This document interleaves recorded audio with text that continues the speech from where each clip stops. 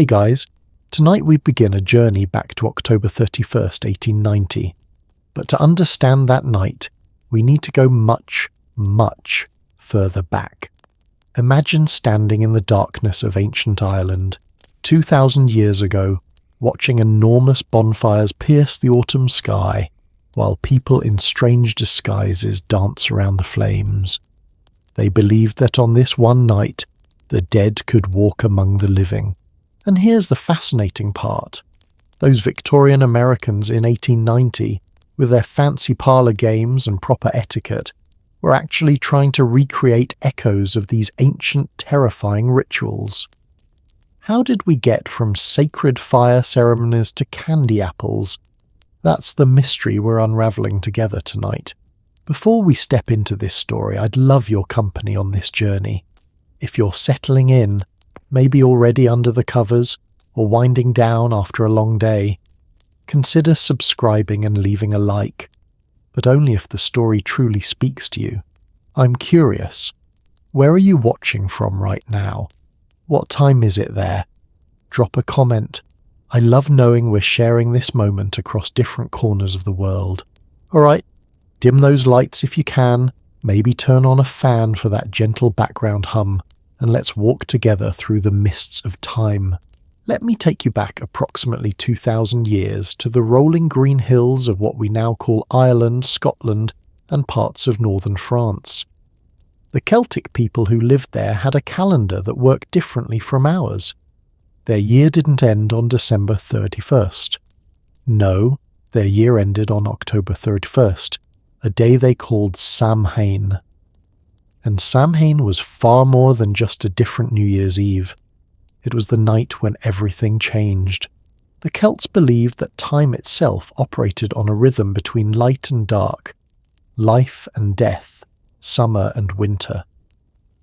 October 31st marked the moment when summer officially died, and winter, the season of darkness, cold, and hunger, was born.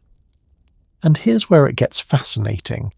They believed that at this precise moment of transition, the boundary between our world and the other world became incredibly thin. Imagine a veil, normally thick and impenetrable, suddenly becoming as delicate as spider silk. The dead could slip through, spirits could cross over, and not all of them were friendly. Now, we need to be careful here about our sources. What we know about ancient Samhain comes from a mixture of archaeological evidence, later Irish and Scottish folklore, and, crucially, accounts written by outsiders. Julius Caesar, in his Commentary de Bello Gallico, written around 50 BCE, described Celtic religious practices, but he had political reasons to portray them as barbaric. The Romans wanted to justify their conquest, after all. Pliny the Elder, writing his Natural History around 77 CE, similarly describes druidic rituals with a hefty dose of Roman propaganda. So we have to read these sources carefully. But here's what scholars generally agree on. Samhain was the Celts' most important festival, and it involved fire, community gatherings, and a deep belief in the permeability between worlds. Here's what the evidence suggests they did. Every household would extinguish their hearth fires completely. Think about that for a moment. In a time before electricity, before gas heating, your fire was literally your life. It cooked your food, warmed your home, kept predators away, and they deliberately put it out. The entire community would then gather at a sacred hilltop where religious leaders had built enormous bonfires, flames that could be seen for miles. These weren't casual campfires. Archaeological sites in Ireland show evidence of massive communal fire pits used seasonally. The people wore disguises. Now, medieval Irish texts describe people wearing straw costumes and animal masks during Samhain celebrations. Whether the ancient Celts 2,000 years ago did exactly the same thing, we can't be entirely certain.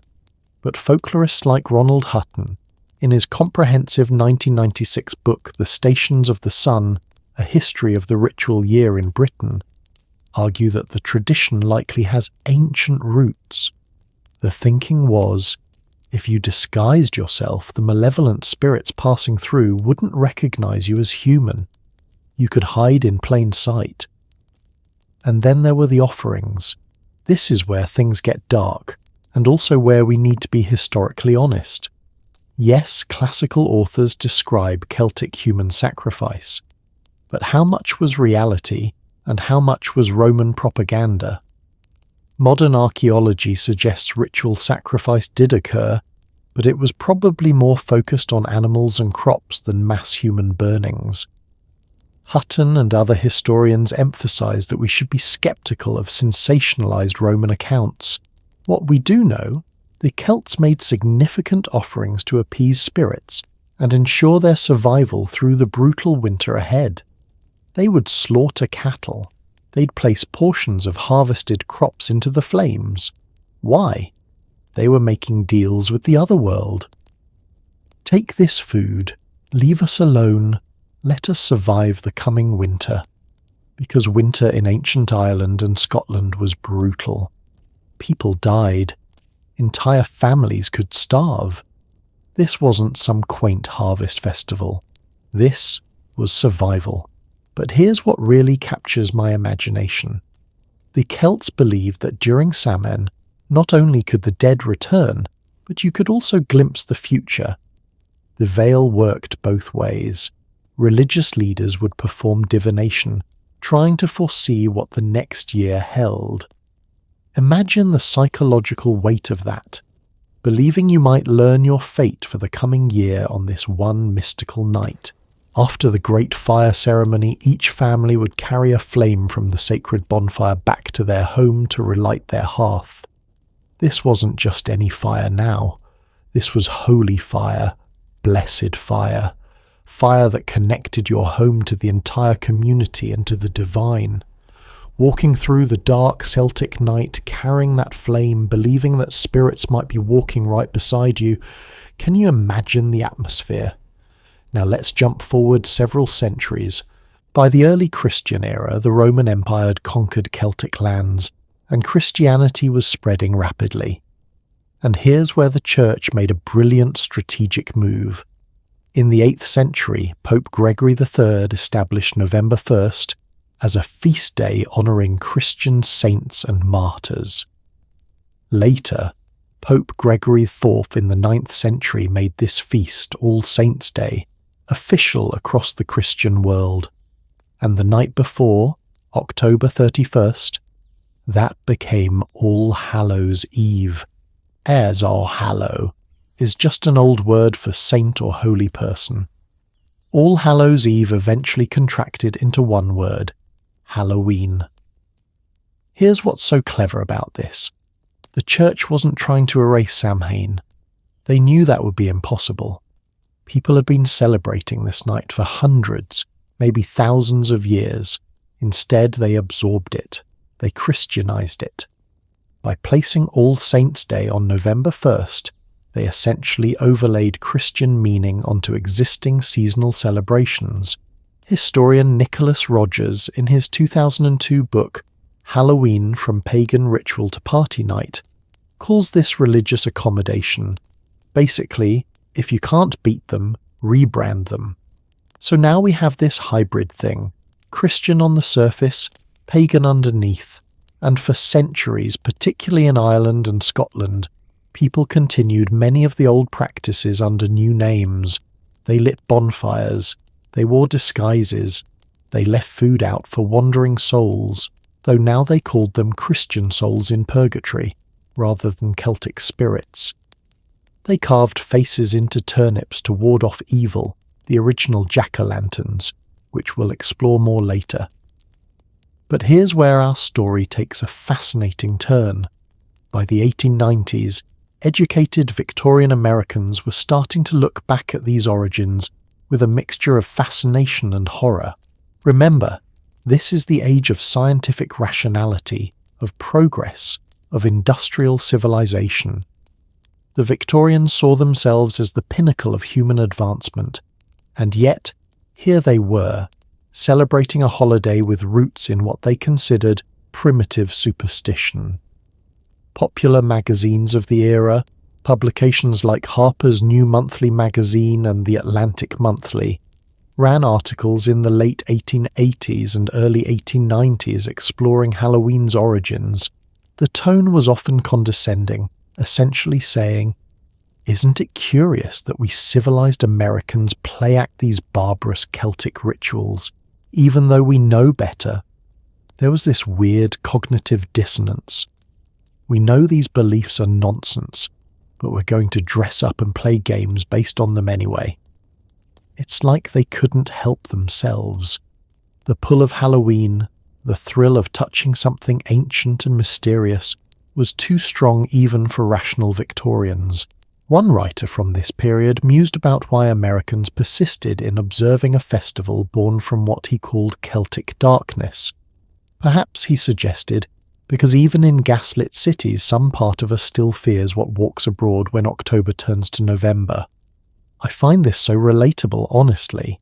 Even today, don't we do the same thing? We know that ghosts aren't real, that there's no scientific evidence for spirits crossing over, that it's all just fun and games. And yet, on Halloween night, when you're walking alone and you hear a sound behind you, don't you walk just a little bit faster? Aren't you, for just a second, that ancient Celt wondering what slipped through the veil? The Victorians were trying to make sense of their own attraction to Halloween. They are importing and adapting Irish and Scottish traditions, which we'll explore deeply in just a moment, but they felt like they needed to justify it. So they romanticised it. They turned the terrifying Samhain bonfires into cosy hearth gatherings. They transformed the disguises into elegant masquerade costumes. They replaced survival rituals with parlor games about finding true love. But underneath all that Victorian propriety, the ancient heart of Halloween was still beating. That primal understanding that October 31st is special, liminal, dangerous, magical, that never went away. The Celts felt it 2 millennia ago, standing in the firelight. The Victorian Americans felt it in 1890, despite their best efforts to rationalise it. And we feel it still. There's something about the turning of the seasons, the dying of the light, the approach of winter, that touches something deep in human consciousness.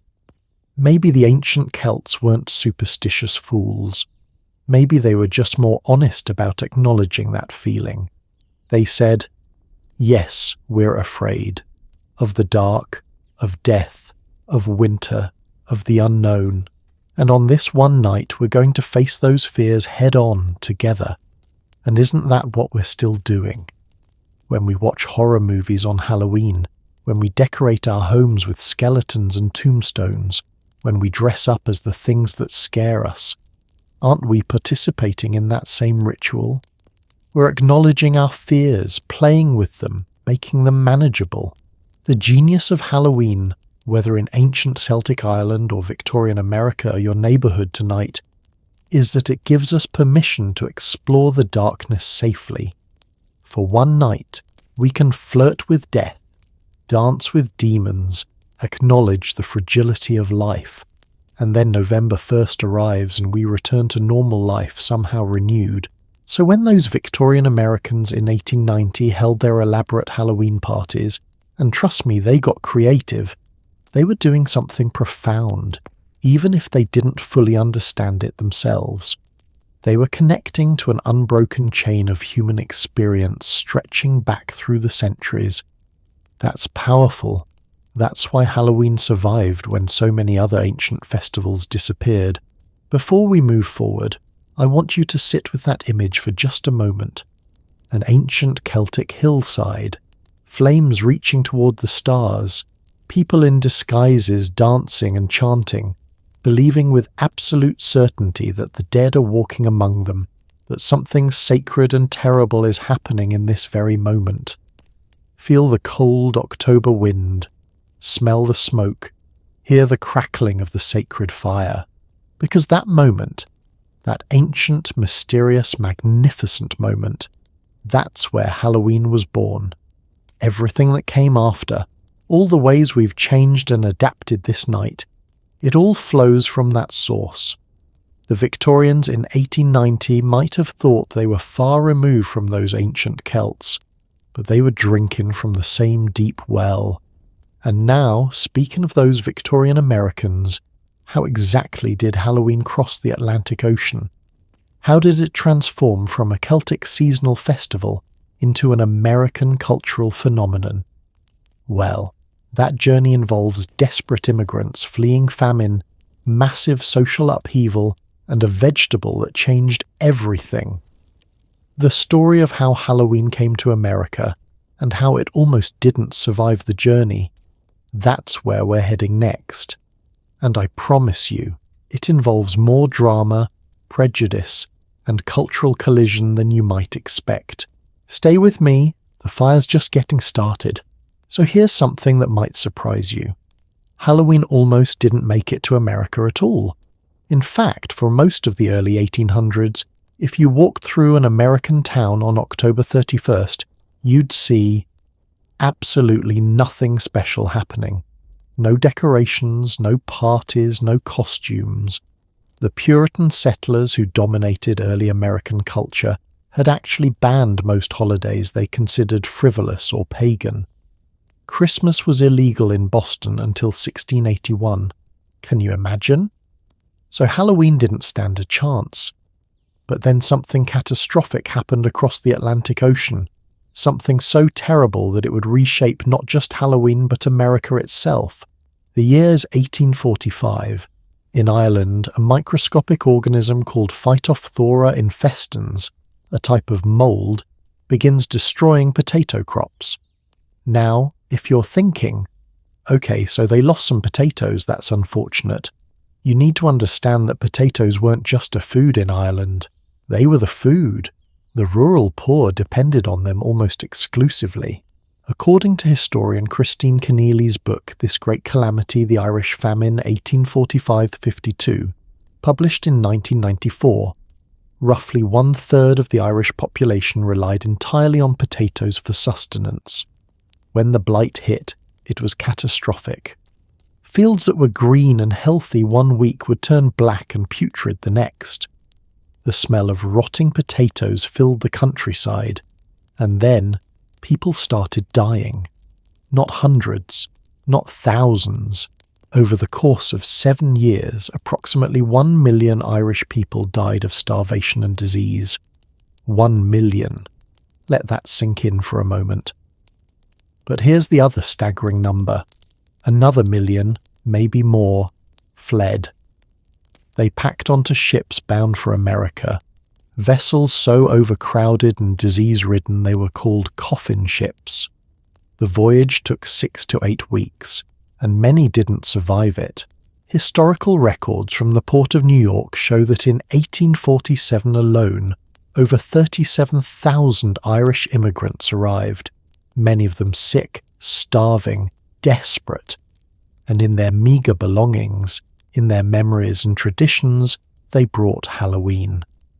Now, the Irish and Scottish immigrants who arrived in America between 1845 and 1860, and continuing through the 1880s and 90s, they brought a very specific version of Halloween.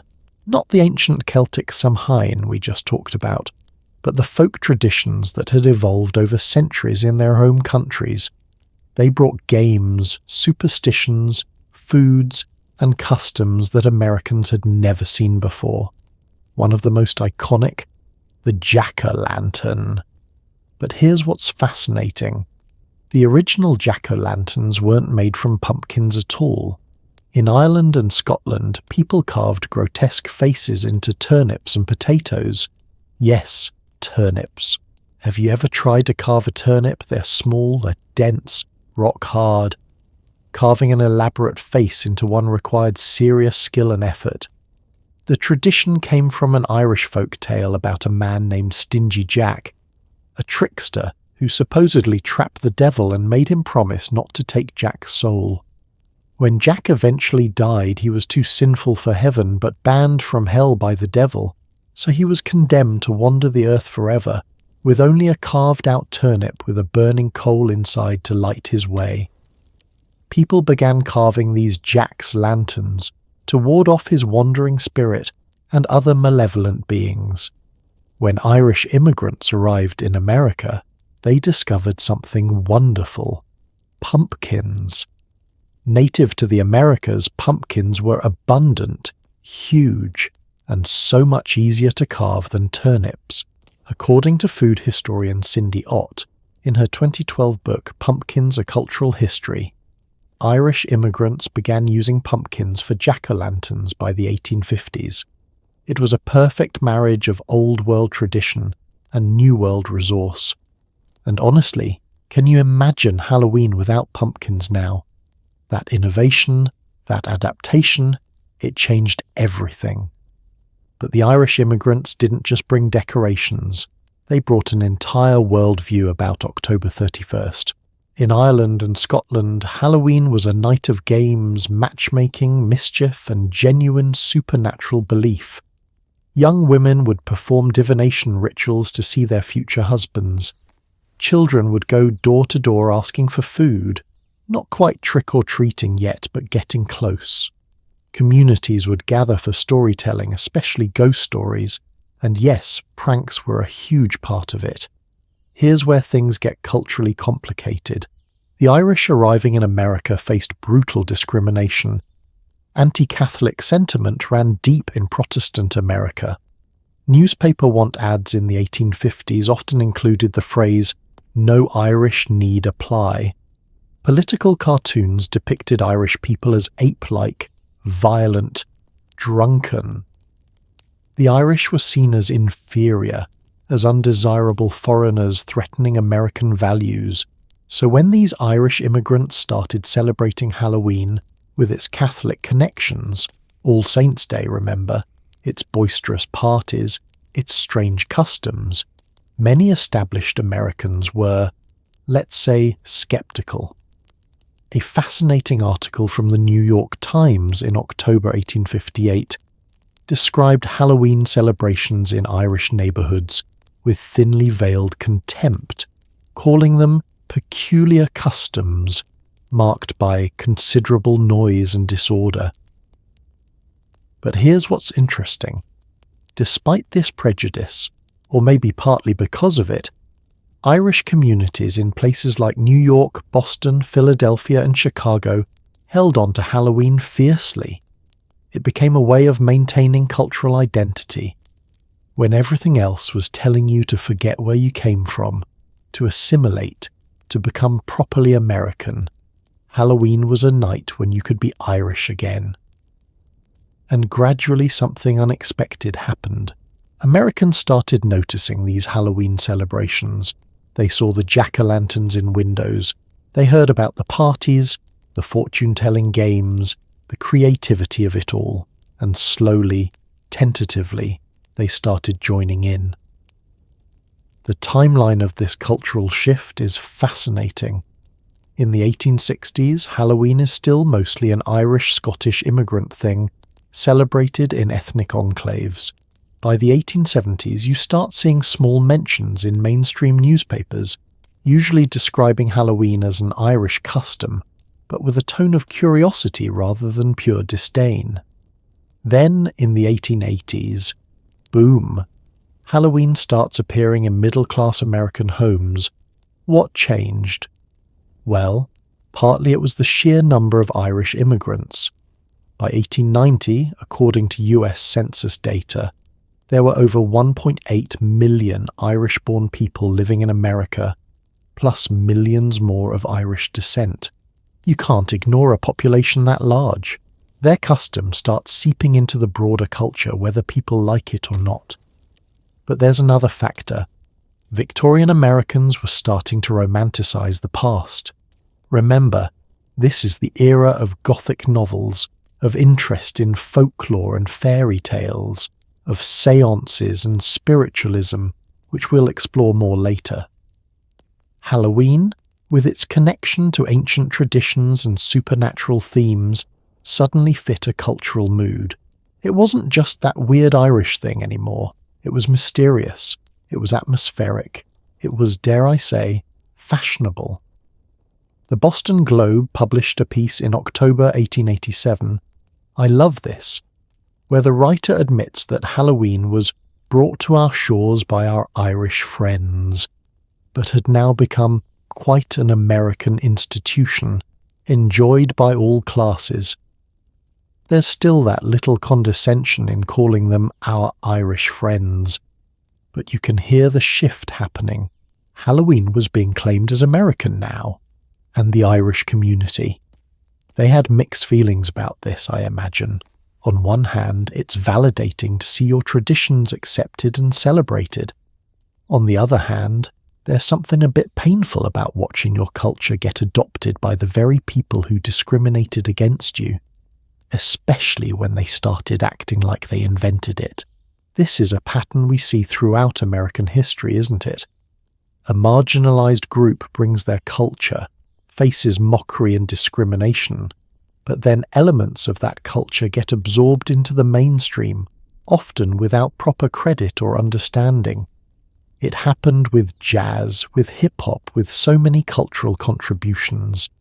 Halloween is an early example of this complicated dynamic. Scottish immigrants, though fewer in number than the Irish, also played a crucial role. They brought similar traditions. The concept of guising, where children would dress in costumes and perform songs or poems at neighbours' doors in exchange for food or coins. They brought games like duking for apples, what we now call bobbing for apples. They brought the tradition of telling ghost stories by the fire on Halloween night. Let me paint you a picture of what Halloween might have looked like in an Irish or Scottish American neighbourhood in, say, 1875. Imagine walking down a street in South Boston, or the Five Points neighbourhood in New York. It's late October, getting cold. You'd see jack-o'-lanterns, those early pumpkin carvings, glowing in windows. You'd hear music, laughter, and yes, probably some shouting from parties inside crowded tenement buildings. Children would be running through the streets, maybe wearing simple disguises, a sheet over their head, a mask made from paper, their face smudged with coal. They're not saying trick or treat yet. That phrase wouldn't become common until the 1930s, but they're knocking on doors, performing little songs or jokes, hoping for apples, nuts, or coins. Inside homes, families and friends are gathered. They're playing games, some we'll explore in detail later, games meant to predict the future, especially about marriage and love. They're eating traditional foods, colcannon, a potato and cabbage dish, barmbrack, a fruit bread with objects baked inside, roasted nuts. They're telling stories, especially ghost stories. And yes, some of the young men are probably planning pranks to execute later that night. It's not the sanitized, commercialized Halloween we know today. It's rowdier, more communal, more tied to real folk belief. But it's also undeniably the ancestor of what we celebrate now.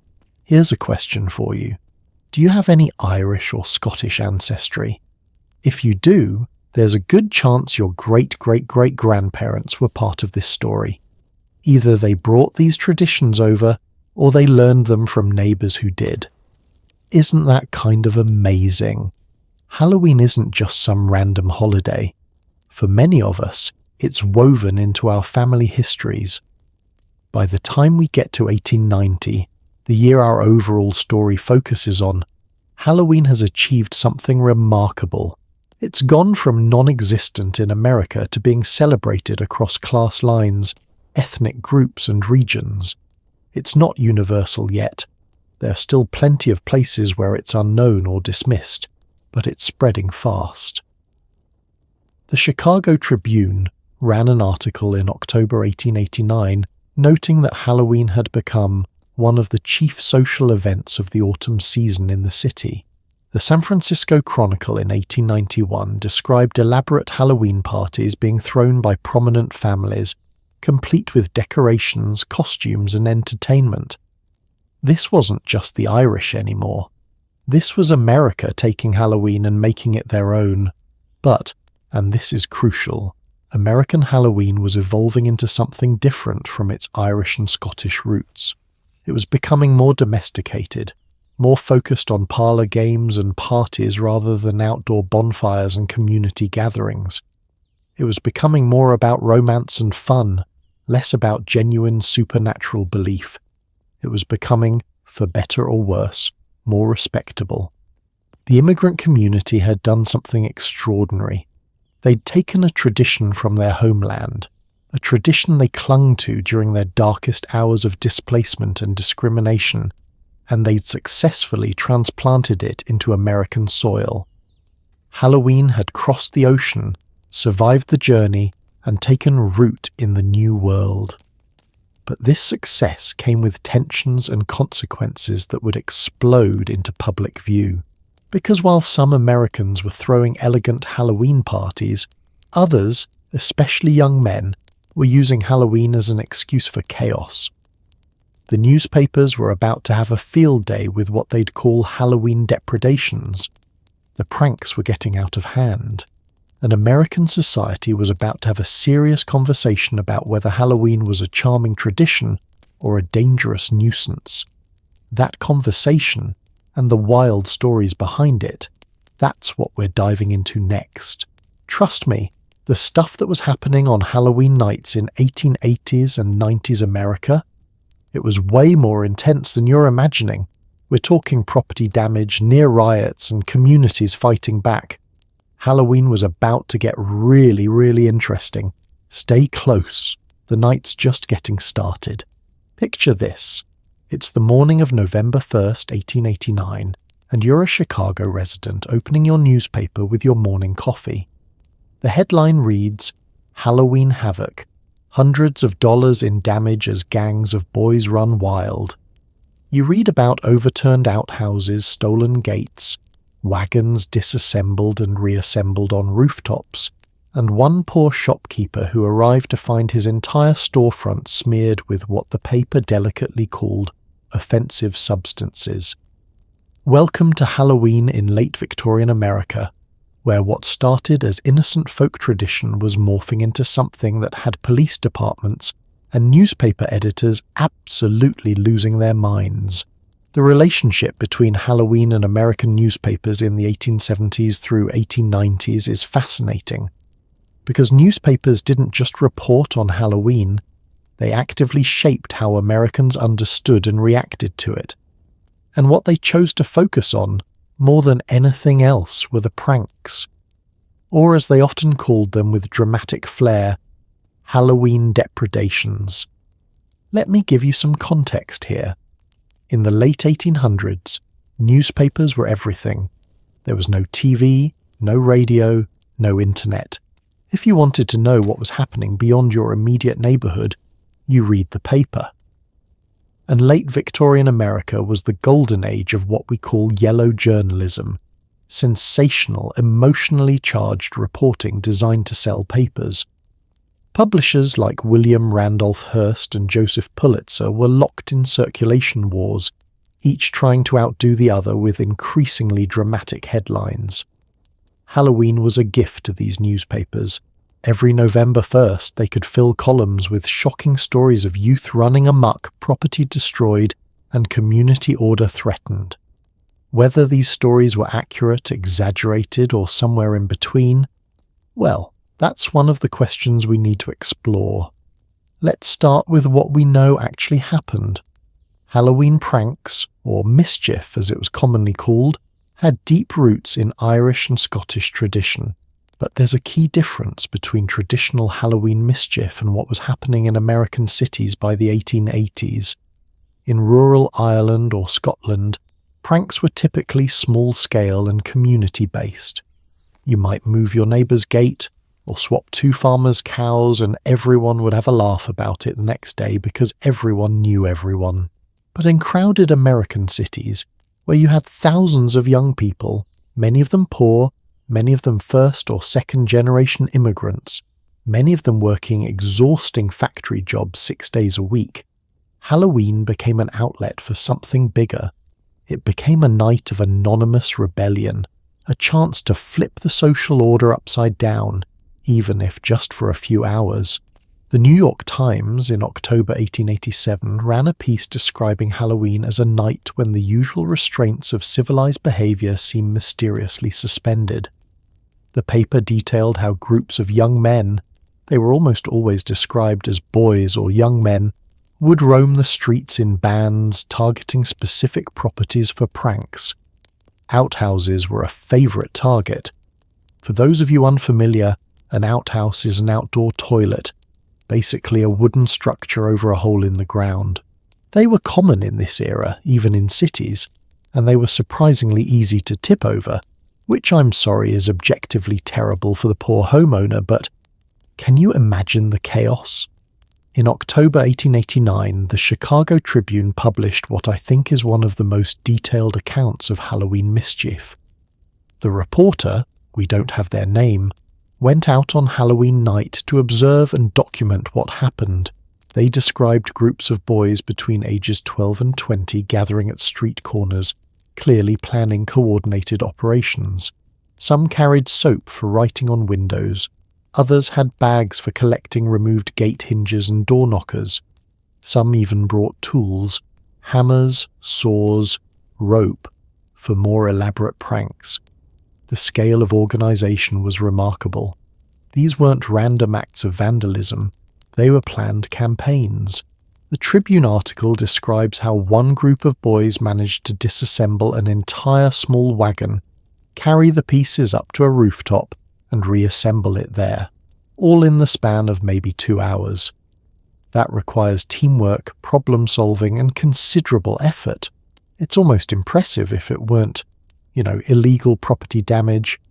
But here's where we need to talk about the darker side of this. Because while many pranks were relatively harmless, annoying and costly to fix, yes, but not dangerous, some crossed the line into actual violence or destruction that could have killed someone. The Philadelphia Inquirer reported in November 1888 on an incident where pranksters had stretched rope across a dark street at neck height. A man on horseback nearly was severely injured when his horse reared up in panic.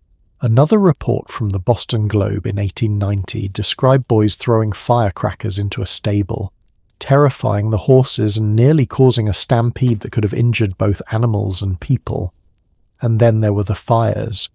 Multiple newspapers from this era report incidents of boys, again, almost always boys, setting small fires as pranks. Sometimes it was burning a pile of leaves or trash in the middle of a street. But in October 1889, the Chicago area experienced what newspapers called Halloween arson, where several barns and at least one vacant house were deliberately set on fire. The property damage was estimated at over $3,000, which in 1889 dollars would be equivalent to about $90,000 today. Was this terrorism? Organized crime? The newspapers didn't quite know what to call it. Some blamed Irish gangs, playing into anti-immigrant prejudice. Others blamed street urchins or the dangerous classes, Victorian code for poor urban youth. Some blamed alcohol, suggesting that saloons were serving minors who then went out and caused havoc. But here's what's interesting. When you look at these newspaper accounts carefully, you start to notice patterns of exaggeration and moral panic. Lisa Morton, in her excellent 2013 book Trick or Treat: A History of Halloween, analyzes dozens of these newspaper reports and points out that the actual statistics often didn't match the breathless prose. For example, newspapers would use headlines like Reign of Terror or Night of Lawlessness. But when you read the actual content, you'd find descriptions of maybe a dozen incidents across an entire city of hundreds of thousands of people. That's not a reign of terror. That's a relatively small percentage of youth misbehaving. But it sold newspapers, didn't it?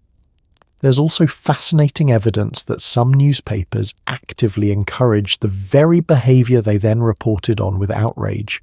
The historian Nicholas Rogers, in his book Halloween: From Pagan Ritual to Party Night, notes that several papers in the 1880s would publish articles before Halloween describing pranks from previous years, essentially providing a how-to guide for the next generation of mischief makers.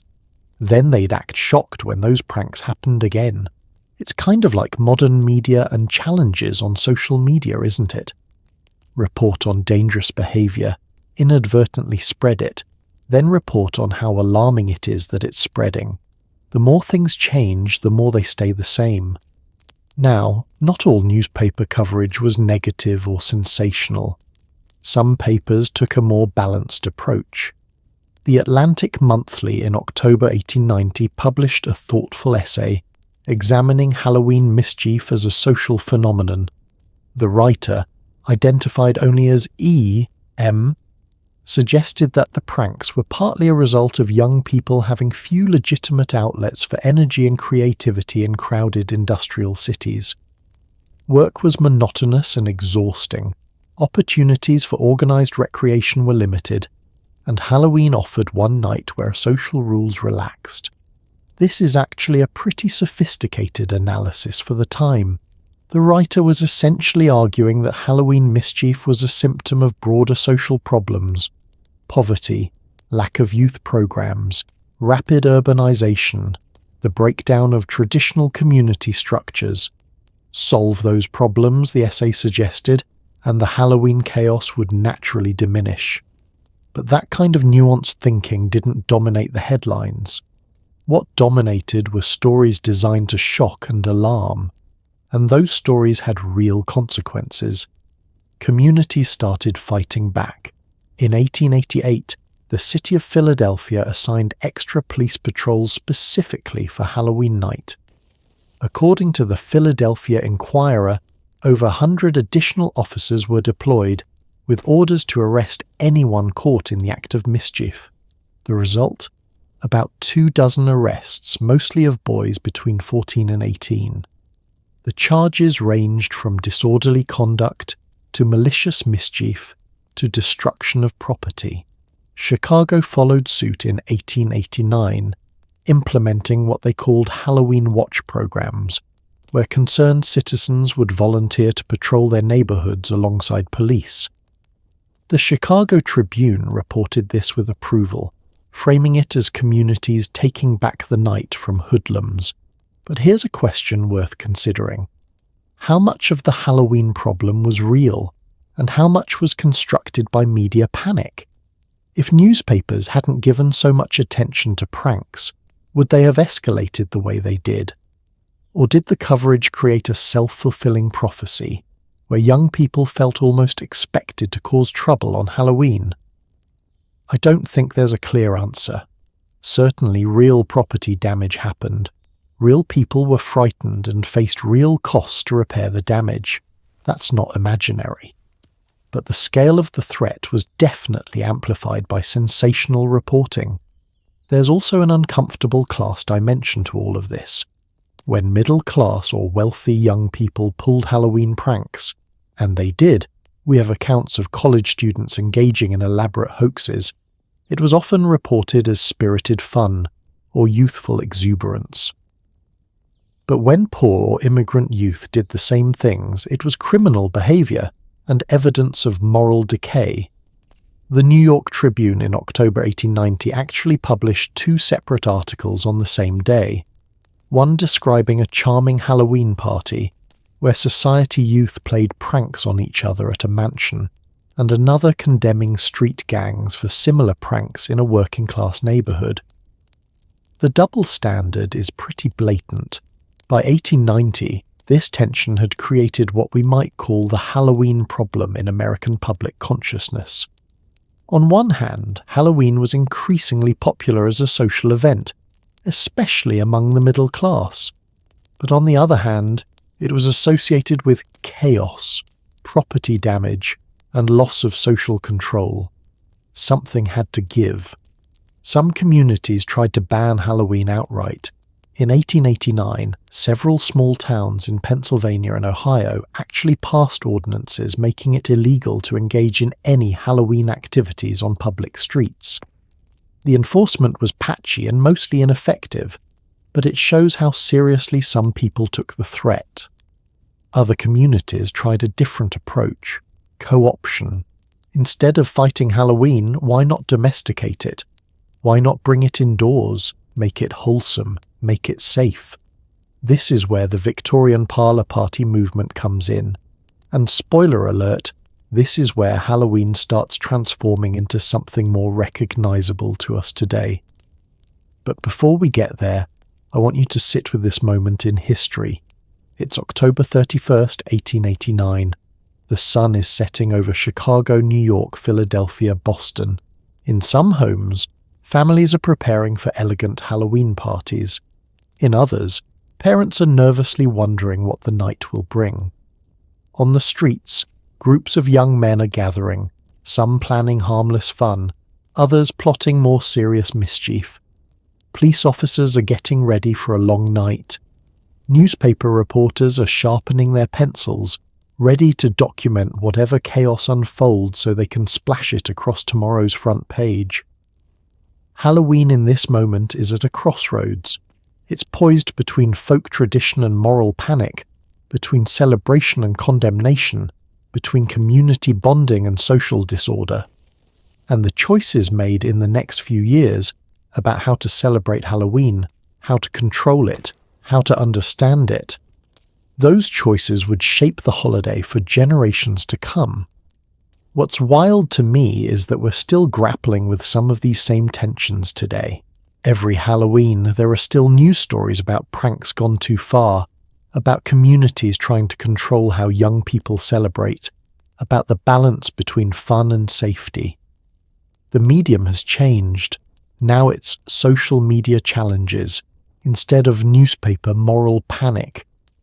But the underlying dynamics feel oddly familiar. So what happened next? How did respectable Victorian society attempt to tame this wild night? Well, they threw parties.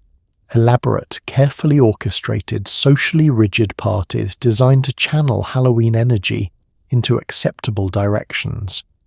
These weren't casual gatherings. These were strategic cultural interventions, and the lengths people went to, the rules they created, the games they played.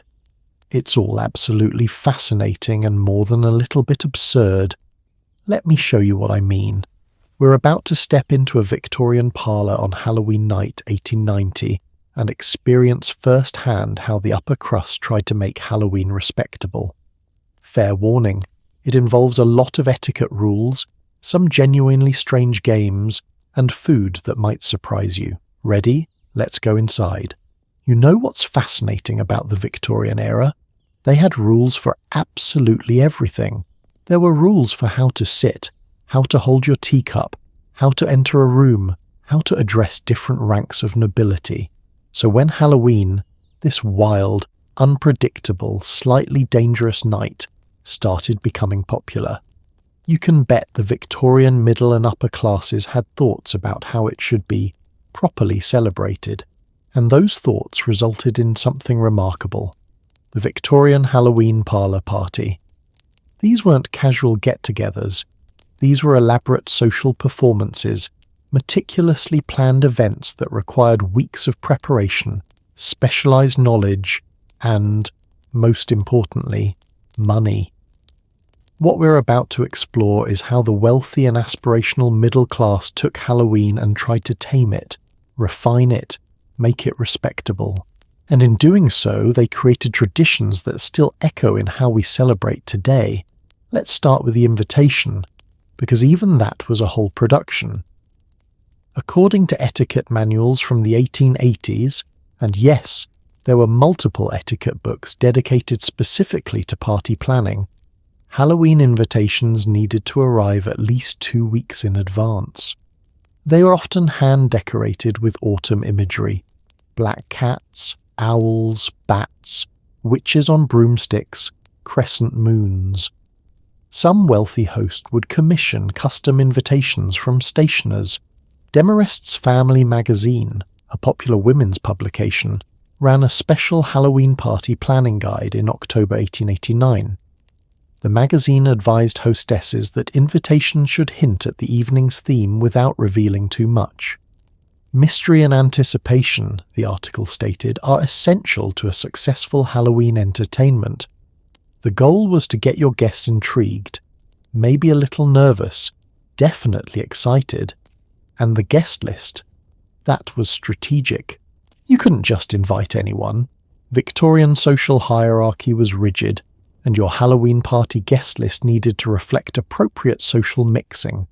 Too far below your station, and you'd be seen as common. Too far above, and you'd seem presumptuous. The ideal party, according to these etiquette guides, included 15 to 30 guests of similar social standing. Enough people to create energy, not so many that things became chaotic. Now, once your carefully curated guests arrived at your home on Halloween night 1890, they'd step into what must have been an otherworldly scene. Victorian Halloween decorations were elaborate and, honestly, kind of eerie in ways that modern decorations rarely achieve. The Ladies' Home Journal published detailed decoration instructions in their October 1888 issue. They recommended transforming your parlour into what they called an autumn bower. This meant hanging autumn leaves from the ceiling, real leaves that had been pressed and treated to maintain their colour. Cornstalks would be bundled in corners. Pumpkins, those newly adopted jack-o'-lanterns, would be carved and placed throughout the room, their flickering candlelight creating dancing shadows. But here's where it gets interesting. Victorian Halloween decorations explicitly incorporated memento mori, reminders of death. This wasn't considered morbid or inappropriate. It was seen as thematically appropriate and even philosophical. You might have papier-mâché skulls displayed on mantels, silhouettes of skeletons or ghosts hung on walls. Black crepe paper, the same material used for funeral decorations, draped over mirrors and doorways. One particularly elaborate suggestion from Harper's Bazaar in 1889 recommended creating a fortune-telling corner in your parlour. This would be a dimly lit area, separated from the main party space by hanging fabric or screens, decorated with mystical symbols, stars, moons, Egyptian hieroglyphs. The Victorians were obsessed with ancient Egypt, and yes, even pentagrams. This wasn't seen as satanic. It was seen as exotic and mysterious. The attention to lighting was crucial. The Decorator and Furnisher magazine in October 1890 emphasized that proper Halloween atmosphere required dim, uncertain illumination. Gas lamps would be turned down low. Candles would be placed strategically, enough to see by but creating plenty of shadows. Some hosts would even use coloured glass shades over candles to cast amber or red light, making the whole room feel unearthly. Can you imagine walking into a Victorian home decorated like this? The smell of candle wax and autumn leaves, the flickering amber light making shadows dance on the walls, the rustle of hanging decorations, the barely visible silhouettes of skulls and mystical symbols. It must have felt like stepping into another world. Now let's talk about what you'd wear to such a party. Halloween costume culture in the 1880s and 1890s was very different from today. For one thing, store-bought costumes didn't really exist yet, though we'll see the very beginnings of that industry emerging. If you were attending a Victorian Halloween party, you were expected to create your own costume, and there were definite expectations about what was appropriate. Fashion historian Leslie Bannatyne, in her 2011 book, Halloween Nation, Behind the Scenes of America's Fright Night, examines Victorian Halloween costumes in detail. For women, popular choices included witches, gypsies, fortune-tellers, literary characters like Juliet or Ophelia, and allegorical figures like autumn or night personified. The key was that costumes should be tasteful, meaning they couldn't be too revealing, too comic, or too low class. Men had their own expectations.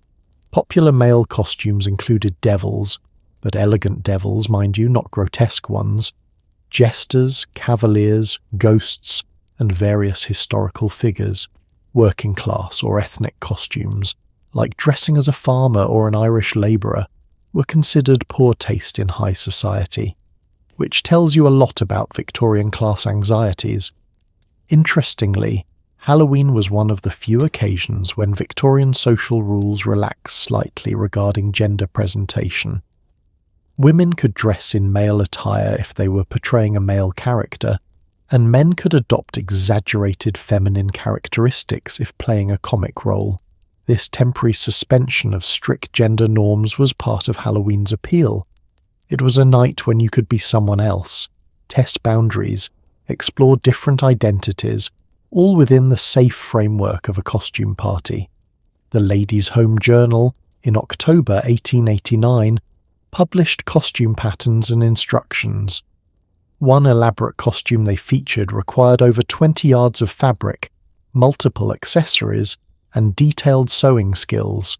The time investment to create these costumes was substantial, easily 20 to 40 hours of work. This is important to understand. Attending a Victorian Halloween party wasn't casual. It was a significant investment of time, money, and effort, which meant these parties were inherently exclusionary. If you were working class, working 6 days a week with limited resources, you simply couldn't participate in this version of Halloween.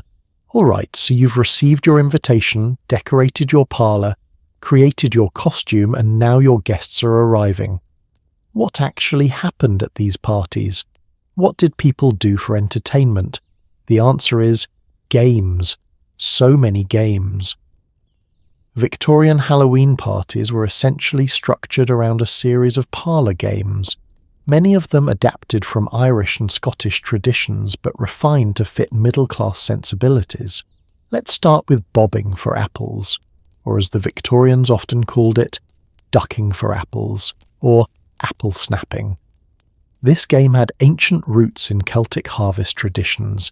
In its Victorian iteration, you'd have a large basin or tub filled with water and floating apples. Guests, with their hands tied behind their backs, would attempt to catch an apple with just their teeth. Now this might sound simple, but imagine trying to do this in an elaborate Victorian costume, with your hair carefully styled, your face powdered and painted, in a dimly lit parlour surrounded by your social peers. The game was designed to be slightly humiliating in a playful way. Watching elegant ladies and gentlemen struggling and getting soaked was part of the entertainment. But here's the thing, these games weren't just for fun. They had purpose. Most Victorian Halloween games were divination games, ways to predict the future, especially regarding marriage and love.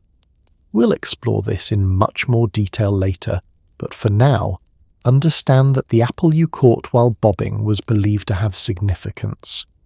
Some traditions held that if you placed that apple under your pillow that night, you'd dream of your future spouse. Another popular game was Snap Apple, where an apple would be suspended from the ceiling on a string and you'd try to bite it while it swung around. Often, one side of the apple would be covered in molasses or honey, making it sticky, while the other side might be left clean. Catching the clean side was supposed to indicate good fortune in love. Then there was Flower Mountain, which sounds whimsical but could get genuinely messy. According to descriptions in Cassell's Family Magazine from 1888, you'd create a mountain of flour on a platter, place a ring or coin at the very top, and then guests would take turns slicing away portions of the flour with a knife. Whoever caused the ring to fall would have to retrieve it, using only their teeth naturally, getting flour all over their face in the process. The magazine frames this as delightful entertainment, but I have to wonder about the person who had to clean up afterwards. Flour everywhere, water from the apple bobbing, candle wax dripping. Victorian Halloween parties were messy affairs hidden behind elegant facades. Food at these parties was its own elaborate production. The White House Cookbook, published in 1887 and widely used by aspiring middle-class hostesses, included a section on autumn entertainment refreshments that was clearly meant for Halloween. The menu would typically include oyster stew. Oysters were harvested in fall and considered appropriately seasonal. There would be roasted chestnuts, a direct nod to Celtic tradition. Cider was essential, often spiced and served warm. Donuts were common, fried fresh that day by the hostess or her servants. And of course there were nuts, walnuts, hazelnuts, almonds, both for eating and for use in various divination games. But the centerpiece of Victorian Halloween refreshments was often something called soul cakes.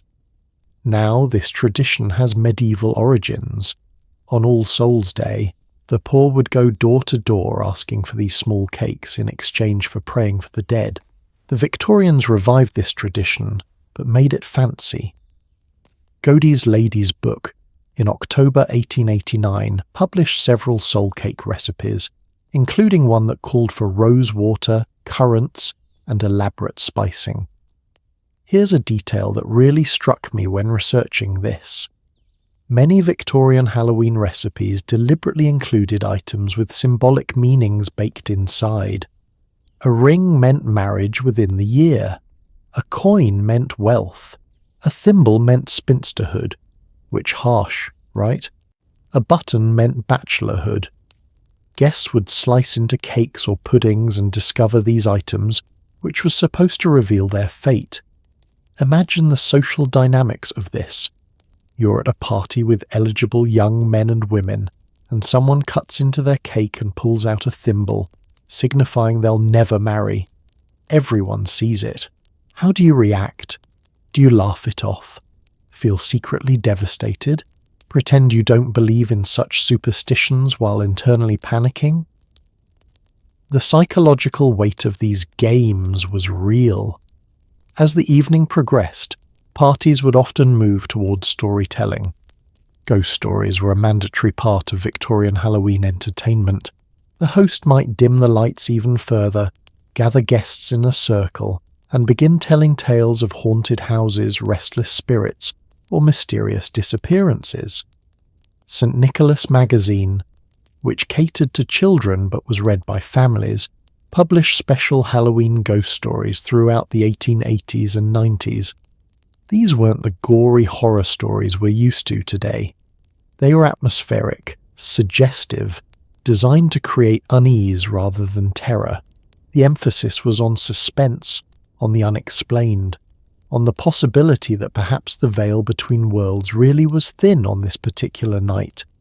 Some hosts would invite guests to share their own ghost stories or strange experiences. This could get genuinely eerie. Remember, Victorians had a complex relationship with death and the afterlife.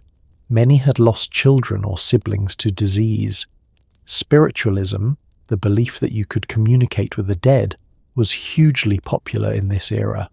When guests shared stories about seeing deceased relatives or experiencing inexplicable phenomena, they might be half joking, or they might be deadly serious. The line between entertainment and genuine belief was blurry. The evening would typically end late, often past midnight, with a final round of divination or fortune-telling, and then the departure ritual. Guests would thank their host with specific formulations dictated by etiquette. The host would provide small party favors, maybe a decorated card, a small bag of nuts, or a miniature jack-o'-lantern as a memento.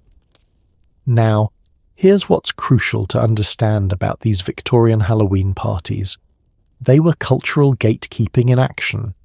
By creating elaborate, expensive, rule-bound Halloween celebrations, the middle and upper classes were essentially saying, this is how Halloween should be celebrated, not on the streets with pranks and chaos, but in controlled, respectable indoor spaces where we can maintain social order. The American Kitchen magazine in November 1890 published an article explicitly making this argument. The writer suggested that promoting refined Halloween parties would elevate the holiday from street rowdyism to proper social entertainment.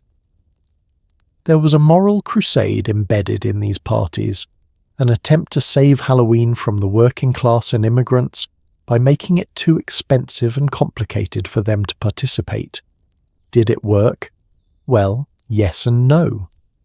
Victorian parlour parties did become extremely popular among those who could afford them. By 1890, every major women's magazine was publishing Halloween party guides. Department stores were starting to sell decorations and party supplies. A whole Halloween party industry was emerging, but out on the streets, the pranks continued. The two versions of Halloween, respectable parlour parties and chaotic street mischief, coexisted in tension throughout the 1890s and into the early 1900s. Halloween had become a class battlefield, with different groups fighting to define what the holiday meant and how it should be celebrated. There's something both admirable and deeply problematic about these Victorian Halloween parties. Admirable because they preserved and adapted folk traditions, created community bonds, and produced genuinely creative celebrations. Problematic because they were exclusive, judgmental, and designed to suppress working-class expressions of the same holiday. And here's the thing, we inherited both versions of Halloween. The elaborate parties, the careful decorations, the themed costumes, that comes from Victorian parlour culture. But the mischief, the slight edge of rebellion, the feeling that on Halloween night the normal rules don't quite apply, that comes from the street tradition that Victorians tried so hard to suppress. When you're planning your Halloween party today, choosing decorations, planning games, thinking about costumes, you're participating in a tradition that Victorian social climbers codified in the 1880s and 90s.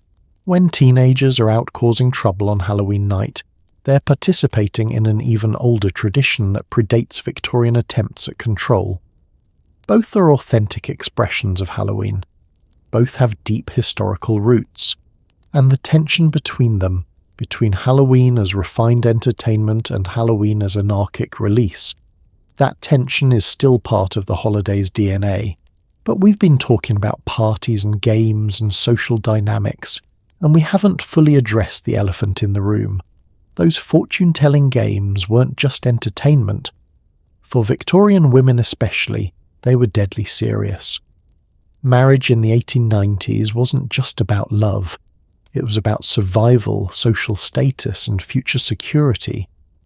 And Halloween offered one night when young women could supposedly glimpse their romantic fate.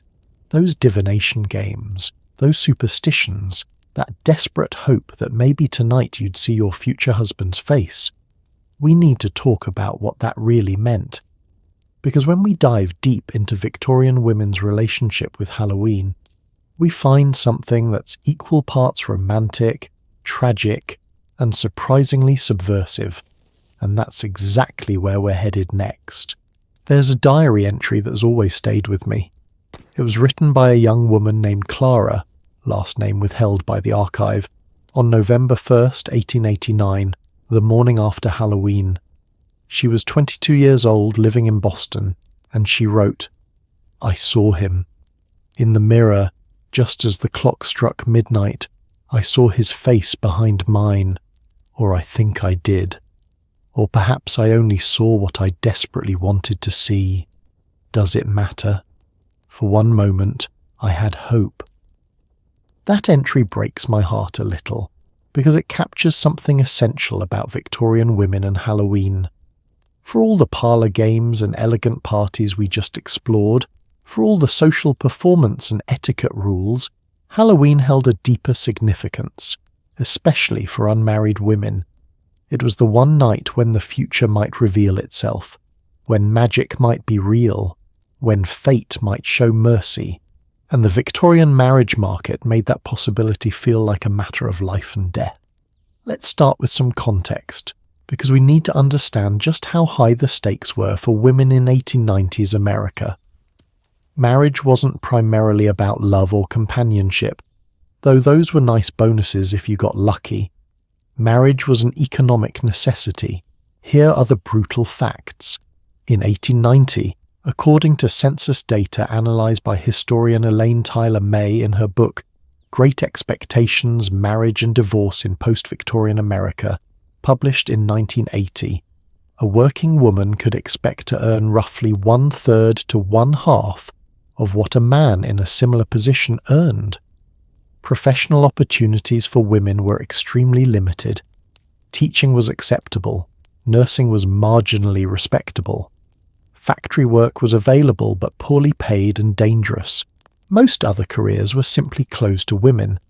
If you were a middle-class woman, working at all was often seen as shameful, a sign that your family couldn't support you properly. But if you didn't work, you were entirely dependent on male relatives for financial support.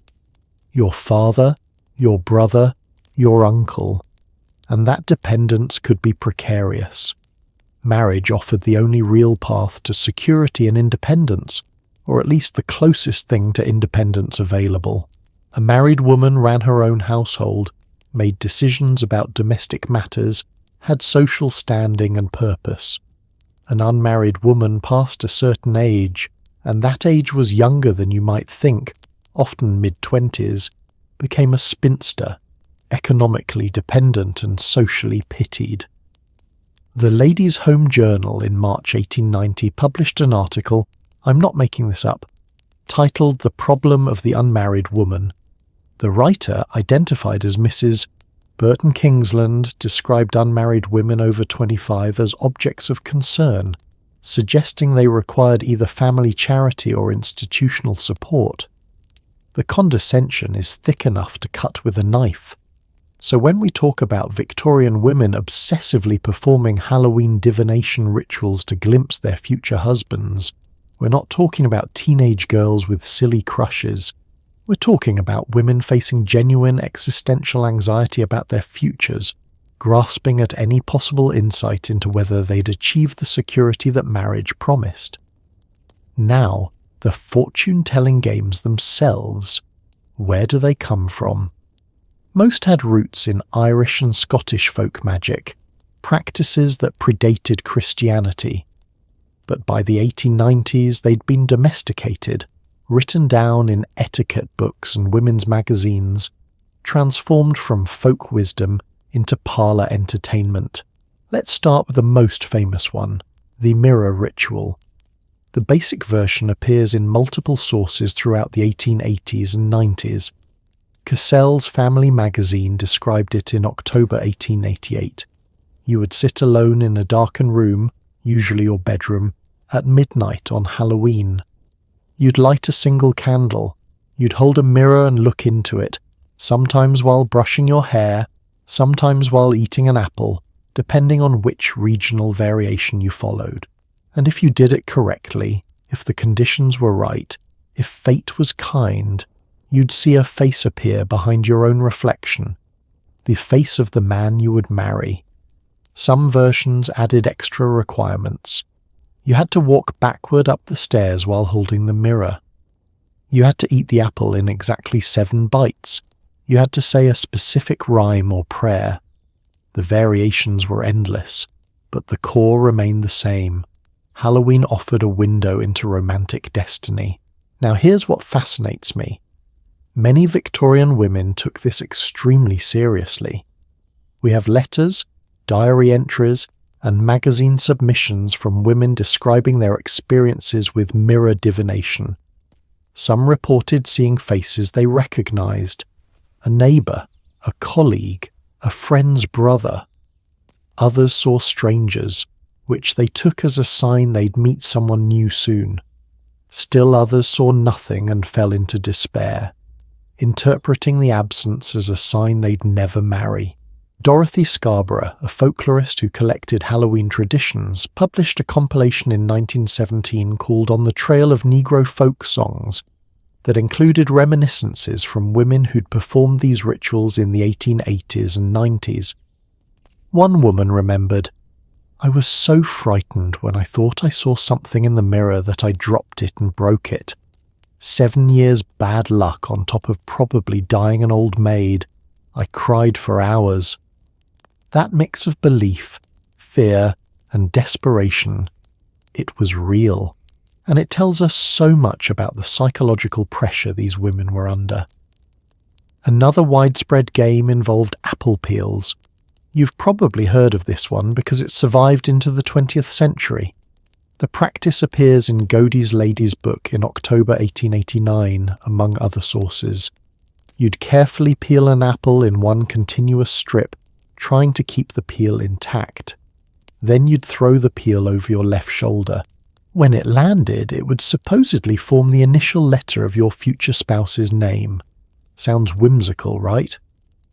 But imagine being a 24-year-old woman in 1890, watching your younger sister get engaged, feeling time running out, standing in your kitchen carefully peeling an apple, hands shaking slightly as you prepare to throw it. You're telling yourself you don't really believe in this. It's just a game, just tradition, just fun. But your heart is pounding, and when that peel lands and you try to see a letter in its random curves, what letter do you want to see?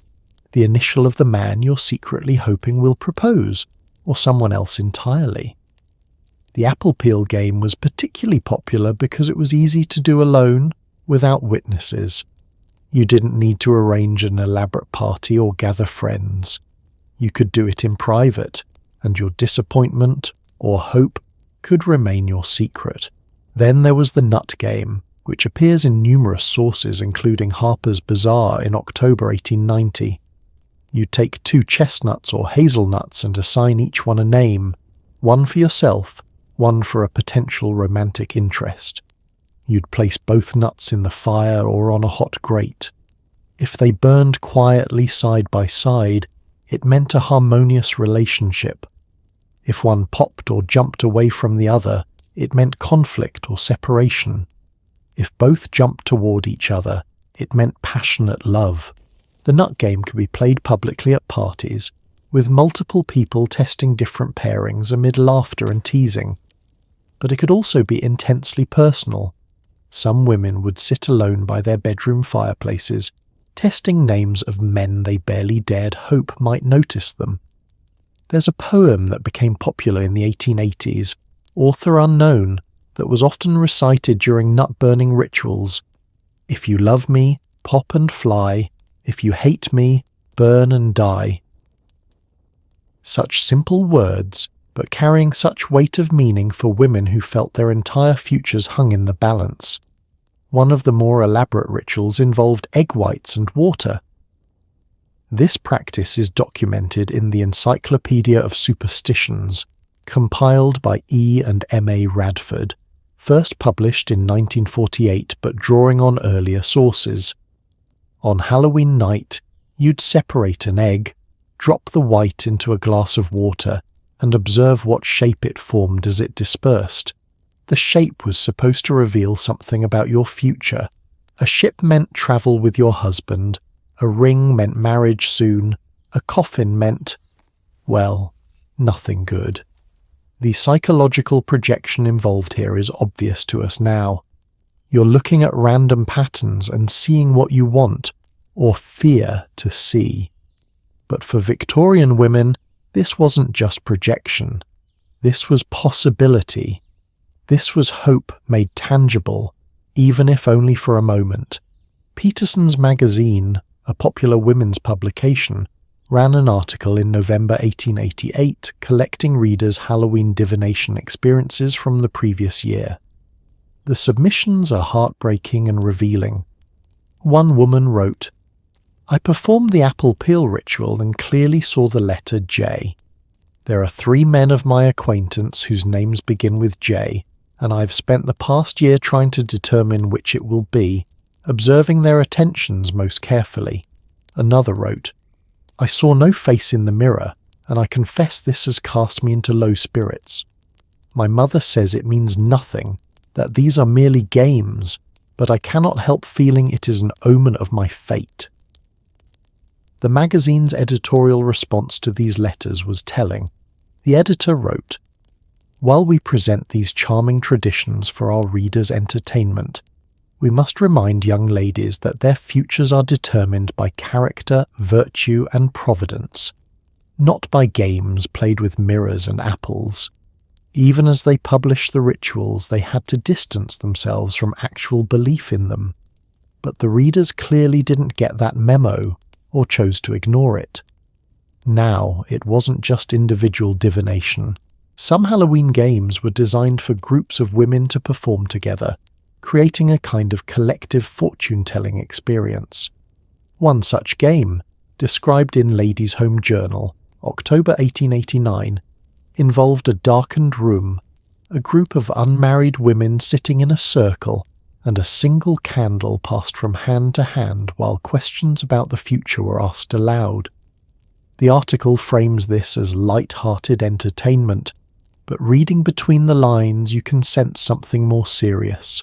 These were women supporting each other through shared anxiety, creating ritual space to acknowledge their fears and hopes about marriage.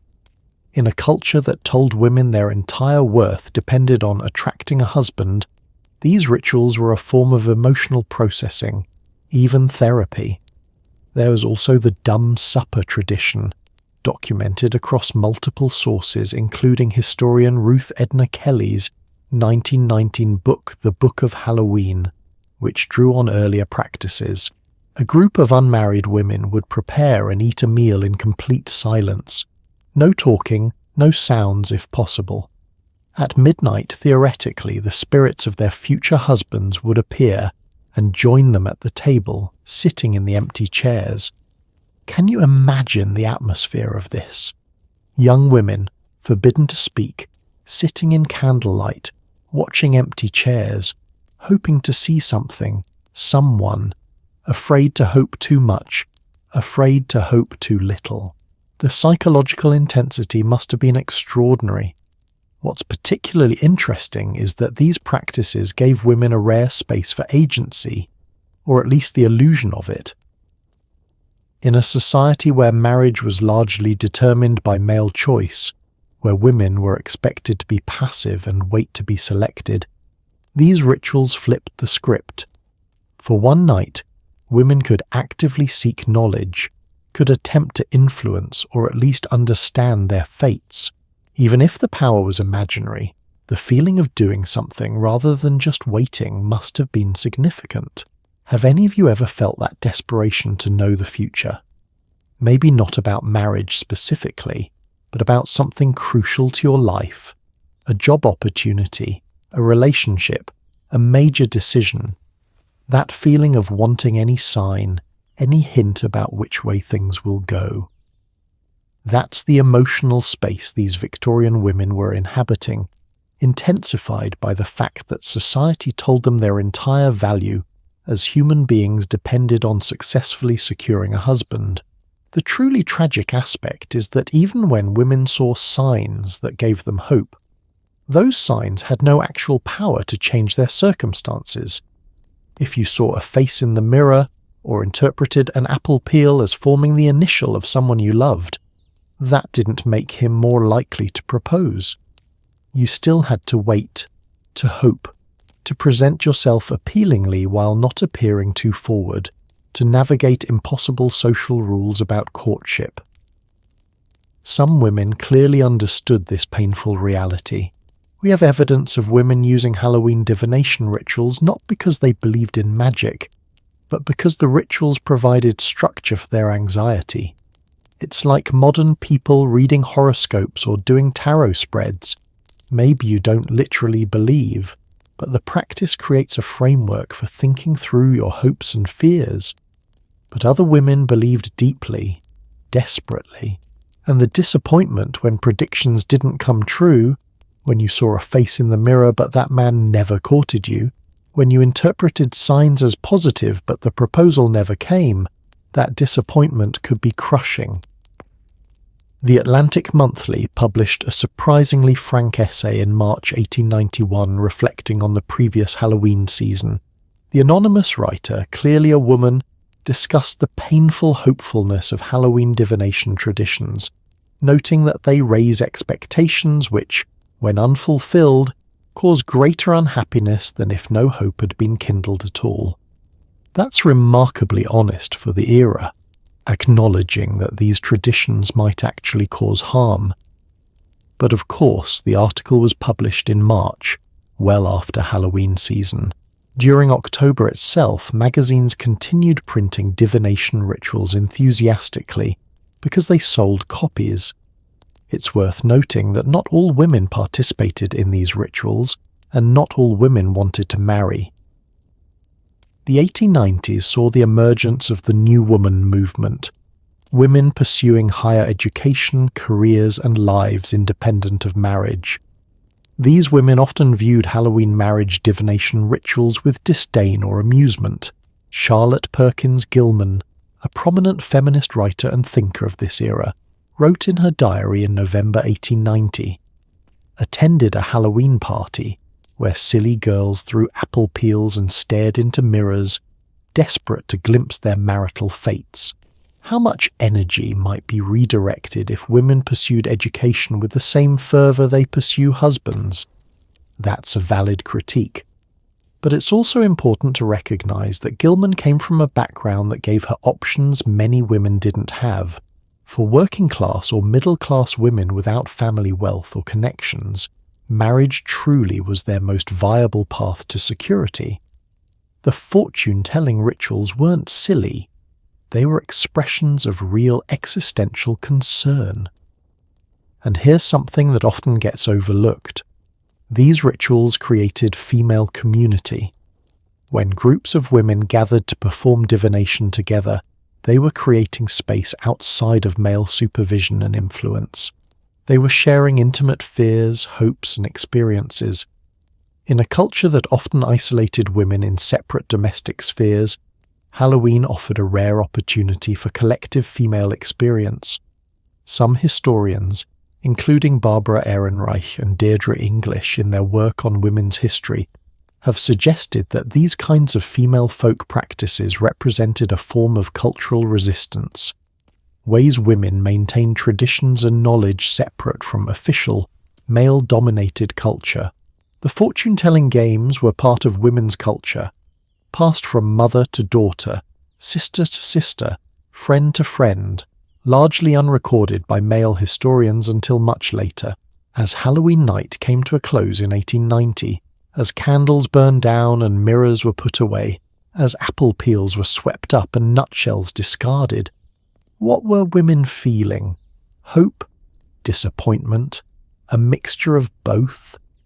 Relief that the night was over, or sadness that another year would pass before they could try again?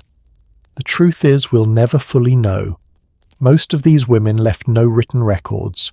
Their inner lives, their genuine beliefs and doubts, their private heartbreaks and hopes. Most of that is lost to history.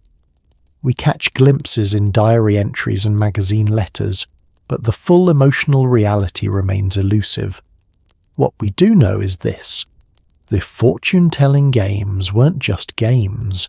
They were coping mechanisms, community rituals, expressions of agency within constraint, and reflections of genuine fear about the future. They were Victorian women trying to see through the darkness of uncertainty, hoping that maybe, just maybe, on this one magical night, fate would be kind enough to show them a sign. But you know what? While women were inside performing these intricate divination rituals, obsessing over their romantic futures, hoping to see faces in mirrors, outside on the streets, some very different Halloween activities were taking place. Activities that were decidedly less romantic and significantly more destructive. The pranks we talked about earlier, they were escalating, and some of them were getting genuinely dangerous, crossing the line from mischief into mayhem. That's the territory we're about to enter, where Halloween goes from fortune-telling and fancy parties into something darker, wilder, and far more controversial. The night isn't over yet. Not by a long shot. While young women were staring into mirrors hoping to glimpse their romantic futures, and while elegant society gathered in parlors for refined entertainment, a completely different Halloween was unfolding on the streets of American cities, and it was getting out of control. November 1st, 1889. The Chicago Tribune didn't bury the story on page 5. It was front-page news. City under siege, Halloween rioters cause thousands in damages. The article described what could only be called organized chaos. Gangs of young men, some numbering 50 or more, moving through neighborhoods in coordinated strikes, leaving destruction in their wake. This wasn't kids being kids. This was something that had crossed a line, and American cities were starting to realize they had a serious problem on their hands. Let's establish a framework for understanding what was happening, because not all Halloween mischief was created equal. Historians who study this period, including David J. Scarl in his 2002 book, Death Makes a Holiday: A Cultural History of Halloween, have identified roughly 3 tiers of Halloween pranks in the 1880s and 90s. Tier 1 was harmless mischief, annoying but not destructive. This included things like soaping windows, ringing doorbells and running away, moving small items like flower pots or chairs from one yard to another, or making noise with tin cans and horns. These pranks had long traditions in rural communities and were generally tolerated, if not exactly appreciated. Tier 2 was property mischief, causing inconvenience and requiring effort to undo, but not permanent damage. This is where we get the classic outhouse tipping, gate removal, wagon wheel theft, and fence dismantling. This tier required more organisation and effort, and it cost property owners time and sometimes money to repair, but it wasn't inherently dangerous. Tier 3? That's where things got dark. Destruction of property, acts that endangered lives, violence, and arson. This was the tier that newspapers increasingly focused on in the late 1880s and early 1890s, and this was the tier that made Halloween genuinely controversial. Let's start with a specific case study, because the details matter. On Halloween night 1889 in the Stockyards district of Chicago, a working-class neighborhood where immigrant laborers lived in crowded conditions, a group estimated by police at between 40 and 60 young men, mostly between ages 15 and 22, engaged in what the Chicago Tribune called a campaign of deliberate destruction. According to the Tribune's November 1st reporting, the group moved systematically through the neighborhood over the course of about 4 hours. They began around 8 p.m., shortly after dark. Their first targets were outhouses. They tipped over at least a dozen. Then they moved to gates and fences, removing or destroying approximately 20. So far, Tier 2 mischief. But then it escalated. Around 10 p.m., the group reached a lumber yard. Now, here's where accounts get somewhat unclear, and we need to be careful about distinguishing between what definitely happened and what might have been exaggerated in the reporting. What's documented is that a fire started in the lumber yard. The fire department responded and contained it before major damage occurred, but several stacks of lumber were destroyed. The estimated cost was $800, equivalent to roughly $24,000 today. Was the fire intentional? The Tribune reported that witnesses saw members of the group with torches beforehand, but no one was caught in the act, and there were no arrests that night. The group dispersed when the fire bell started ringing. What we're left with is evidence of a fire, testimony about suspicious activity, and a lot of community fear and anger. This pattern, coordinated groups, escalating mischief, fires of questionable origin, repeated across multiple cities in the late 1880s and into the 1890s. The Philadelphia Inquirer reported similar incidents on Halloween 1888 and 1890. The Boston Globe documented what they called Halloween lawlessness in 1889 and 1891. Even smaller cities like Cincinnati, Detroit, and Cleveland reported increasing problems. But here's what's crucial to understand.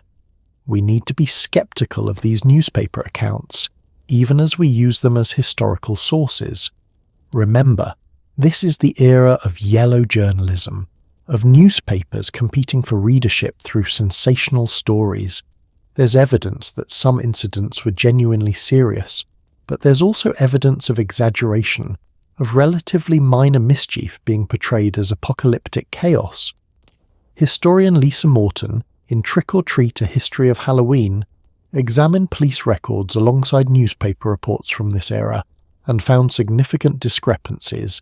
For example, a newspaper might report dozens of fires on Halloween night, but police records would show maybe 3 or 4 actual fire department responses, most to small, easily contained incidents.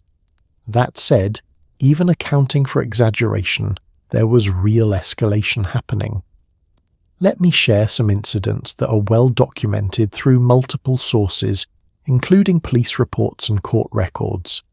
Halloween 1888, Philadelphia. A group of young men stretched rope across a street at roughly neck height for a person on horseback. This prank had ancient roots. It was called rope blocking and had been done in rural areas for generations. But in a city with traffic and horses, it was genuinely dangerous. A delivery driver on horseback encountered the rope in the dark. His horse reared, he was thrown, and he broke his arm. This wasn't folklore or newspaper exaggeration. There's a court record because the man sued for medical expenses, though he never identified the perpetrators. Halloween 1890, rural Pennsylvania outside Pittsburgh. A group moved an occupied outhouse with someone inside and left it on its side. The person inside, an elderly man, was trapped for over an hour in, well, you can imagine. He suffered from exposure in the cold October night and later contracted pneumonia, from which he died 3 weeks later. The Pittsburgh Post reported this, and while we can't draw a direct causal line between the prank and the death, the connection was made in the community. Halloween mischief had contributed to someone's death. These weren't victimless pranks. These were actions with real consequences. Now, let's talk about the arson question, because this became the flashpoint issue. Between 1887 and 1892, newspapers in major American cities reported an increasing number of fires on Halloween night. Some were small, burning piles of leaves or trash in streets. Some were more serious, barn fires, stable fires, and in a few cases structure fires. The challenge is determining intent. In an era of wooden buildings, open flames for lighting and heating, and no modern fire codes, fires were unfortunately common. Did Halloween night actually see more fires than other nights? Or were newspapers just paying more attention? Historian William F. McNulty, in his 1983 article, Halloween Fires and Urban Folklore, published in the Journal of American Folklore, attempted to answer this by comparing fire department records from October and November across several cities from 1885 to 1895. His findings were mixed. Some cities did show a spike in fire responses on Halloween night, but others showed no significant difference. Philadelphia showed a notable spike in 1889 and 1890. Chicago showed minimal difference. Boston was somewhere in between. What this suggests is that the Halloween arson epidemic was partly real, partly localized, and partly media construction. But perception became reality. Communities believed Halloween was becoming a fire hazard, and that belief shaped how they responded. By 1890, the response from authorities and concerned citizens was becoming organized. Let me walk you through what happened in several cities, because the strategies they developed are actually fascinating from a social control perspective. Philadelphia, as we mentioned before, implemented enhanced police patrols starting in 1888, but they went further than just adding officers. According to the Philadelphia Inquirer from October 30th, 1890, the city created what they called citizen watch committees. These were volunteer groups of adult men who would patrol their neighbourhoods alongside police, essentially acting as vigilantes, though they wouldn't have used that word. The paper published guidelines for these volunteers. They were to observe and report, not to physically confront pranksters unless absolutely necessary. They were to work in groups of at least 3.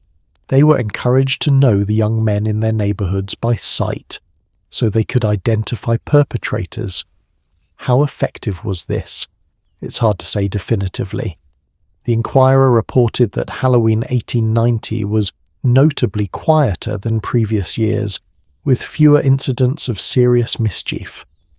But was that because of the patrols, or because the newspaper coverage had scared young people into better behaviour, or because of random variation? We can't know for sure. Chicago took a different approach. Rather than just adding patrols, civic leaders, working through churches and community organisations, tried what we might now call a harm reduction strategy. They organised supervised Halloween activities for young people, bonfires in controlled spaces, organised games and contests, even costume competitions with prizes. The Chicago Tribune reported on this initiative in October 1889, describing it as an effort to channel youthful energy into wholesome celebration rather than destructive mischief. The assumption was that young men weren't inherently bad, they just needed appropriate outlets for their Halloween enthusiasm. This is actually a pretty progressive approach for the era. Instead of pure punishment and surveillance, they were trying to address root causes. Did it work? Again, mixed results. Some young people participated in the organised events. Others ignored them and continued with traditional street mischief. But the attempt is notable, because it represents an early version of what would eventually become more widespread. Community-organised Halloween events as an alternative to unsupervised chaos. Boston tried something else entirely. They attempted to shift Halloween from evening to afternoon. In October 1890, several Boston schools and churches organised Halloween celebrations and parties scheduled for 2 p.m. to 5 p.m. on October 31st. The thinking was that if young people celebrated in daylight under supervision, they'd be too tired or satisfied to cause trouble after dark. This did not work particularly well. Turns out you can't simply reschedule when a holiday happens. Young people attended the afternoon events and then went out at night anyway. But the attempt shows how seriously communities were taking the Halloween problem. Now we need to talk about who was being blamed for this mischief, because the social dynamics are revealing and uncomfortable. Newspaper reports from this era frequently identified pranksters by ethnicity, class, or neighbourhood in ways that reflected deep prejudices. The New York Times in November 1889 published an editorial that described Halloween mischief as primarily the fault of Irish gangs and Italian rowdies, using ethnic stereotypes to explain what they saw as criminal behaviour. Other papers blamed street urchins, Victorian code for poor urban youth, or the dangerous classes, meaning working class and immigrant communities. This blame wasn't entirely without basis. Many of the arrests that did occur were of young men from Irish, Italian, German, and other immigrant communities. But here's the thing. Police were far more likely to patrol and make arrests in poor and immigrant neighbourhoods than in wealthy areas. When middle-class or wealthy young people engaged in pranks, and they did, it was less likely to be reported, less likely to result in arrest, and more likely to be dismissed as youthful exuberance. The class and ethnic dimensions of Halloween enforcement created lasting resentment. In Irish and Italian communities especially, there was a sense that their traditional celebrations were being criminalised while wealthy people's parlour parties were celebrated. This wasn't entirely unfair. The double standard was real. Some communities tried outright bans. In 1889, several small towns in Pennsylvania and Ohio passed ordinances making it illegal to engage in any Halloween activities on public streets after dark. Violators could be fined or even jailed for up to 30 days. These bans were largely unenforceable and mostly symbolic. Police couldn't possibly arrest everyone out on Halloween night, but the bans served a purpose. They established that authorities were taking this seriously, and they gave police legal cover to make arrests when mischief did occur. The most extreme response came from a few communities that tried to ban Halloween entirely. A town in rural Ohio, historians debate exactly which one as records are unclear, reportedly banned all Halloween observations in 1890, declaring it a pagan holiday incompatible with Christian values. This attempt failed spectacularly. You can't ban a folk holiday by decree. People celebrated anyway, just more covertly. By late 1890, Halloween had created a genuine cultural crisis in American cities. On one hand, it was increasingly popular as a social celebration among the middle and upper classes. On the other hand, it was associated with property damage, potential violence, and loss of civic order. Something had to give. Magazine articles from 1890 and 1891 show this tension clearly. The Atlantic Monthly published an essay in November 1890 titled The Halloween Question, which asked whether the holiday should be preserved, reformed, or abandoned. The writer, after considering various positions, concluded that Halloween was too embedded in popular culture to eliminate, so reform was the only option. What would that reform look like? The essay suggested more indoor celebrations, more parental supervision, more community-organized events, and stricter law enforcement against serious mischief. Essentially, the strategy was to domesticate Halloween. Bring it indoors, make it respectable, control it. And you know what? Over the next few decades, that's exactly what happened. But in 1890, that future wasn't yet clear. In 1890, Halloween felt genuinely uncertain. Would it survive as a holiday? Would communities successfully tame it? Or would the chaos eventually lead to its cultural death? Have you ever been part of something, a tradition, an event, a celebration, that was threatened because some people took it too far? Where the actions of a minority risked ruining it for everyone? That's the space Halloween occupied in 1890, balanced on a knife's edge between celebration and condemnation. The young men out on the streets causing mischief, many of them genuinely weren't trying to hurt anyone. They were participating in what they saw as tradition, as their one night to flip social hierarchies, to be anonymous and powerful, to push back against a world that gave them limited options and rigid rules the other 364 days of the year. But the damage was real, the fear was real, the cost, both financial and social, was real, and the reckoning was coming. What's interesting is that while this battle over Halloween mischief was raging on the streets and in newspapers, another aspect of Halloween was quietly gaining ground among a very different crowd. Spiritualists, occultists, and mystically minded Victorians were transforming Halloween into something else entirely. A night for séances, for communicating with the dead, for exploring the boundaries between the material and spirit worlds, and that movement, that collision between Victorian rationality and genuine supernatural belief, between science and mysticism, between the seen and unseen, that's where we're turning next. Because 1890's America had a secret. Beneath all the scientific progress and industrial advancement, huge numbers of people believed that ghosts were real, that the dead could speak, and that Halloween was the perfect night to prove it. And some of the people who believed this weren't uneducated peasants. They were doctors, lawyers, professors, and society ladies. The veil between worlds wasn't just thinning on Halloween. It was about to be torn wide open. Imagine walking into an elegant Victorian parlour on Halloween night, 1890. The room is darker than usual, lit only by a few scattered candles. Heavy curtains are drawn against the windows. Around a circular table sit 8 people, men and women from respectable society, holding hands in complete silence. At the head of the table, a woman in a black dress sits with her eyes closed, breathing slowly.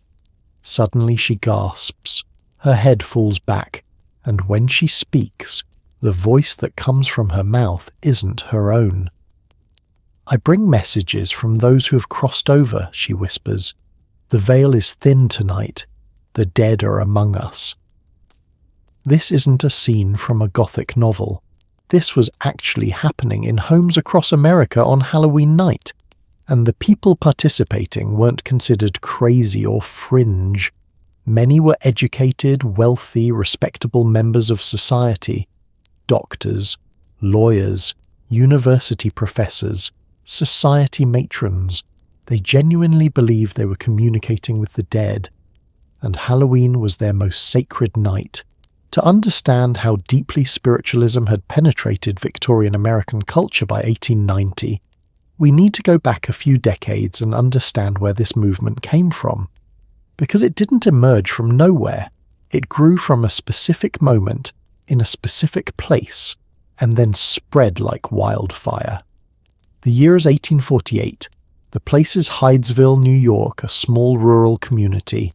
In a modest farmhouse lived the Fox family. Parents John and Margaret and their 2 young daughters, Margaretta, called Maggie, age 14, and Catherine, called Kate, age 11, and they claim their house is haunted. According to the family's account, which was widely reported in newspapers at the time, they'd been hearing strange knocking sounds in the house for weeks. The sounds seemed to follow the girls. One evening in late March 1848, young Kate decided to communicate with whatever was making the noise. She snapped her fingers and said, "Do as I do." The knocking responded, mimicking her snaps. She tried different patterns. The knocking matched them. The girls developed a code. 1 knock for yes, 2 for no. Using this system, they claimed to communicate with the spirit of a man who had been murdered and buried in their cellar. The story spread rapidly. Neighbours came to witness. Local newspapers covered it. Within months, the Fox sisters had become famous. Now, here's what's important. Many years later, in 1888, the Fox sisters admitted that the whole thing had been a hoax. They'd been making the knocking sounds themselves, using their toe and ankle joints to create the raps. Margaret Fox gave a public demonstration at the New York Academy of Music in October 1888, showing exactly how she'd fooled people for 40 years. But here's the thing that's almost unbelievable. Even after this confession, spiritualism didn't die.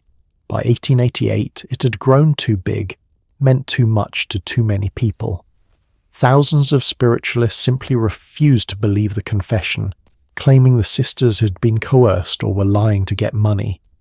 The movement continued as if nothing had happened.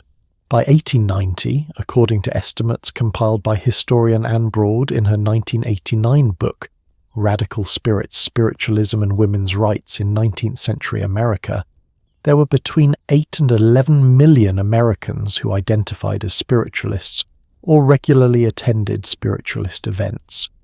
That's out of a total US population of about 63 million. We're talking roughly 12 to 17% of the population. That's not a fringe movement. That's mainstream. So why did spiritualism become so popular in Victorian America? There are several interconnected reasons, and they all relate to the particular anxieties and characteristics of this historical moment. First, death was everywhere. Victorian America had high mortality rates, especially for children. According to data from the US Census analysed by historian Samuel H. Preston in his demographic studies in 1890, Roughly 20% of children died before their 5th birthday. Think about that. 1 in 5. Almost every family had experienced the death of a child, a sibling, a parent at a young age. The grief was overwhelming and ever-present. Victorian mourning culture, which we'll explore more later, created elaborate rituals around death. But those rituals didn't necessarily provide emotional comfort. They provided structure, social performance, but not necessarily connection or closure.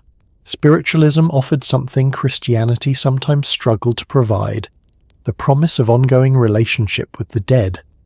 Not just, they're in heaven and you'll see them again someday, but you can talk to them right now, tonight, through a medium. For grieving parents, for widows, for anyone who'd lost someone they loved, the appeal was irresistible. Second, women's roles. This is crucial. Spiritualism was one of the few areas in Victorian society where women could have authority, agency, and power. Most mediums were women. The spirits supposedly preferred female channels because women were seen as more sensitive, more intuitive, more spiritually open. This gave women opportunities that were otherwise closed to them. Female mediums could speak publicly, something most women couldn't do in other contexts. They could earn money independently. They could command respect and attention from men and women alike. Historian Anne Broad argues that spiritualism and the women's rights movement were deeply intertwined for exactly this reason. Third, the Victorian obsession with death culture. This era elevated mourning to an art form. Queen Victoria herself, after Prince Albert died in 1861, wore black mourning clothes for the rest of her life. 40 years. American society followed her example. There were elaborate rules about mourning periods, mourning jewellery made from the hair of the deceased, post-mortem photography where families posed with their dead loved ones. This cultural fixation on death made spiritualism feel like a natural extension, rather than something weird or macabre. If you're already wearing jewellery made from your mother's hair and keeping her photograph on your mantle, is attending a séance to speak with her really that strange? In context, it wasn't. Fourth, the tension between science and religion. The late 1800s was a period of rapid scientific advancement. Darwin's Origin of Species had been published in 1859, challenging traditional Christian beliefs about creation. Scientific materialism was on the rise. Many educated people were struggling to reconcile their religious upbringing with new scientific knowledge. Spiritualism offered a bridge. It claimed to be scientific. Mediums talked about spiritual energy and vibrations using quasi-scientific language. But it preserved belief in an afterlife and spiritual reality. For people caught between faith and reason, spiritualism offered both. You could be modern and scientific while still believing in the supernatural. Now, what does all of this have to do with Halloween? Everything. Because spiritualists believed that certain times and conditions made communication with the dead easier. And Halloween, with its ancient associations with the dead, its Celtic origins in Samhain when the veil between worlds was thin, Halloween was spiritualism's Super Bowl. According to spiritualist publications from the era, and yes, there were many, spiritualism had its own magazines, journals, and newspapers. Halloween was considered the optimal night for séances. The Banner of Light, a prominent spiritualist newspaper published in Boston, ran special Halloween editions in the 1880s and 90s, with guidelines for conducting Halloween séances and articles about the spiritual significance of the date. An article from the Banner of Light in October 1889 explained, "On this ancient festival eve, when our pagan ancestors recognized the thinning of the veil, we too find that spirits communicate with unusual clarity and frequency. We encourage all mediums and circles to gather on this most auspicious night." So what actually happened at a Victorian Halloween séance? Let me walk you through a typical event, based on descriptions from multiple sources including Emma Harding Britton's Modern American Spiritualism, published in 1870, and various newspaper accounts from the late 1880s and early 1890s. First, preparation. The séance would typically be held in someone's home, in a dedicated room or a parlor. The room would be darkened. Spiritualists believed darkness helped spiritual energy manifest. Curtains drawn, minimal lighting, often just candles. The atmosphere was deliberately eerie and otherworldly. Participants would sit around a table, usually circular. 8 to 12 people was considered ideal, large enough for collective energy, not so large as to be chaotic. Everyone would join hands, forming an unbroken circle. This was crucial. Breaking the circle could supposedly disrupt the spiritual energy or even harm the medium. At the head of the table would be the medium, again, usually a woman. She might enter a trance state or claim to, where her normal consciousness stepped aside and spirits could speak through her. Or she might remain conscious but relay messages she was receiving from the spirit world. The séance would begin with an invocation or prayer, calling upon friendly spirits to join and protecting against malevolent entities. Yes, Victorians believed in evil spirits too, not just friendly deceased relatives. The spiritual world was seen as complex, with good and bad entities, and you needed protection. Then, the waiting. Often there would be long periods of silence. People sitting in the dark, holding hands, waiting for some sign that spirits were present. The tension in these moments must have been extraordinary. Your rational mind telling you this is nonsense, your emotions desperate to believe, your senses hyper-alert to every sound and sensation in the darkness. When phenomena occurred, and they did, whether through genuine belief, self-delusion, or deliberate fraud, they took various forms. Sometimes it was the medium speaking in a different voice, claiming to be a deceased person. Sometimes it was knocking sounds like the Fox sisters' original trick. Sometimes it was the table moving or lifting. Table tipping was a common spiritualist phenomenon. More elaborate séances might feature materializations, ectoplasm, spirit writing, ghostly hands appearing, or even full spirit forms. These were almost always fraudulent, created through stage magic techniques, phosphorescent paint, hidden accomplices, concealed props, clever use of darkness and suggestion. But here's what's fascinating. Many participants didn't want to acknowledge the fraud, even when it was obvious. The desire to believe was so strong that people overlooked inconsistencies and impossibilities. Their grief, their need for connection with lost loved ones, overrode their critical thinking. Let me share a specific Halloween séance from 1890 that was reported in the Boston Globe on November 2nd, 1890. A medium named Mrs. Eveline Harwood held a séance in her Boston home on Halloween night. About 10 people attended, including, notably, a Harvard professor of geology, whose name the paper withheld but identified by title. According to the Globe's report, which was written with a tone of bemused skepticism, Mrs. Harwood went into a trance and claimed to channel various spirits. One claimed to be a deceased sea captain, another a child who had died in a fire, another a Civil War soldier. The Harvard professor reportedly asked the soldier spirit specific questions about battles and military details. The spirit gave vague, general answers that could apply to many situations. Then the table allegedly began to move. Everyone's hands were supposedly on top of the table, so no one was lifting it, yet it tilted and shifted. The professor, according to the report, was visibly shaken and left shortly after, declining to comment to the newspaper. Now, was this real? Almost certainly not. Table tipping was a well-known trick. You could make a table move through subtle pressure and leverage while keeping your hands visible on top. The spirit voices were likely the medium using acting skills and general knowledge to create convincing characters.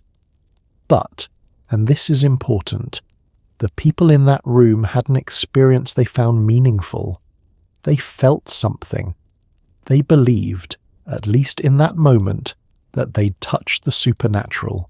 And for them, Halloween 1890 became a night they'd remember as magical, regardless of the objective truth. Not everyone was convinced, of course. Skeptics and critics of spiritualism were vocal and numerous. The famous magician Harry Houdini, though he wasn't yet famous in 1890, he was only 16 years old, would later dedicate much of his career to exposing fraudulent mediums. Scientific organizations conducted investigations. The Society for Psychical Research, founded in Britain in 1882 and established in America by 1885, took a more measured approach. They investigated spiritualist claims scientifically, trying to determine what was real and what was fraud. Their findings, published in various reports throughout the 1880s and 90s, were mixed. They exposed many frauds but remained open to the possibility of genuine psychic phenomena. One of their investigators, Richard Hodgson, conducted a famous investigation of medium Leonora Piper in Boston in 1887. He started as a complete skeptic, expecting to easily prove her a fraud. But after extensive testing, he concluded that she demonstrated abilities he couldn't explain through normal means. His reports created significant controversy in both skeptical and spiritualist communities. By Halloween 1890, spiritualism had created a fascinating cultural split. In some homes, Halloween meant séances, spirit communication, and earnest attempts to reach the dead.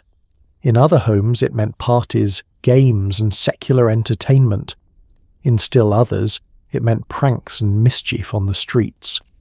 All three versions of Halloween coexisted, sometimes overlapping, sometimes in tension. And here's something that might surprise you. Many people participated in multiple versions. A woman might attend an elegant parlor party earlier in the evening, then go to a séance at midnight. A young man might engage in pranks with friends, then come home to find his mother and her friends gathered around a table trying to contact his deceased grandmother. Halloween in 1890 was becoming this incredibly complex, multifaceted holiday that meant different things to different people, that operated on multiple levels simultaneously. It was playful and serious, sacred and secular, respectable and rebellious, scientific and supernatural all at once. The spiritualist dimension added something crucial to Halloween's cultural DNA, the genuine belief that something supernatural was happening, not just pretend or play acting.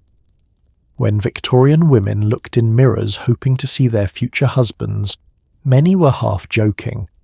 But when spiritualists conducted séances, they weren't joking at all. They truly believed they were communicating with the dead. This belief, genuine, earnest, desperate belief in the supernatural, this gave Halloween a depth and power that simple entertainment couldn't provide. It made the holiday feel meaningful, significant, even sacred to some people. Have you ever wanted to believe in something so badly that you convinced yourself it was true, even when evidence suggested otherwise? That's the psychological space many Victorian spiritualists inhabited. Their grief, their losses, their need for connection with deceased loved ones. It created a vulnerability that made them susceptible to both genuine self-delusion and deliberate exploitation. And Halloween, with its ancient mystical associations, provided the perfect stage for this drama to unfold. The darkness, the atmosphere, the cultural permission to believe in the supernatural for one night. It all created conditions where the impossible felt possible, where the boundary between skepticism and belief became permeable.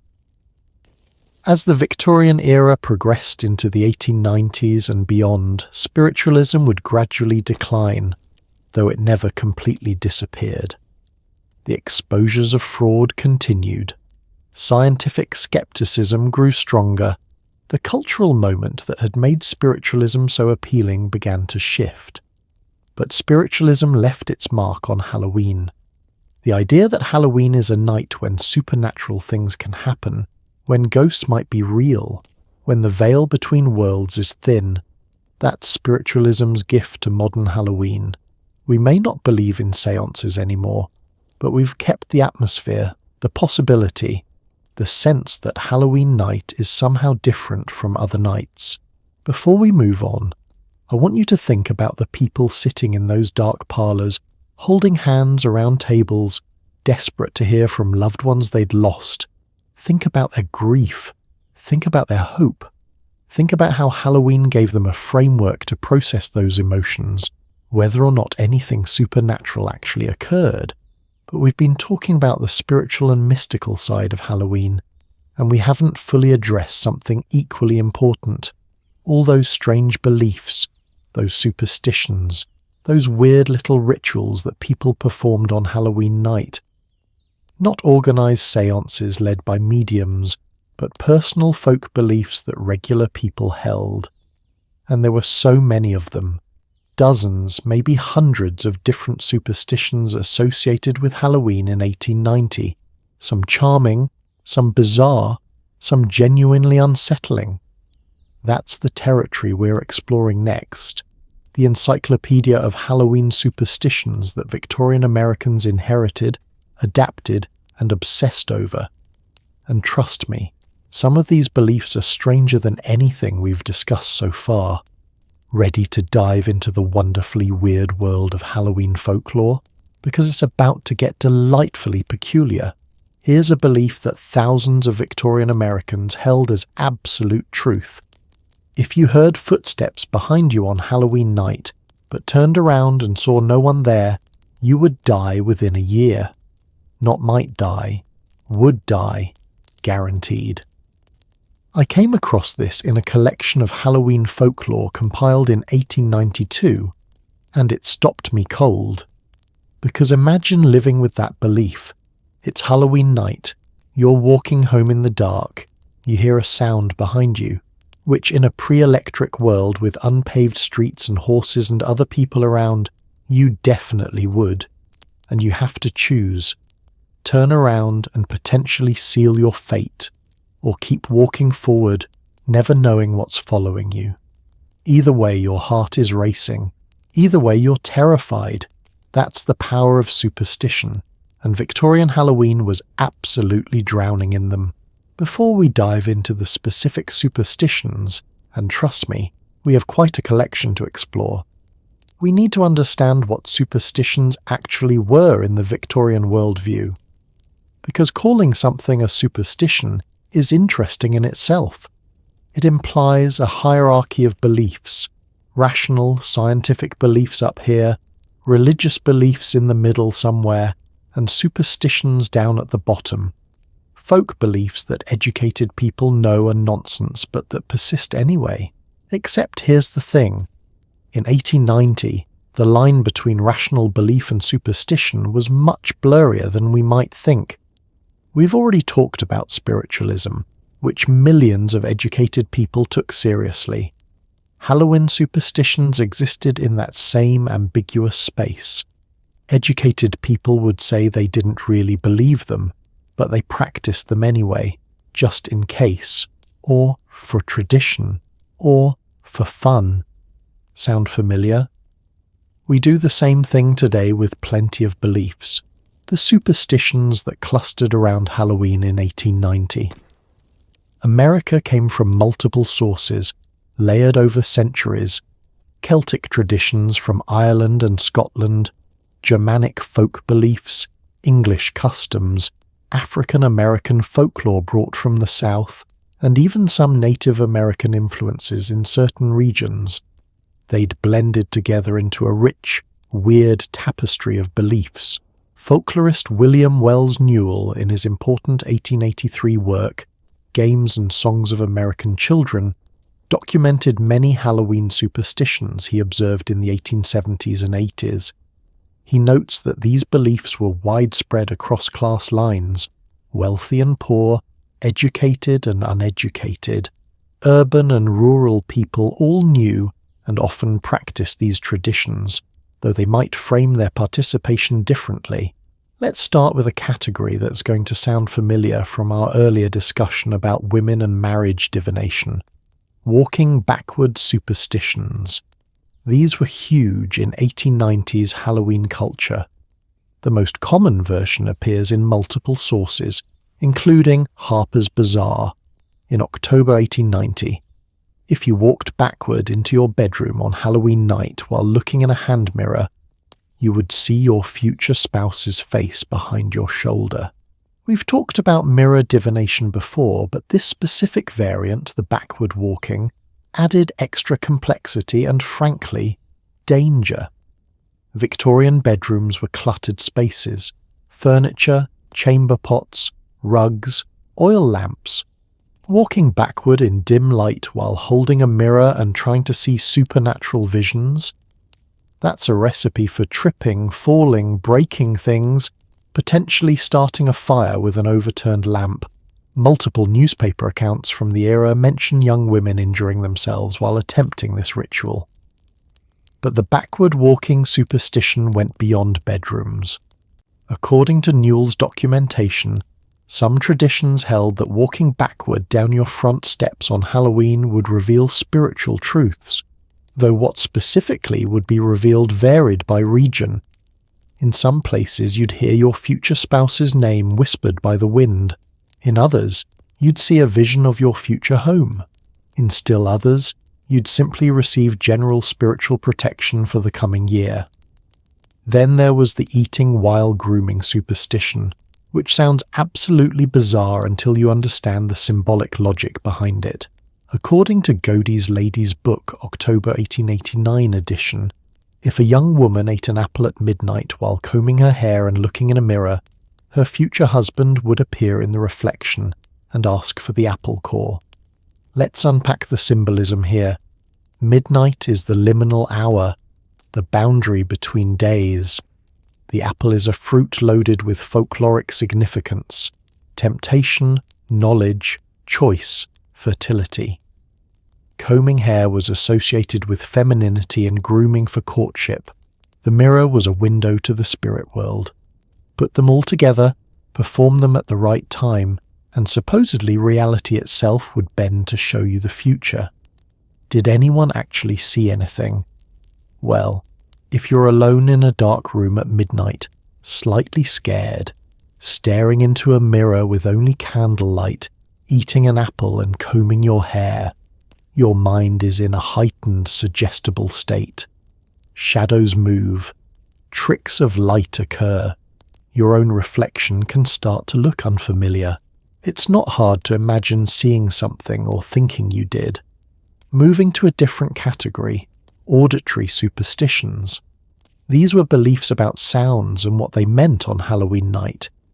We already mentioned the footsteps behind you belief that meant death within a year. But there were so many others. According to the Journal of American Folklore Volume 2, published in 1889, which included a comprehensive survey of Halloween beliefs across different American regions, if you heard a dog howling on Halloween night, it meant the dog could see spirits that humans couldn't. If the howling continued for more than a minute, a death would occur in the neighborhood within the month. If you heard 3 knocks on your door but found no one there, the spirits were calling you. Some traditions said this was benign, deceased relatives checking on you. Others said it was an omen of your own approaching death. If church bells rang without human cause on Halloween, extremely rare but supposedly it happened, the dead were rising to walk the earth that night, and you should stay indoors. Now, the thing about auditory superstitions is that sounds were everywhere in Victorian America, and their sources weren't always clear. Dogs did howl, at coyotes, at the moon, at other dogs, for no apparent reason. Wooden houses made sounds as they settled or responded to temperature changes. Wind could create knocking sounds. So these superstitions created a framework for interpreting common sounds as supernatural, especially on a night when people were primed to believe in the supernatural. Let's talk about animal superstitions, because these were massive in Halloween folklore. Animals, especially certain ones, were believed to have special knowledge or connections to the spirit world. Black cats, this is the big one, and its association with Halloween is so strong it persists today. But the specifics of the superstition have changed over time. In 1890s America, according to multiple folklore collections, the belief was more nuanced than just black cats are unlucky. If a black cat crossed your path on Halloween specifically, it meant a spirit was following you. Not necessarily a malevolent spirit, just a spirit. If the cat crossed from left to right, this was generally considered less concerning than right to left. If the cat stopped and looked directly at you, this was serious. A deceased relative was trying to get your attention, and you should pay attention to any dreams or thoughts that came to you in the next few days. Some traditions held that black cats were actually witches in animal form, especially on Halloween. This belief had roots in European witch trial hysteria from centuries earlier. In 1890s America, it had mostly become folklore rather than literal belief. Most people didn't actually think their neighbour's cat was a witch. But the association persisted. Spiders had their own set of superstitions. Peterson's magazine in October 1888 detailed the belief that seeing a spider on Halloween meant a deceased loved one was watching over you. The size of the spider supposedly corresponded to the importance of the spiritual visitor. A large spider meant a very close relative or friend. This belief actually makes a kind of poetic sense. Spiders create intricate webs, connecting separate points into a unified structure, similar to how memories and love connect the living and the dead. Victorian people were quite comfortable with symbolic thinking, so these kinds of metaphorical connections felt natural to them. Owls were birds of omen. According to folklore documented by William Wells Newell, an owl landing on your house on Halloween meant someone in the household would die within the year. An owl hooting outside your window specifically on Halloween night meant you personally would face a serious illness or spiritual crisis. But, and this is interesting, if you heard an owl's call and immediately threw salt over your left shoulder, you could supposedly ward off the bad omen. This idea of warding off bad omens through counteractions was common in Victorian superstitions. The belief wasn't entirely fatalistic. You could take steps to protect yourself, which gave people a sense of agency even within a worldview that emphasized fate and spiritual forces beyond human control. Now let's discuss clothing and fashion superstitions, which were surprisingly elaborate. Victorian society was obsessed with proper dress and appearance, so it makes sense that Halloween superstitions would attach to clothing. Wearing clothes inside out on Halloween was believed to ward off evil spirits and witches. This appears in multiple sources, including Dorothy Scarborough's folklore collections from the early 1900s, that drew on 1880s-90s traditions. The logic was that inside-out clothing confused malevolent spirits. They couldn't recognize you properly, so they'd leave you alone. Some people took this seriously enough to deliberately wear something inside out all day on Halloween, often an undergarment that wouldn't be visible so they'd be protected without looking foolish in public. Victorian undergarments were complex, multiple layers, lots of buttons and ties, so wearing something inside out was actually a commitment. There was also a superstition about finding clothing items. According to the American Folklore Journal, if you found a glove on Halloween and wore it, you'd have good luck in love. A lost handkerchief found on Halloween was supposed to contain a message from the spirit world. The pattern or embroidery would symbolically reveal something about your future.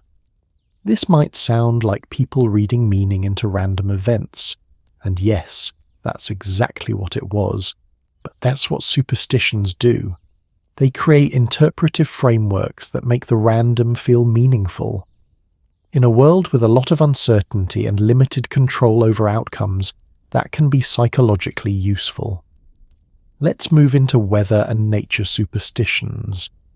These were especially important because Halloween falls at a significant seasonal transition point in temperate climates. Late autumn, approaching winter, when weather becomes unpredictable and consequential. If the moon was full on Halloween, the supernatural would be especially active. A new moon meant the opposite, a quiet, safer Halloween. Clouds covering the moon at midnight specifically meant spirits were gathering, hidden from human sight. Folklore collections from the 1880s-90s document these beliefs across multiple regions. If leaves fell from trees on a windless Halloween day, spirits were shaking the branches. If mist or fog appeared suddenly on Halloween evening, it was manifestation of spiritual energy, the veil between worlds becoming visible to human eyes. A warm Halloween meant a harsh winter ahead. This combined folk weather prediction with spiritual interpretation. Cold Halloween meant mild winter. The idea was that Halloween's weather was spiritually significant, a message from nature, or spirits controlling nature, about what lay ahead. Rain on Halloween had different interpretations depending on region. In some areas, it was considered lucky, washing away old troubles, cleansing spiritual pollution. In others, it was unlucky, tears of the dead, or spirits showing displeasure. The diversity of interpretations actually tells us something important. These weren't universal, codified beliefs like religious doctrine. They were folk traditions that varied by community, family, and individual interpretation. Two people in the same town might believe contradictory things about Halloween omens, and both would be following tradition. Fire and light superstitions deserve special mention because they connected to the ancient Celtic origins of Halloween. Keeping a candle burning all night on Halloween was believed to protect your home from evil spirits and guide deceased relatives if they wanted to visit. But if the candle went out on its own, not from wind or accident but spontaneously, this was a very bad sign, meaning malevolent spirits had entered your space. Jack-o'-lanterns served a dual purpose. They were decorative, but they are also protective. The carved face was meant to scare away evil spirits, fighting supernatural with supernatural. The light inside represented the light of home and family, a beacon of safety in the dangerous Halloween darkness. Some traditions held that you should leave your jack-o'-lantern on the doorstep all night, and in the morning, if the candle was still burning, your household would be protected all year. If it had gone out, you needed to perform cleansing rituals or expect bad luck. Let's talk about food superstitions because these were wonderfully specific and strange. We've already discussed some in the context of divination games, but there were many others. Eating nuts on Halloween was supposed to give you prophetic dreams. The type of nut mattered. Walnuts for dreams about wealth, hazelnuts for dreams about love, chestnuts for dreams about travel or adventure. If you ate all three, your dreams would be confusing and contradictory, which honestly tracks. Apples, as we've discussed, were central to Halloween. But beyond the divination uses, there were protective superstitions. Eating an apple at midnight was supposed to ensure health for the coming year. But the apple had to be eaten completely, including the core and seeds, which, I should mention, contain small amounts of cyanide. Not enough to harm you from one apple, but still, this was not great nutritional advice. Salt played an important role in Halloween superstitions. Throwing salt over your left shoulder warded off bad luck or evil spirits. This tradition had ancient roots. Salt was valuable, pure, and associated with preservation. Spilling salt was considered unlucky because it was wasteful. but the immediate remedy was throwing a pinch over your left shoulder, where the devil supposedly stood. Some Halloween traditions involve sprinkling salt around your home's perimeter on Halloween night for protection. This could get expensive if you had a large property, but some people took it seriously enough to do it annually. Here's one that's both charming and sad. According to traditions documented in the late 1880s, if you left food out on Halloween night, bread, milk, cakes, spirits of deceased family members might visit and partake. You wouldn't see them eat, but the food would be spiritually consumed, and this would bring blessings to your household. This connects to the medieval tradition of souling, where people would beg for soul cakes to pray for the dead. But in the Victorian version, it became more private, more domestic. A family quietly leaving offerings for their own deceased loved ones, hoping to maintain connection across death's boundary. Have you ever knocked on wood for good luck, or avoided walking under a ladder, or felt a little uncomfortable about the number 13? Those are modern superstitions that we often practice just in case, even when we don't really believe. That's exactly how many Victorian Americans related to Halloween superstitions. They'd say they didn't believe, but they'd practice the rituals anyway, because what if? The psychological function of superstitions is really about creating a sense of control in an uncontrollable world.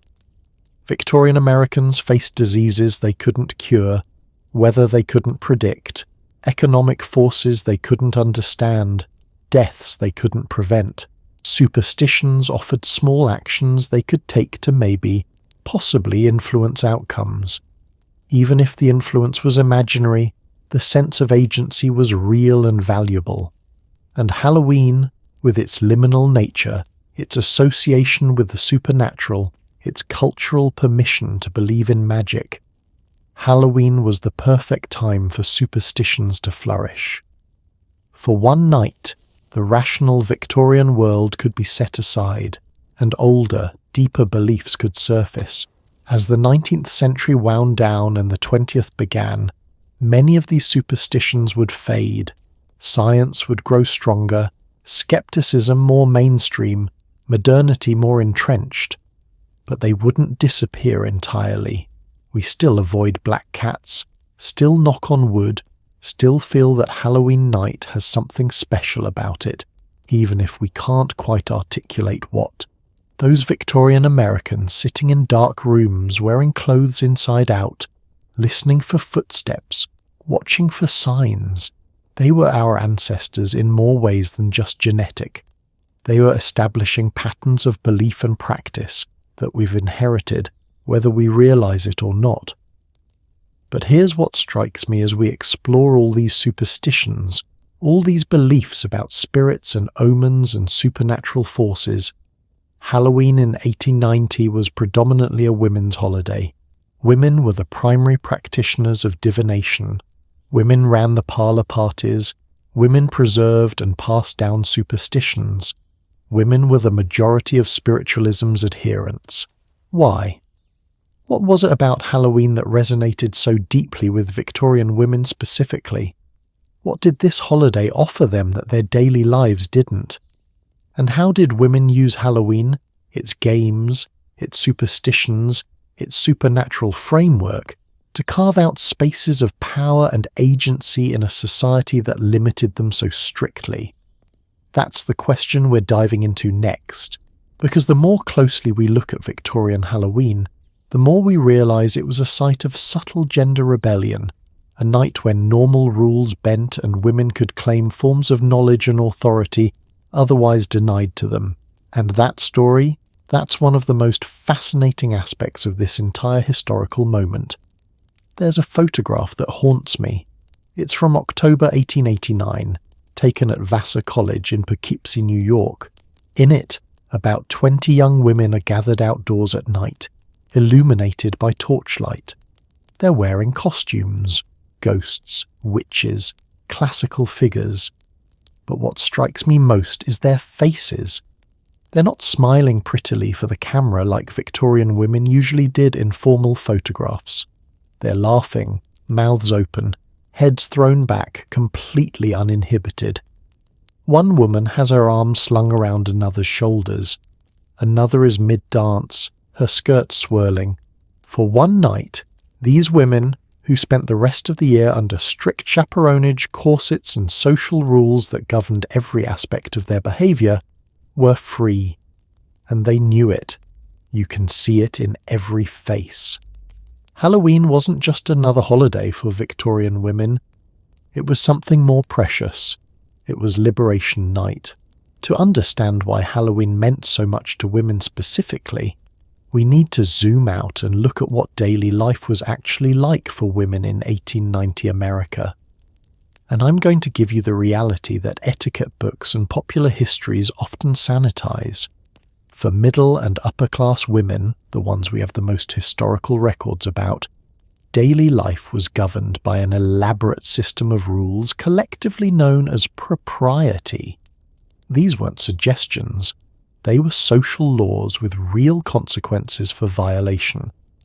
According to etiquette manuals from the era, I'm drawing particularly from The Lady's Book of Etiquette and Manual of Politeness by Florence Hartley, published in multiple editions through the 1880s. A respectable woman should rarely be seen in public without a chaperone if she was unmarried, or without her husband if married. She should never make direct eye contact with strange men. She should never laugh loudly. She should never run. She should certainly never dance in ways that could be considered suggestive. Her clothing should reveal essentially nothing of her actual body shape. Multiple layers, chemise, corset cover, petticoats, often multiple, then the dress itself. The corset specifically, this is important, was designed to restrict breathing and movement. That's not exaggeration. Tight lacing, which was common among fashionable women, literally compressed the rib cage and internal organs. Doctors in the 1890s were publishing articles about the health consequences. A woman's hair should be worn up once she reached adulthood. Letting it down was considered intimate, something you only did in private. Her conversations should be limited to appropriate topics: domestic matters, religion, improving literature. Definitely not politics, money, sex, or controversial subjects. And perhaps most restrictive, she should never be alone with a man who wasn't her husband or a close male relative. Never. Not in a room, not on a walk, not anywhere. The assumption was that women needed constant protection from male advances, and that women themselves couldn't be trusted to maintain propriety without supervision. Now, that was the ideal for middle and upper class women. Working class women had somewhat different constraints. They had to work outside the home by economic necessity, which gave them more physical freedom of movement, but also subjected them to different forms of control and danger. But the cultural ideal of proper womanhood applied across classes, even if economic reality made it impossible for many to achieve. Living under these restrictions, especially for young, energetic, intelligent women, must have been suffocating. Historian Carol Smith Rosenberg, in her groundbreaking 1975 essay, The Female World of Love and Ritual, explored how Victorian women created spaces of intimacy and freedom within these constraints. Female friendships were intense and physically affectionate in ways that would be read as romantic today but were considered normal then. Women created their own parallel social world, partly because they had to. Halloween offered something unique within this framework, one night when many of the normal rules were suspended or at least relaxed. Let's start with the most obvious example: costume parties. We've already discussed Victorian Halloween parties, but I want to focus specifically on what costumes meant for women. Choosing and wearing a costume allowed women to temporarily inhabit a different identity. You could dress as a witch, a powerful, dangerous, autonomous woman who answered to no man. You could dress as a gypsy, associated with freedom, sexuality, wildness. You could dress as Cleopatra or another historical queen, women who wielded actual political power. These weren't just fun dress-up games. They were opportunities to embody possibilities that were foreclosed in daily life. For one night, you could be powerful instead of deferential, bold instead of modest, mysterious instead of transparent. Fashion historian Valerie Steele, in her work on Victorian clothing and identity, has argued that costume wearing represented a form of temporary identity experimentation that was psychologically significant for women who otherwise had very limited options for self-expression.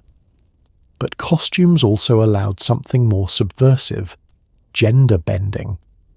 On Halloween, it was acceptable, or at least more acceptable than any other night, for women to wear male clothing, dressing as a cavalier, a pirate, Robin Hood or other male characters meant wearing pants, boots and clothing that allowed free movement. The Ladies' Home Journal, October 1889 issue actually included costume patterns for women to make male costumes. The introduction to this section is fascinating. It emphasizes that these costumes are for festive occasions only and should be worn with appropriate feminine grace, essentially trying to contain the transgressive potential of women wearing pants. But you can't really contain that once you've given permission. Women who experienced the freedom of wearing pants, even for one costume party, now knew what that felt like. Some historians have argued that early feminist dress reform movements, advocating for rational dress and eventually women wearing trousers, were partly influenced by women's experiences with Halloween cross-dressing. Beyond costumes, Halloween parties allowed for unchaperoned socializing between young men and women. During most of the year, mixed-gender social events were carefully supervised. Chaperones watched. Rules governed who could talk to whom, for how long, about what. Dancing was monitored to ensure proper distance was maintained. But Halloween parties, especially games like bobbing for apples or searching for hidden objects in dark rooms, created opportunities for young people to interact more freely. The darkness was part of the holiday's tradition, so it couldn't be completely eliminated. The chaos of group games meant chaperones couldn't watch everyone simultaneously. Were young people taking advantage of this for romantic or sexual purposes? Oh, absolutely. We have letters and diary entries that make this clear, though they're usually written in coded language. A young woman might write about a most thrilling game of Snap-Apple, where a particular young man assisted her in the most gentlemanly way. And if you read between the lines, they were flirting, possibly making physical contact that would be scandalous in other contexts. College Halloween celebrations are particularly revealing because they show young women creating their own Halloween traditions without significant male presence. Women's colleges, Vassar, Smith, Wellesley, Mount Holyoke, all developed elaborate Halloween traditions in the 1880s and 90s. Helen Lefkowitz Horowitz, in her 1984 book, Alma Mater, Design and Experience in the Women's Colleges from their 19th century beginnings to the 1930s, documents these traditions in detail. At Vassar, seniors would dress as ghosts and haunt the underclassmen's dormitories on Halloween night, creating elaborate scares and theatrical performances. At Wellesley, there were midnight processions through campus, with students carrying jack-o'-lanterns and singing. These weren't supervised faculty events. These were student-organized, student-run activities that took place late at night, outside in the dark, involving physical activity, noise, and creative expression. For young women who spent most of their time in structured classes and monitored social activities, this represented significant freedom. And here's what's crucial. These college Halloween traditions often involved displays of physical prowess and courage that contradicted Victorian ideals of delicate femininity. Climbing to high places to hang decorations, running and chasing games, elaborate pranks that required planning and physical effort, young women were proving to themselves and each other that they were capable of far more than society usually allowed them to demonstrate. Now let's talk about the fortune-telling and divination aspects we explored earlier, but through a specifically feminist lens. Because when Victorian women performed rituals to see their future husbands, something more complex was happening than just romantic curiosity. Marriage was, as we've discussed, an economic necessity for most Victorian women, but it was also fraught with danger. Once married, a woman lost most of her legal rights. Her property became her husband's. Her earnings, if she worked, belonged to him. She had no legal recourse if he was abusive. Divorce was extremely difficult and socially devastating. So the question of who will I marry wasn't frivolous. It was existential. Your husband would determine almost everything about your future life: where you lived, how you lived, your social status, your access to money, your safety, your happiness, and you had limited control over who that person would be.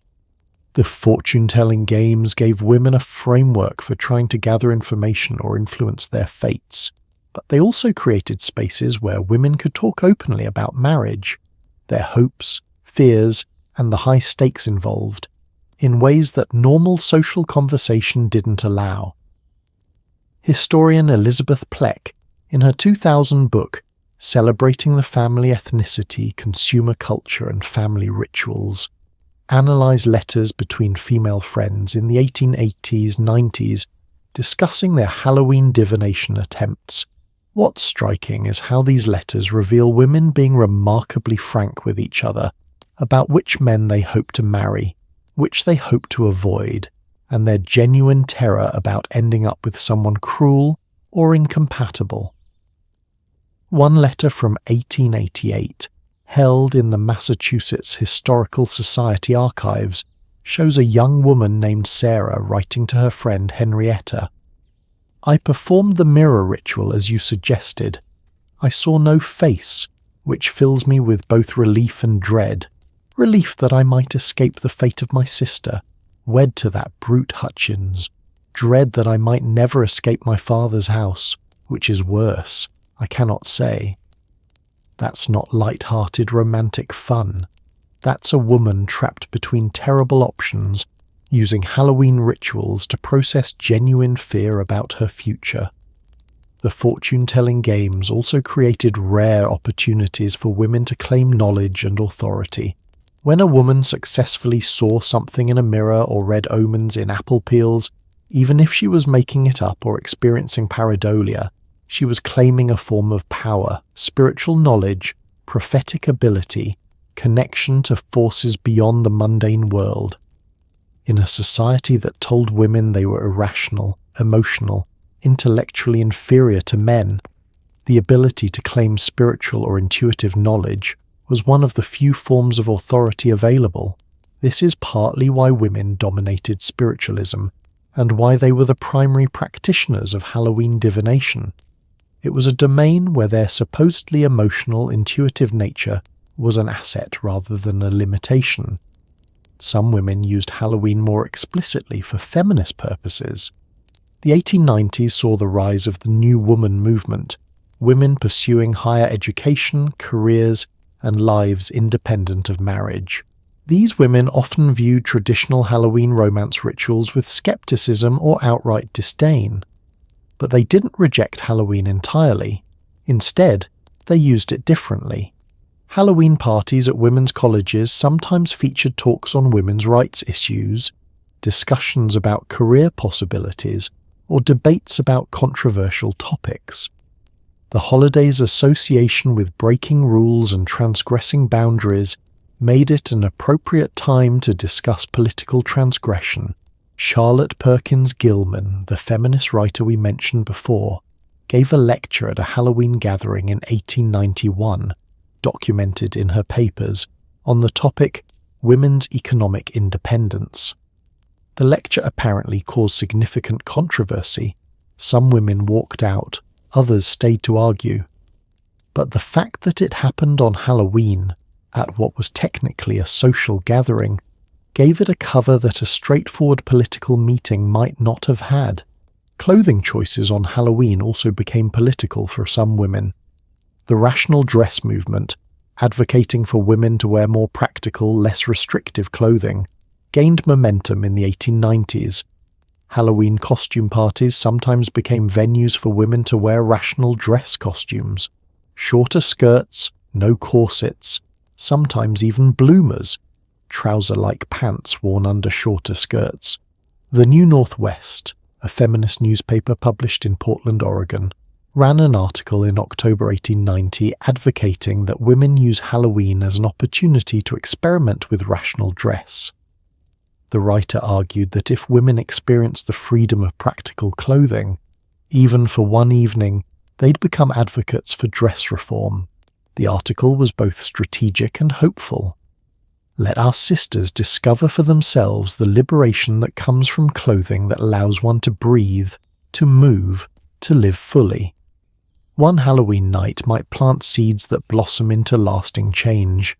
Did it work? It's hard to say definitively. But dress reform did advance significantly in the 1890s and early 1900s, and personal experience with alternative clothing, including Halloween costumes, likely played a role. Now, it's important not to romanticize this too much. Halloween freedom was temporary, limited, and didn't challenge the fundamental structures of Victorian patriarchy. At midnight, when the holiday ended, women went back to corsets, chaperones, and social restrictions.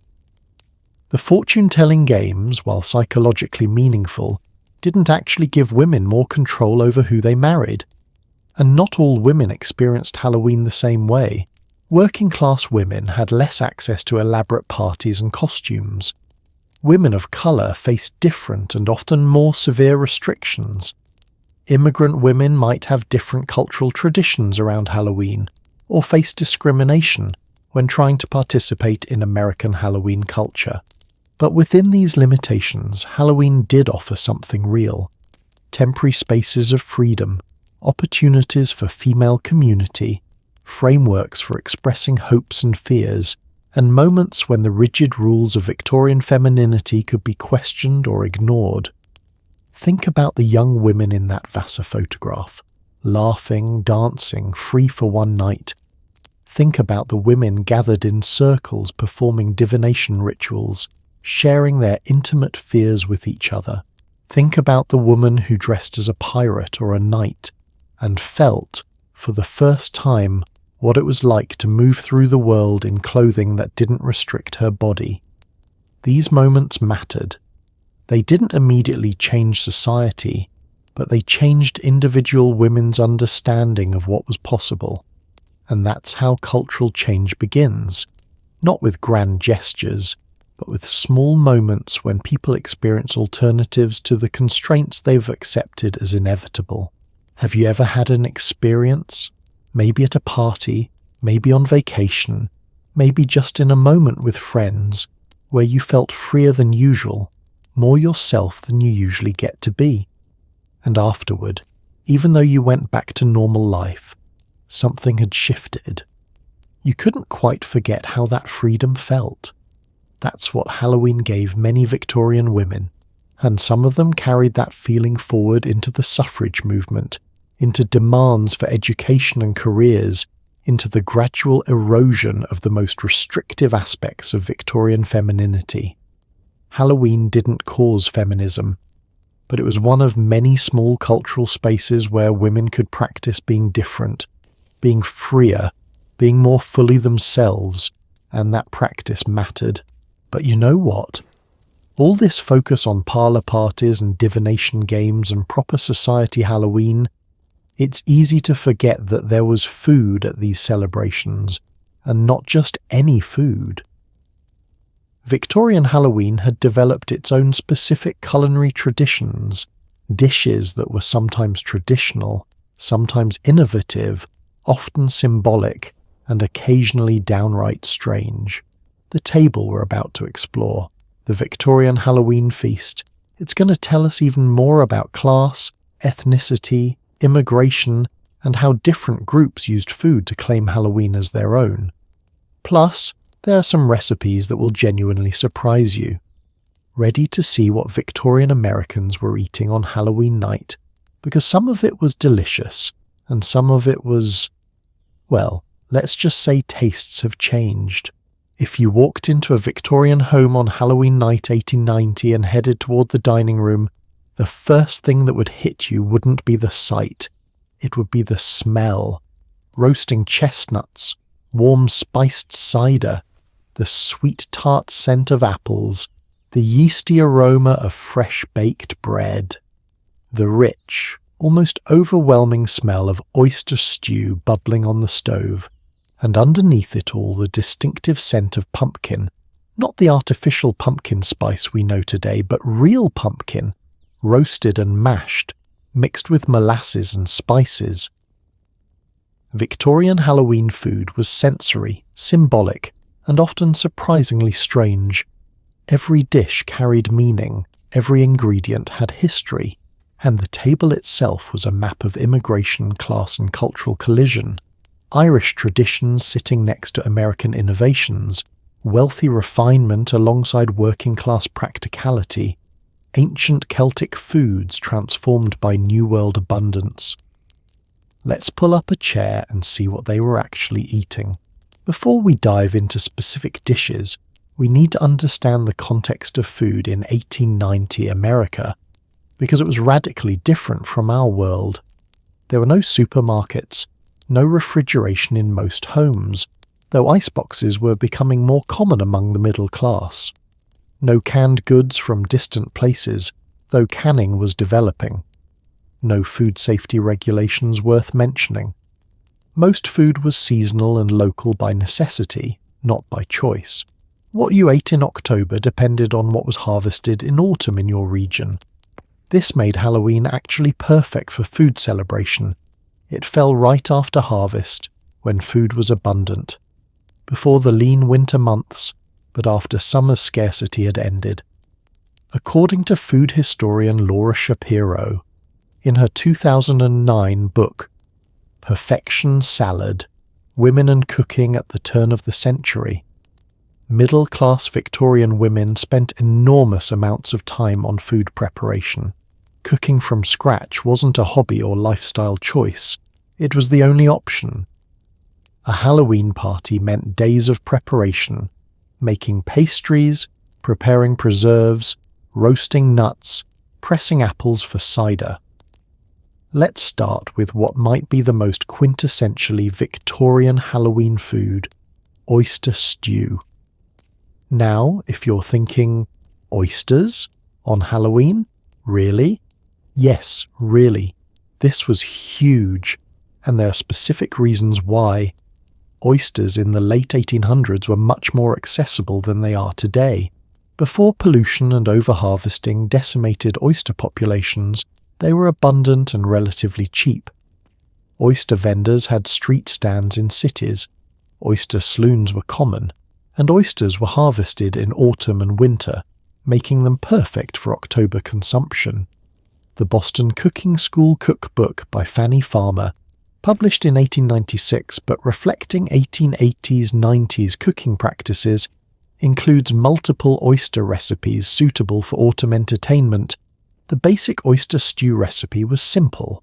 Oysters cooked in their liquid with butter, cream or milk, and minimal seasoning, salt, pepper, maybe a bit of celery or onion.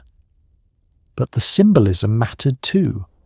Oysters were associated with fertility in the sea, connections to ancient, primal forces that fit Halloween's mystical atmosphere. Serving oyster stew at a Halloween party signaled that you understood tradition and could afford quality ingredients. For wealthy hosts, oysters might be served in near elaborate ways: oyster patties, oysters in pastry shells, scalloped oysters baked with breadcrumbs, or raw oysters on the half-shell as appetizers. For middle-class parties, a simple stew was more common. Working-class celebrations might not include oysters at all. They were affordable, but not free. Now let's talk about chestnuts, which were absolutely central to Victorian Halloween. This is one of those foods where immigration and tradition collided beautifully. Roasted chestnuts had deep roots in Celtic Halloween celebrations. Remember the nut-burning divination games we discussed? Those used chestnuts and hazelnuts. When Irish and Scottish immigrants brought their Halloween traditions to America, they brought chestnuts with them. The American chestnut tree was abundant in the eastern United States in the 1890s, before a blight would essentially wipe them out in the early 1900s.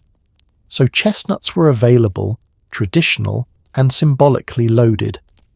According to the New England Kitchen magazine from October 1894, which looked back at the previous decade's traditions, chestnuts served multiple purposes at Halloween gatherings. They were food, roasted and eaten, sometimes mixed with salt, sometimes candied.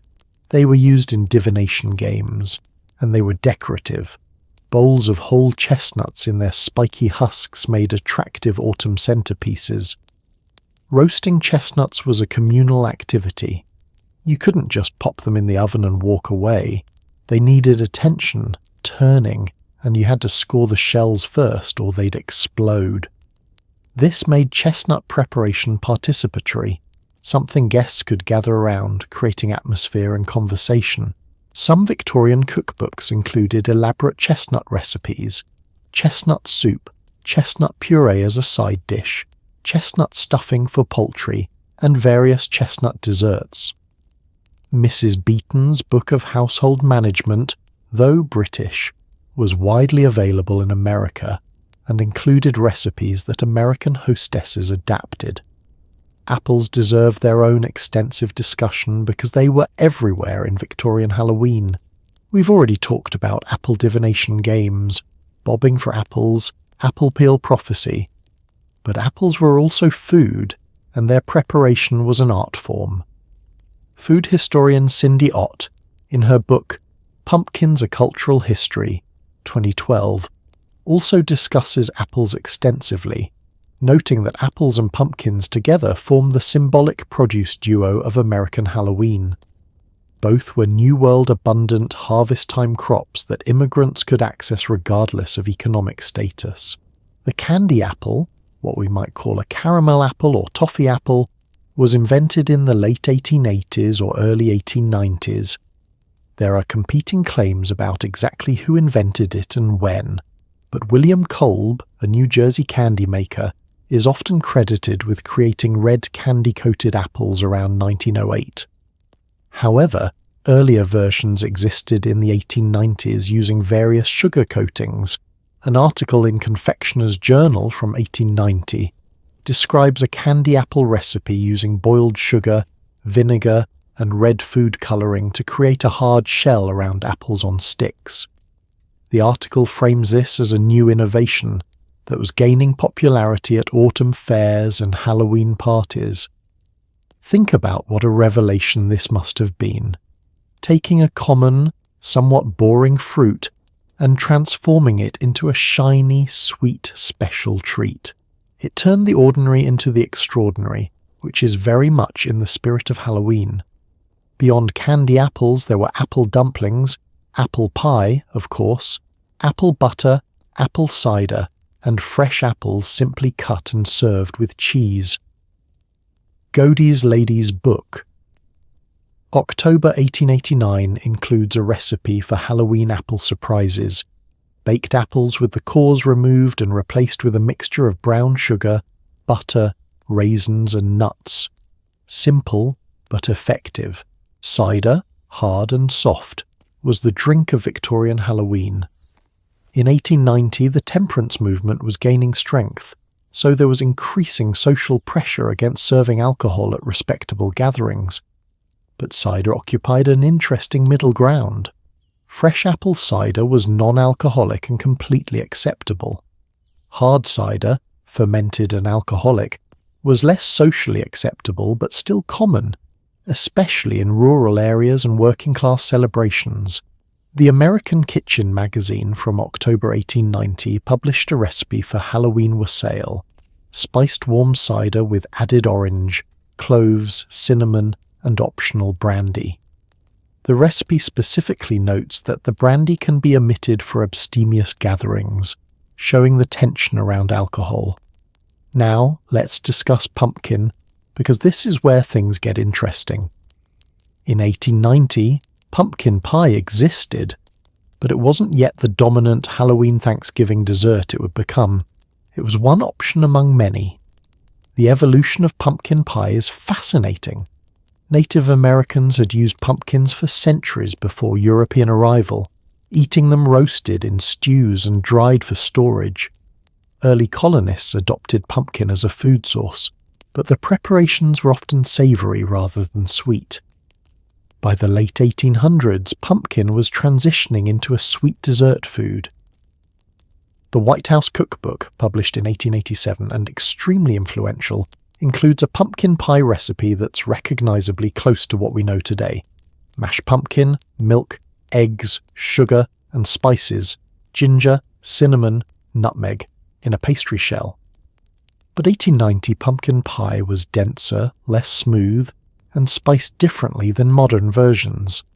The spice blend we now call pumpkin spice, that specific ratio of cinnamon, nutmeg, ginger, cloves, and allspice, didn't exist as a standardized mixture. Each cook mixed spices according to personal preference or family tradition. Some Victorian pumpkin pies included ingredients we'd find strange today. Rosewater was sometimes added for flavour. Lemon peel was common. Some recipes included brandy or rum. And the sweetness level was often lower than modern tastes prefer. Sugar was expensive, and Victorian palates were less accustomed to intense sweetness. Here's something most people don't know. Pumpkin seeds were also eaten, though not widely. Roasted pumpkin seeds appear in some cookbooks from this era, but they were more commonly fed to chickens or discarded. The widespread practice of eating them wouldn't develop until later. Let's talk about soul cakes, which we've mentioned before but deserve deeper exploration. This tradition had medieval English origins. Small spiced cakes baked for All Souls' Day, November 2nd, and given to the poor who would pray for the dead in exchange. By 1890, America, soul cakes weren't literally given to the poor anymore, but they'd been revived as a Halloween party food among people interested in historical traditions. Harper's Bazaar in October 1890 published a soul cake recipe, describing them as an ancient custom now charming revived. The recipe called for butter, sugar, eggs, flour, spices, nutmeg, cinnamon, allspice, and currants or raisins. Some versions were marked with a cross on top, reflecting their religious origins. They were small, flat, often quite spicy by modern standards, and not very sweet. More like spiced shortbread than cake in the modern sense. Making soul cakes became fashionable among educated, socially conscious Victorian women who were interested in historical traditions and folklore. It was a way of connecting Halloween to its deeper past, of making the celebration feel meaningful and rooted rather than just frivolous entertainment. Donuts were huge at Victorian Halloween parties, and I mean huge. According to the American Kitchen magazine, October 1890, no Halloween party was complete without fresh donuts, fried that day, served warm if possible, dusted with sugar. Victorian donuts weren't exactly like modern donuts. They were denser, less sweet, and often spiced. Nutmeg was the traditional spice. They didn't have the light, airy texture we associate with modern donuts, because commercial baking powder wasn't yet perfected, so leavening was achieved through eggs and beating air into the batter. The act of making donuts was often communal at Halloween parties. Wealthier households might have servants do the preparation, but at middle-class gatherings, making donuts could be part of the entertainment, guests taking turns dropping batter into hot oil, watching them puff and brown, eating them fresh. There was also a divination tradition associated with donuts. If a girl could thread a donut onto a string held between two people and bite it without using her hands, she'd be married within the year. This combined food with fortune-telling in characteristically Victorian Halloween fashion. Now let's discuss the elephant in the room: class differences in Halloween food. Everything we've talked about so far assumes a certain level of wealth. Oysters, refined sugar, butter, white flour, expensive spices. These weren't luxuries in the modern sense, but they weren't universally accessible either. Working class and poor families celebrating Halloween had different tables. Apples, yes, those were accessible. Nuts, probably, depending on region. Simple cakes or bread made with cheaper ingredients. Stews made with whatever meat was available, if any. Root vegetables, seasonal greens. We have fewer historical records of working-class Halloween celebrations because working-class people left fewer written documents. But newspaper accounts, settlement house records, and some oral histories provide glimpses. A social worker's report from a settlement house in New York's Lower East Side, published in the Survey magazine in 1895, describes a Halloween party organized for immigrant families. The food served was simple: bread, apples, popcorn, which was cheap and fun, and weak tea with sugar. No oysters, no elaborate cakes. But the report notes that the families considered it a feast because it was special, communal, and celebratory. This reminds us that Halloween's meaning wasn't only in expensive ingredients. It was in the act of marking the occasion, of creating special moments in difficult lives. Ethnic and immigrant communities brought their own food traditions to American Halloween. Irish families might serve colcannon, a traditional dish of mashed potatoes with cabbage or kale, sometimes with items hidden inside for divination purposes. A ring in your portion meant marriage, a coin meant wealth, a button or thimble meant bachelorhood or spinsterhood. Colcannon appears in multiple American cookbooks by the 1890s, presented as an Irish Halloween tradition. The New England Kitchen magazine in 1894 includes a recipe with instructions for the fortune-telling aspect. Scottish families might serve barmbrack, a sweet bread with fruit, similar to soul cakes but lighter and sweeter. Again, items were sometimes baked inside for divination. German immigrant communities had their own autumn food traditions that merged with Halloween. Italian immigrants were just beginning to arrive in large numbers in the 1890s, bringing food traditions that would eventually influence American Halloween, though their impact was more significant in the early 1900s.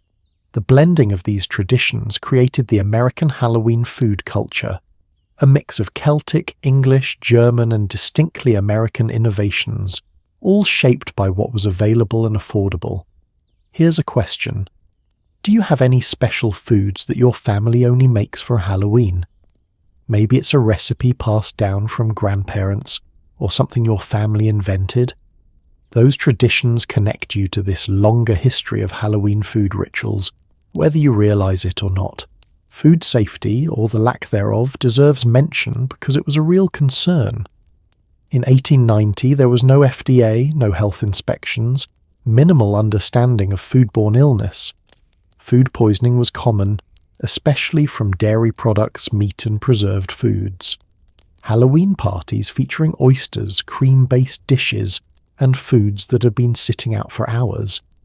Those were potential health hazards. We have newspaper reports from November 1889 and 1890 describing illnesses after Halloween parties, though it's unclear if food poisoning was the cause or if newspapers were just looking for scandal. The fear of tampered Halloween treats, which would become a major cultural panic in the 1970s and 80s, didn't really exist yet in 1890. The homemade, communal nature of Halloween food meant that treats came from known sources, not strangers. The anonymity that creates modern Halloween candy fears wasn't present. Though there were isolated incidents of pranks involving food, salt in sugar bowls, soap in punch, that kind of thing, but not the poisoning or razor blade fears that would develop later. As we reach the end of our culinary tour, what strikes me is how much care and effort Victorian Americans put into Halloween food. In an era when daily cooking was already exhausting labour, people made extra effort for Halloween, special recipes, elaborate preparations, foods that carried symbolic meaning beyond nutrition. This wasn't just about eating. It was about creating experience, marking time, honouring tradition, building community. The food was the medium through which all of that happened. And when you sit down to whatever you eat on Halloween now, whether it's a carefully planned menu or just candy grabbed between trick-or-treaters, you're participating in a tradition that's well over a century old. The specifics have changed, but the impulse remains the same. Mark this night as special, make it memorable, create something worth savouring. But here's something we haven't fully explored yet. All this food, all these traditions, all these celebrations, they were being documented, illustrated, and distributed through a rapidly developing visual culture. Halloween postcards, magazine illustrations, advertisements. These images were shaping how Americans understood and celebrated the holiday. And the visual iconography of Victorian Halloween? It's stranger, darker, and more fascinating than you might expect. That's where our journey takes us next. Hold a Victorian Halloween postcard in your hand, if you can find an original, and you'll notice something immediately. It's not cute, it's not cartoonish, it's genuinely unsettling. A witch with a grotesquely elongated face stares directly at you with eyes that seem to follow your movement. Or a black cat with an almost human expression sits against an impossibly orange moon. Or children in masks that look more like nightmare fuel than innocent costumes. These images were sent through the mail, handed to friends, displayed in homes, and people loved them. The visual culture of Halloween in the 1890s was just beginning, but it was already shaping how Americans understood, imagined, and performed the holiday. And the images they created, they reveal fears, desires, and aesthetic sensibilities that feel both familiar and deeply alien to us now. To understand Victorian Halloween imagery, we need to first understand that this was the dawn of visual mass media. Before photography became truly accessible, before cinema existed, before television was even imaginable, there were illustrations, prints, and postcards. And they were a big deal. The technology that made Halloween postcards possible was chromolithography, a printing process developed in the mid-1800s that allowed for colourful, detailed, mass-produced images at relatively low cost. By the 1880s, German printers had perfected the technique, and by the 1890s, postcards were exploding in popularity across America and Europe. According to historian Daniel J. Gifford, in his 2013 book American Holiday Postcards 1905-1915, Illuminating a Golden Age, the postcard craze really took off after 1898 when postal regulations changed to allow divided back postcards, message on one side, address on the other. But even before that, postcards existed as single-sided cards with the image on front and space for address on back. Halloween postcards from the 1890s and early 1900s weren't just communication tools. They were collectibles, art objects, and cultural statements. People saved them in albums, displayed them, traded them. Some individuals had collections numbering in the hundreds or thousands. The imagery on these postcards drew from multiple sources: Celtic and European folklore, contemporary Halloween practices, and pure artistic imagination. And the artists who created them. Many were women, interestingly enough. This was one area of commercial art where female illustrators found opportunities. Ellen Clapp Saddle is perhaps the most famous early Halloween postcard artist. Working primarily in the early 1900s, she created thousands of designs. Her earlier work from the late 1890s shows the aesthetic that would dominate. Bold colours, especially orange and black, stylized figures, and imagery that balanced whimsy with genuine eeriness. Frances Brundage was another prolific illustrator whose work appeared on postcards. Her style was softer, more child-friendly, but still retained elements of the mysterious and slightly spooky. According to postcard collector and historian Fred Kahn, in his catalogue Halloween Postcards Vintage Holiday Graphics, Brundage's work helped establish some of the iconic Halloween imagery we still recognise. Witches on broomsticks, black cats with arched backs, jack-o'-lanterns with triangular features. But here's what's fascinating. The imagery on 1890s Halloween materials was significantly darker and stranger than what would come later. As Halloween became more commercialised and child-focused in the 20th century, the imagery softened. But in the 1890s, Halloween art didn't shy away from death, decay, danger, and genuine supernatural menace.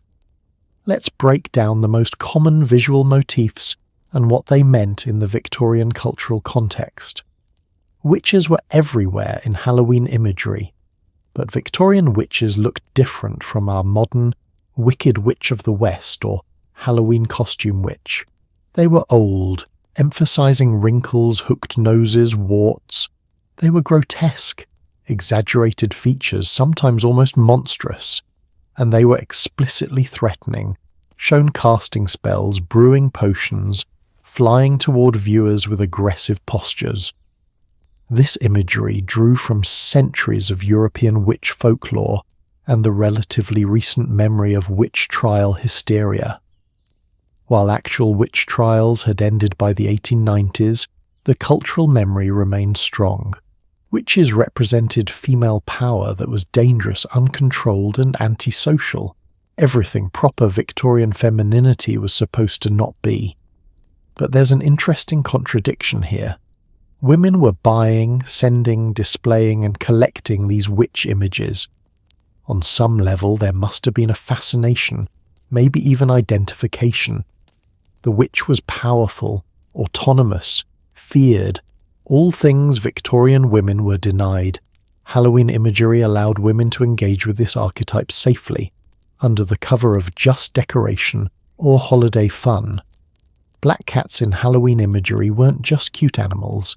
They were rendered with almost supernatural attributes. Eyes that glowed unnaturally, bodies that seemed to float or contort impossibly, expressions that suggested intelligence and intent. They were often shown alongside witches, or in night scenes with full moons, or perched on gates and fences in threatening poses. The black cat's connection to witchcraft ran deep in European folklore. The belief that witches could transform into cats, or that cats were witches' supernatural familiars. By the 1890s, most educated Americans didn't literally believe this, but the imagery persisted because it was atmospheric, visually striking, and connected to Halloween's supernatural themes. Interestingly, black cats in Victorian America were simultaneously revered and feared. Some people considered them good luck, others bad luck. This ambiguity made them perfect Halloween symbols, creatures that existed in that liminal space between positive and negative, natural and supernatural. Skeletons and skulls appeared frequently in Victorian Halloween imagery, reflecting the era's complex relationship with death. Remember, this was the height of Victorian mourning culture. Death was omnipresent, ritualized, and in some ways romanticized. Seeing skulls and skeletons on Halloween postcards wasn't shocking or inappropriate. It was thematically fitting. These weren't usually gore horror skulls meant to disgust. They were often stylized, even whimsical. Skeletons dancing, skulls with flowers, death figures in playful poses. This reflects what folklorists call death tamed. the cultural practice of making death imagery familiar and less terrifying through repetition and stylization. The historian Philippe Ariès, in his influential work on Western attitudes toward death, discusses how different eras create different death imagery. Victorian death imagery emphasized memento mori, remember you must die, but framed it within Christian ideas of afterlife and reunion. Halloween skeletons participated in this tradition while adding an element of seasonal celebration. Jack-o'-lanterns in Victorian imagery evolved rapidly during this period. Early illustrations from the 1880s show carved turnips, or sometimes generic glowing faces. By the 1890s, pumpkins dominated, and the carved faces were becoming standardized.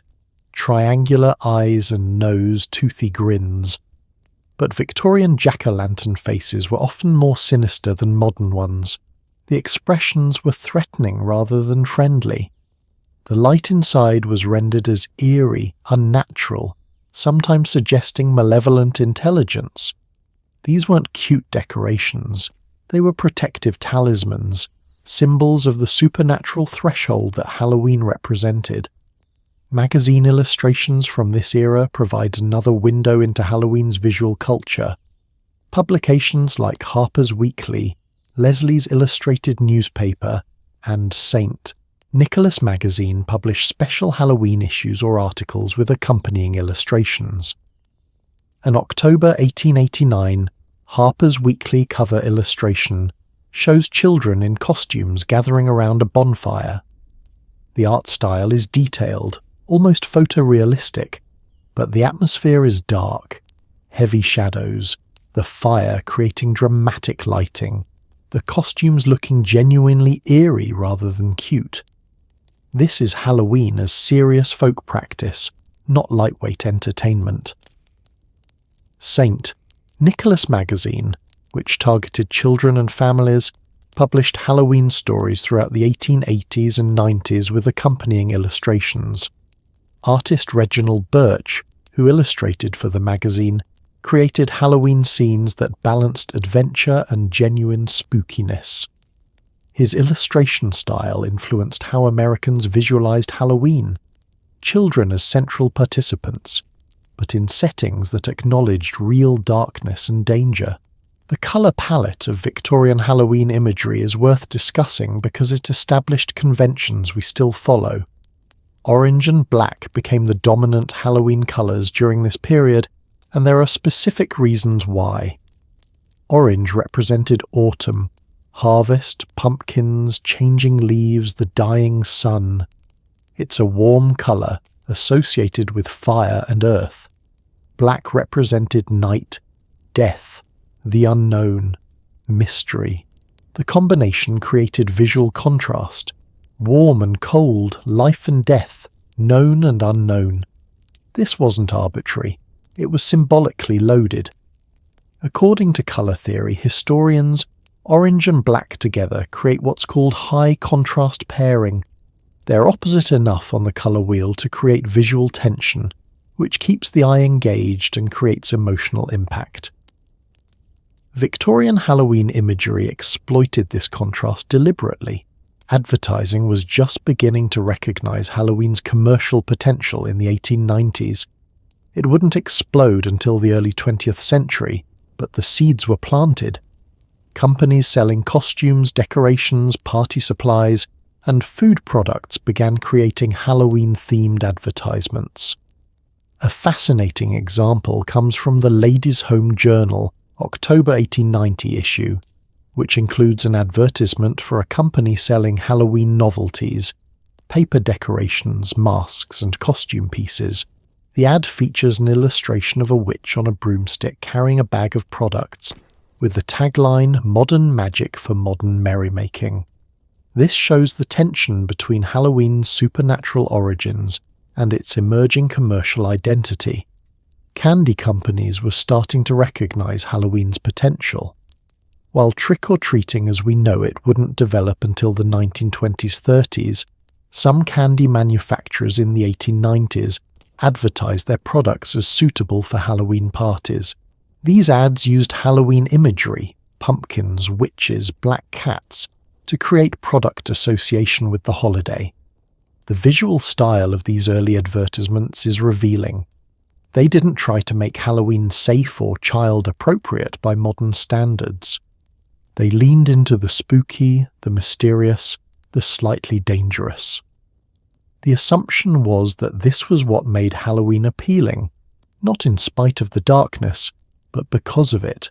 Print technology matters here because it determined what images could be widely distributed. Chromolithography allowed for detailed, colourful images, but the process had limitations. Subtle gradients were difficult, so images tended toward bold, flat areas of colour. Fine detail was challenging, so designs emphasized strong silhouettes and clear shapes.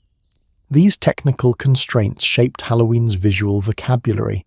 This simplified, iconic imagery we associate with Halloween, the triangular jack-o'-lantern face, the witch in profile on a broomstick, the arched black cat silhouette.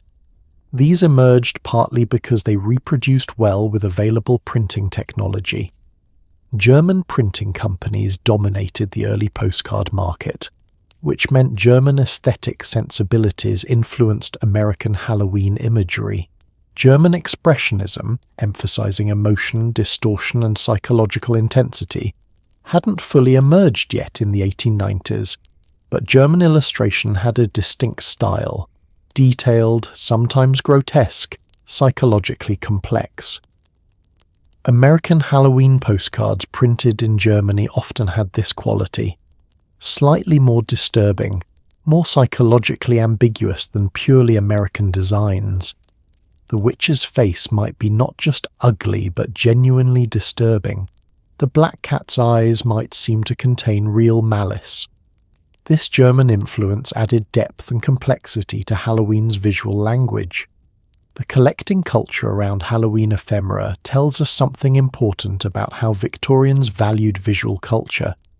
People didn't just glance at a postcard and throw it away. They curated collections, organized them in albums, displayed them. Visual images were precious in a way that's hard for us to fully appreciate in our image-saturated world. A single, beautiful Halloween postcard might be purchased, carefully preserved, shown to friends, and eventually passed down as a keepsake. The images mattered. They were art objects, cultural artifacts, connections to broader networks of shared celebration. Have you ever saved a particularly beautiful or meaningful image, a photograph, a poster, a piece of art, because it captured something important about a moment or feeling? That's what Victorian Halloween imagery did for people in the 1890s. It crystallized the holiday's atmosphere, made it tangible, gave people something to hold on to beyond the ephemeral experience of the night itself. There's also something worth noting about the democratization of art that these postcards represented. Before mass-produced imagery, visual art was expensive and exclusive. Paintings, sculptures, fine prints. But Halloween postcards cost pennies. Anyone could own them. This meant that aesthetic experiences, beauty, atmosphere, emotional resonance, were becoming accessible across class lines in new ways. A working-class family that couldn't afford fancy Halloween decorations could still buy a few postcards to display. Children could collect and trade them. The visual richness of Halloween was available to nearly everyone, not just the wealthy. This contributed to Halloween becoming a truly democratic holiday, celebrated differently by different classes, but accessible to all. As we move through this visual landscape, these witches and cats and glowing pumpkins, it's worth asking, what were Victorians trying to capture? What did they want Halloween to look like? And why did these specific images resonate? I think they were trying to visualize liminality, that sense of being between states, between worlds, between the known and unknown. The imagery doesn't resolve into pure good or pure evil, pure scary or pure cute. It stays in that uncomfortable middle space where things aren't quite what they seem, where the ordinary becomes uncanny. That's what makes Victorian Halloween imagery so compelling even now. It doesn't explain or resolve. It suggests and implies. It leaves room for imagination, for personal interpretation, for genuine emotional response. But while all this visual culture was developing, these postcards and illustrations creating shared imagery for Halloween, something else was happening beneath the surface. Secret societies, occult movements, mystical organizations were also claiming Halloween as their own, developing their own rituals and symbolism, often hidden from mainstream view. These groups, theosophists, hermetic orders, spiritualist circles, fringe mystical communities, they saw Halloween as more than just a holiday. They saw it as a portal, a practice, a night of genuine spiritual significance. And their influence on Halloween, though often invisible, was profound and lasting. That's the hidden history we're about to uncover. There's a room in Boston, October 31st, 1890. No windows, candles arranged in a specific geometric pattern. 7 people sit in a circle, all wearing identical black robes embroidered with symbols most Americans would never recognize. The Eye of Horus, the pentagram, Hebrew letters spelling divine names. On the table between them lies a book, not a Bible, but something far older, filled with diagrams and incantations. They're not praying. They're not having a séance like the spiritualists we discussed earlier.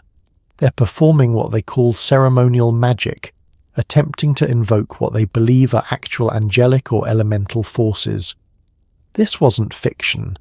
This was the Hermetic Order of the Golden Dawn's American Temple, and Halloween was one of their most important ritual nights. And they weren't alone. Across America in 1890, secret societies, occult organizations, and mystical fraternities were holding their own Halloween ceremonies, often far more elaborate and esoteric than anything happening at public parties or spiritualist gatherings. This is the Halloween most people never saw. Let me show you what was really happening in the shadows. The late Victorian era, roughly 1870 to 1900, experienced what historians call an occult revival, or esoteric explosion. While mainstream culture was embracing scientific rationalism and industrial progress, a significant counter-movement was developing that looked backward to ancient wisdom traditions, Eastern mysticism, and Western esoteric practices. This wasn't just a handful of eccentrics. According to historian Alex Owen, in her 2004 book The Place of Enchantment, British Occultism and the Culture of the Modern, thousands of educated middle and upper-class Victorians participated in occult organizations. Similar patterns existed in America, though documentation is spottier because many groups were secretive. Why did this happen? Why would educated Victorians living in the age of electricity and telegraphs and scientific advancement turn to ancient mysticism and magic? There are several interconnected reasons. First, Darwin's Origin of Species and emerging scientific materialism threatened traditional religious belief. People who couldn't accept Orthodox Christianity anymore but also couldn't accept pure materialism looked for alternatives. Occultism offered what scholar Wouter Hanegraaff calls rejected knowledge, spiritual frameworks outside mainstream religion. Second, colonialism and global trade exposed Westerners to Eastern religions and philosophies, Hinduism, Buddhism, Taoism.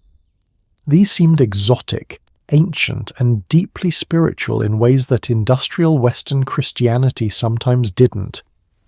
Occult movements often incorporated Eastern concepts into Western frameworks. Third, the spiritualist movement we discussed earlier had normalized the idea that supernatural phenomena might be real and investigable. Occultism took this further, claiming not just communication with the dead but actual magical powers, the ability to influence reality through ritual, symbol, and will. Let's start with the biggest player, Theosophy. Founded in New York City in 1875 by Helena Petrovna Blavatsky, Henry Steele Olcott, and William Quan Judge, the Theosophical Society claimed to preserve and teach ancient esoteric wisdom that had been passed down through secret lineages for millennia. Blavatsky was a fascinating, controversial figure. Russian-born, widely travelled, she claimed to have studied with mystical masters in Tibet and possessed secret knowledge about human spiritual evolution and hidden history. Her books, especially Isis Unveiled, 1877, and The Secret Doctrine, 1888, were dense, difficult, and wildly popular among certain audiences. By 1890, according to records from the Theosophical Society archives, there were over 100 Theosophical lodges in the United States, with membership estimated between 5,000 and 7,000 people. These weren't uneducated or marginal people. Many were professionals, intellectuals, and society figures who attended Theosophical lectures and study groups while maintaining respectable public lives. What does this have to do with Halloween? Theosophists believed that certain times of year were spiritually significant, moments when the astral plane and physical plane were closer together, making spiritual work more effective. Halloween, with its ancient pagan associations, was considered one of these times. Theosophical lodges held special Halloween meetings featuring lectures on esoteric topics, meditation sessions, and what they called thought-form visualization exercises, essentially magical practices aimed at spiritual development. According to the Theosophist Journal from October 1889, Halloween was seen as a night of exceptional spiritual potency, when the earnest student might achieve in hours what normally requires months of practice. More secretive and explicitly magical was the Hermetic Order of the Golden Dawn, founded in London in 1887 but establishing American connections by the late 1880s. This organization taught ceremonial magic, elaborate rituals involving specific words, gestures, symbols, and tools meant to invoke spiritual forces and transform the practitioner's consciousness. The Golden Dawn's membership was small but influential.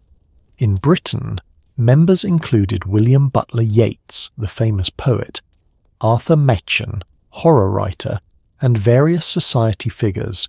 American membership was more limited, and documentation is scarce because the organization was genuinely secret, with members sworn to not reveal teachings or even membership. What we know about Golden Dawn Halloween practices comes from materials published much later, after the organization splintered and some members revealed its teachings. According to Israel Regardie's books published in the 1930s-40s but describing 1890s practices, Halloween was used for specific rituals including portal workings, ceremonies meant to open spiritual gateways, and Assumption of God forms, where practitioners would ritually embody divine archetypes. These weren't party games. These were serious, complex rituals that could last hours, requiring extensive preparation, memorization of texts, and precise execution of ceremonial procedures. Members believed they were engaging actual spiritual forces, not just performing psychological exercises. The Hermetic Brotherhood of Luxor was another occult organization active in the 1880s-90s, though it was more focused on sexual mysticism and Eastern practices. Founded around 1884, it taught techniques supposedly derived from Tantric Buddhism and ancient Egyptian mystery schools.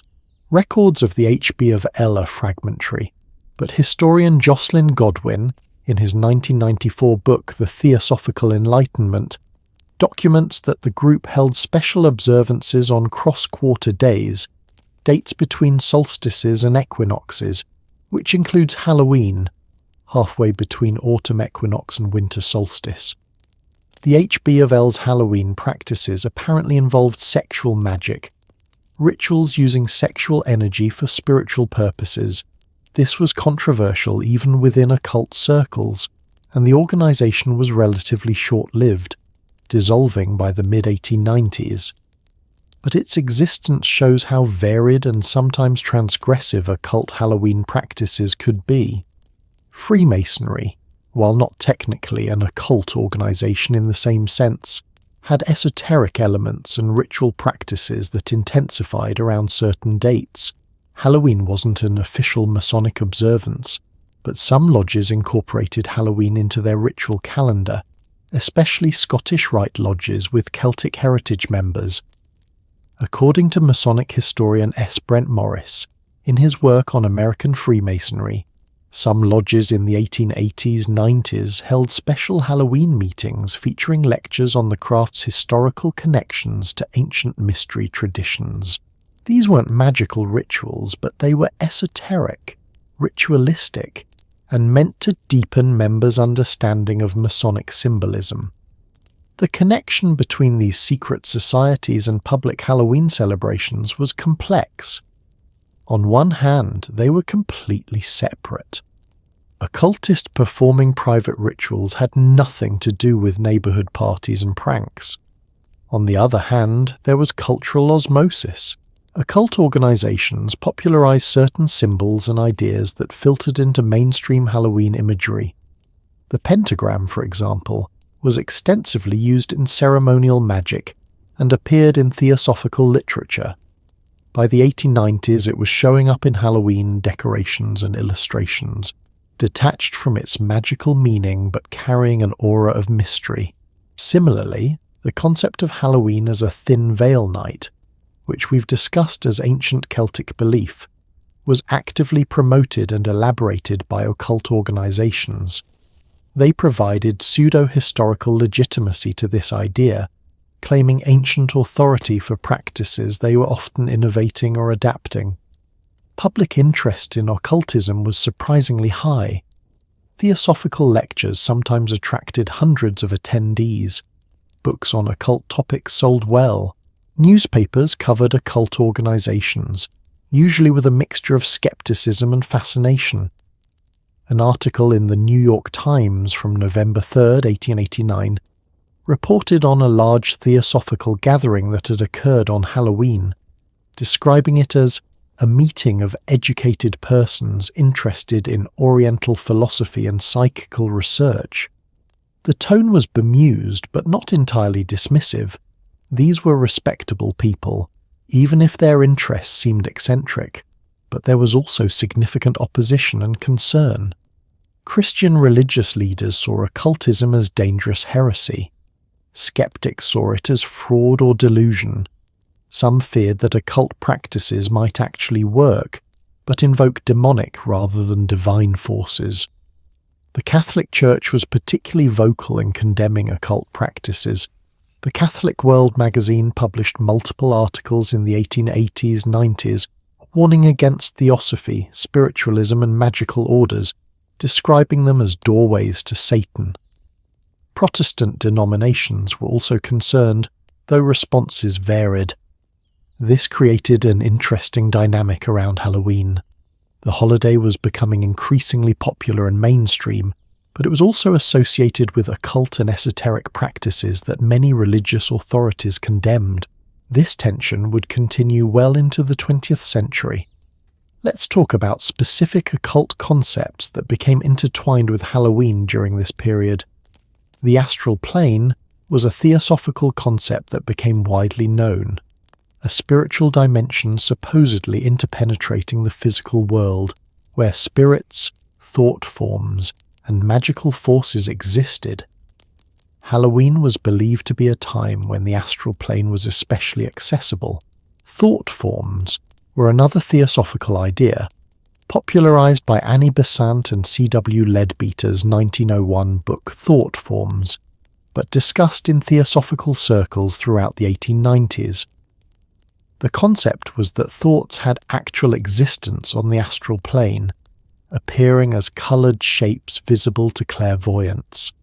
Halloween, as a night of heightened psychic activity, would supposedly generate especially visible and powerful thought forms.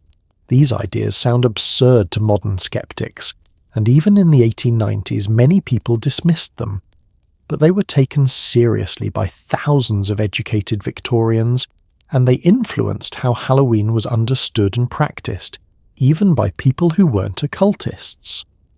The concept of vibrations or emanations was everywhere in occult literature. Different times, places and objects supposedly had different vibrational frequencies that affected spiritual work. Halloween's vibrations were considered uniquely conducive to magical practice, communication with non-physical entities, and spiritual advancement. Again, this might seem like pseudoscientific nonsense, and from a modern scientific perspective, it is. But it's important to understand that Victorians were trying to create what they saw as a scientific spirituality, using metaphors from physics and chemistry to describe spiritual phenomena. The language of vibrations and emanations made occultism feel modern and rational to practitioners. Women played crucial roles in occult organizations, often more prominent roles than in mainstream religion or society. The Golden Dawn initiated women and men equally, radical for the time. Theosophy was co-founded by a woman and had many female leaders. Spiritualism, as we've discussed, was dominated by female mediums. This created spaces where women could claim spiritual authority, teach, lead rituals, and develop esoteric knowledge. Halloween observances in occult groups often featured female ritualists, which was essentially unthinkable in mainstream religious contexts. Historian Joy Dickson, in her 2001 book Divine Feminine Theosophy and Feminism in England, argues that occult organizations provided important spaces for early feminist organizing and consciousness raising, precisely because they allowed women authority and autonomy. The same was true in America. There's a fascinating intersection between occult Halloween practices and the fortune-telling games we discussed earlier. Some occultists believed that the popular divination games, mirror-gazing, apple peels, nut-burning, were debased versions of genuine magical techniques. They attempted to restore these practices to what they imagined was their original power. This meant performing similar actions but with elaborate preparation, ritual purification, invocation of spiritual forces, precise timing according to astrological calculations, use of consecrated tools. A mirror divination that a young woman at a party might do casually would become, in occult hands, a serious magical operation taking hours and requiring extensive preparation. Were these practices effective? Did they actually produce supernatural results?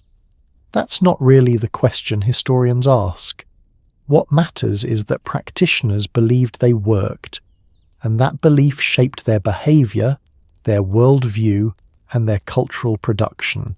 Some interesting crossover existed between occult groups and other social movements. Theosophy had connections to vegetarianism, animal welfare, Eastern philosophy study, and progressive politics.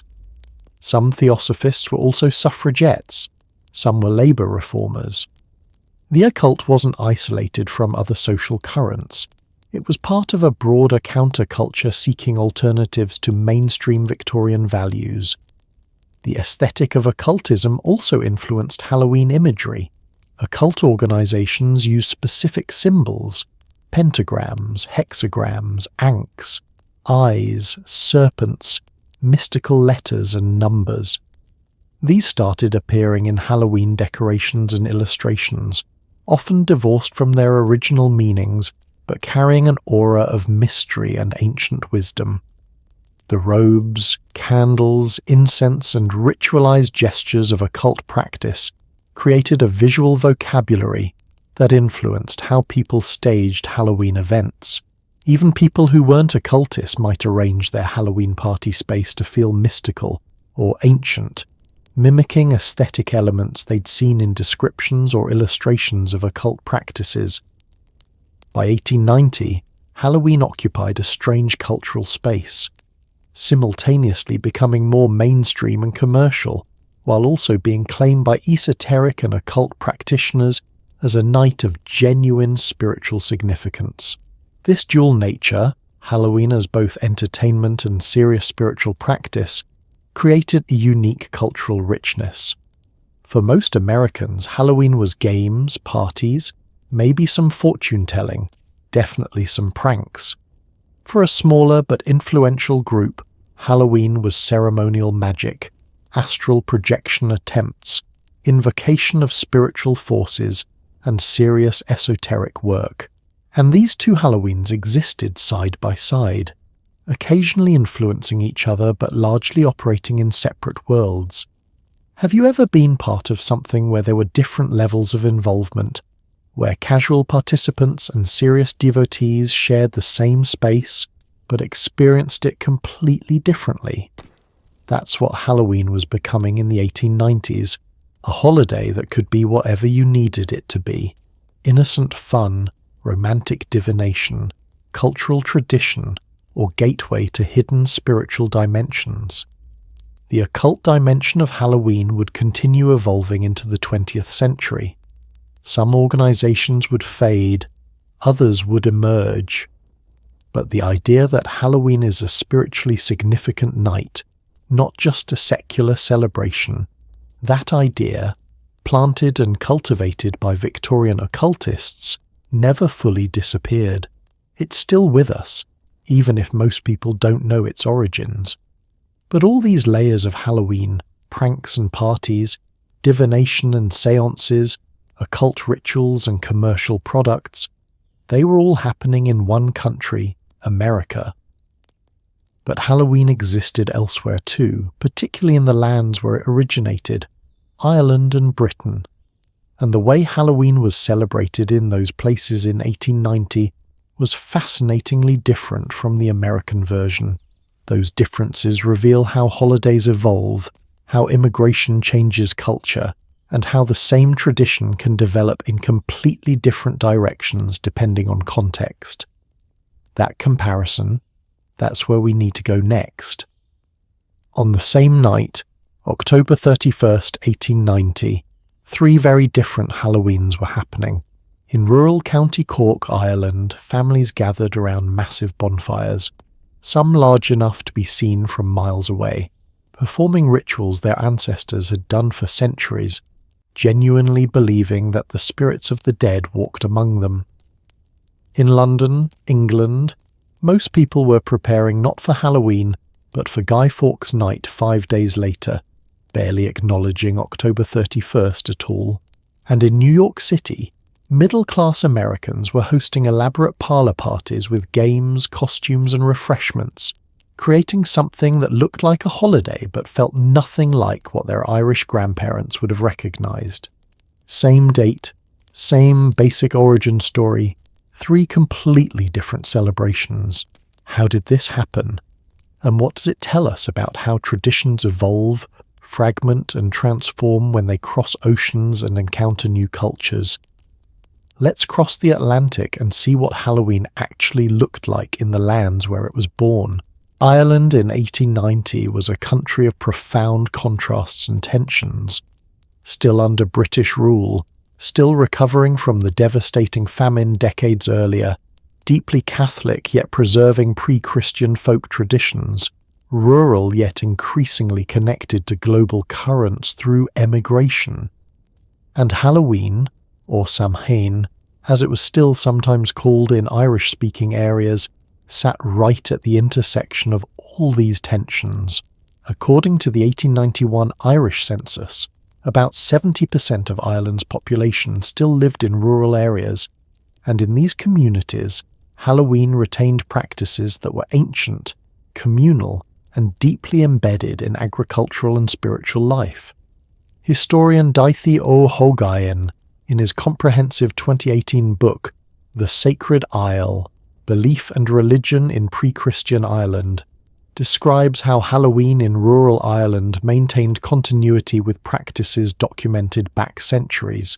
The evening began with practical matters, bringing cattle in from distant pastures for the winter, ensuring all farm work was completed before darkness fell, extinguishing and relighting household fires. The bonfire tradition was massive in Ireland, far more central than in America.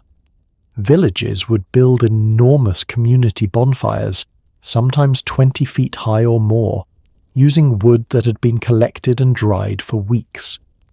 These weren't just decorative, they were protective and purifying. People would walk around the fire clockwise, always clockwise, never counterclockwise, which was considered dangerous, sometimes carrying burning sticks back to relight their home hearths.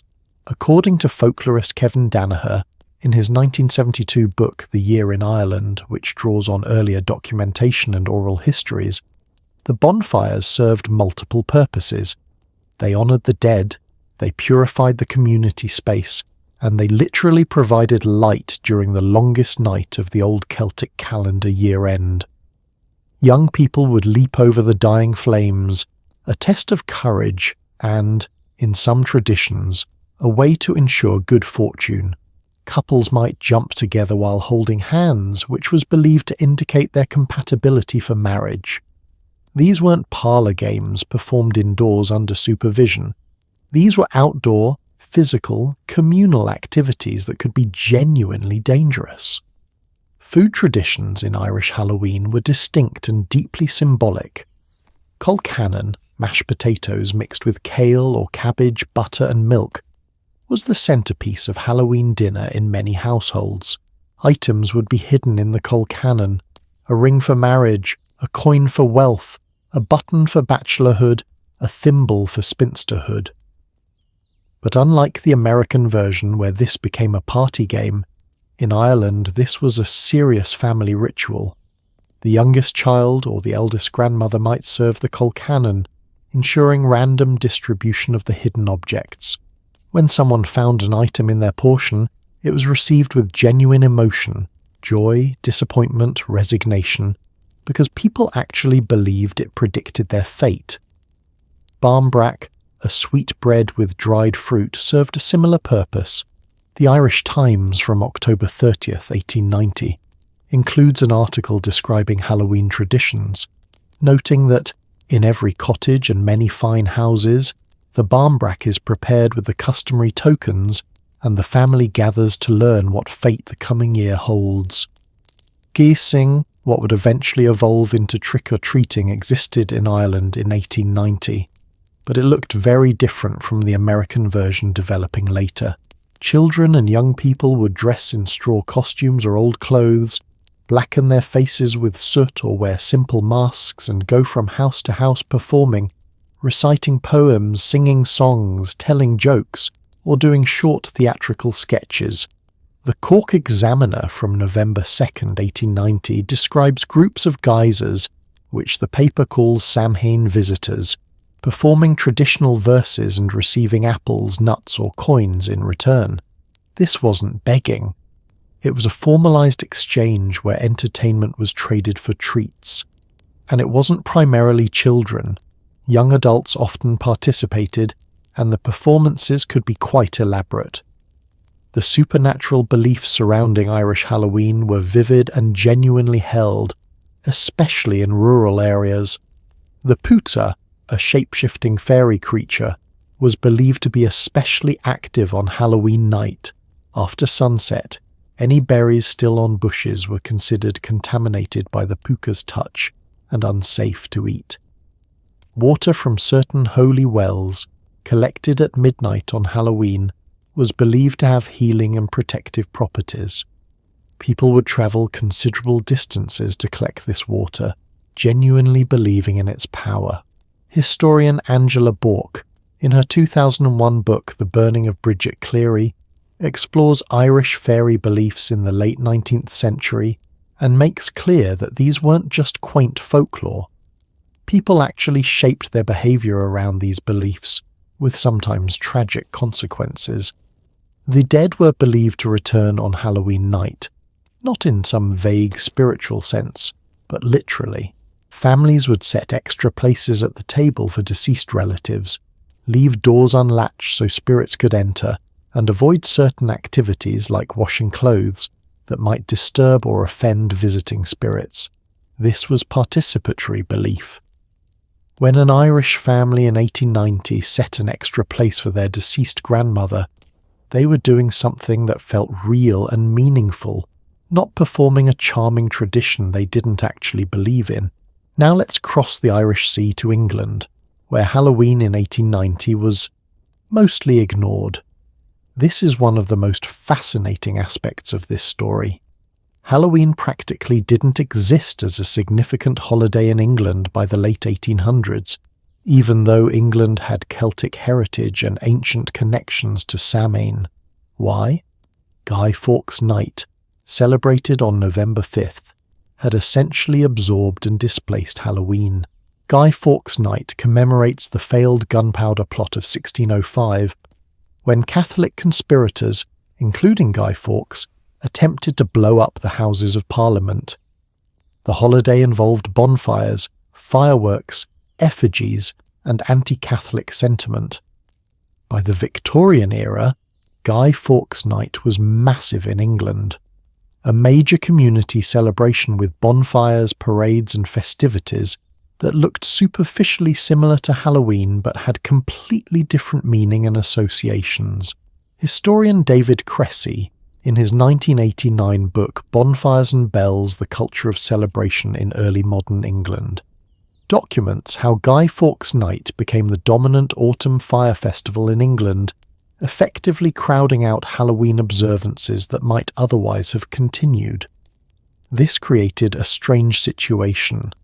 England, which had once celebrated Halloween as part of its Celtic heritage, had largely forgotten it by 1890. Meanwhile, Irish immigrants to America were reviving and reinventing Halloween in a new context, creating a transatlantic version that would eventually be re-exported back to England decades later.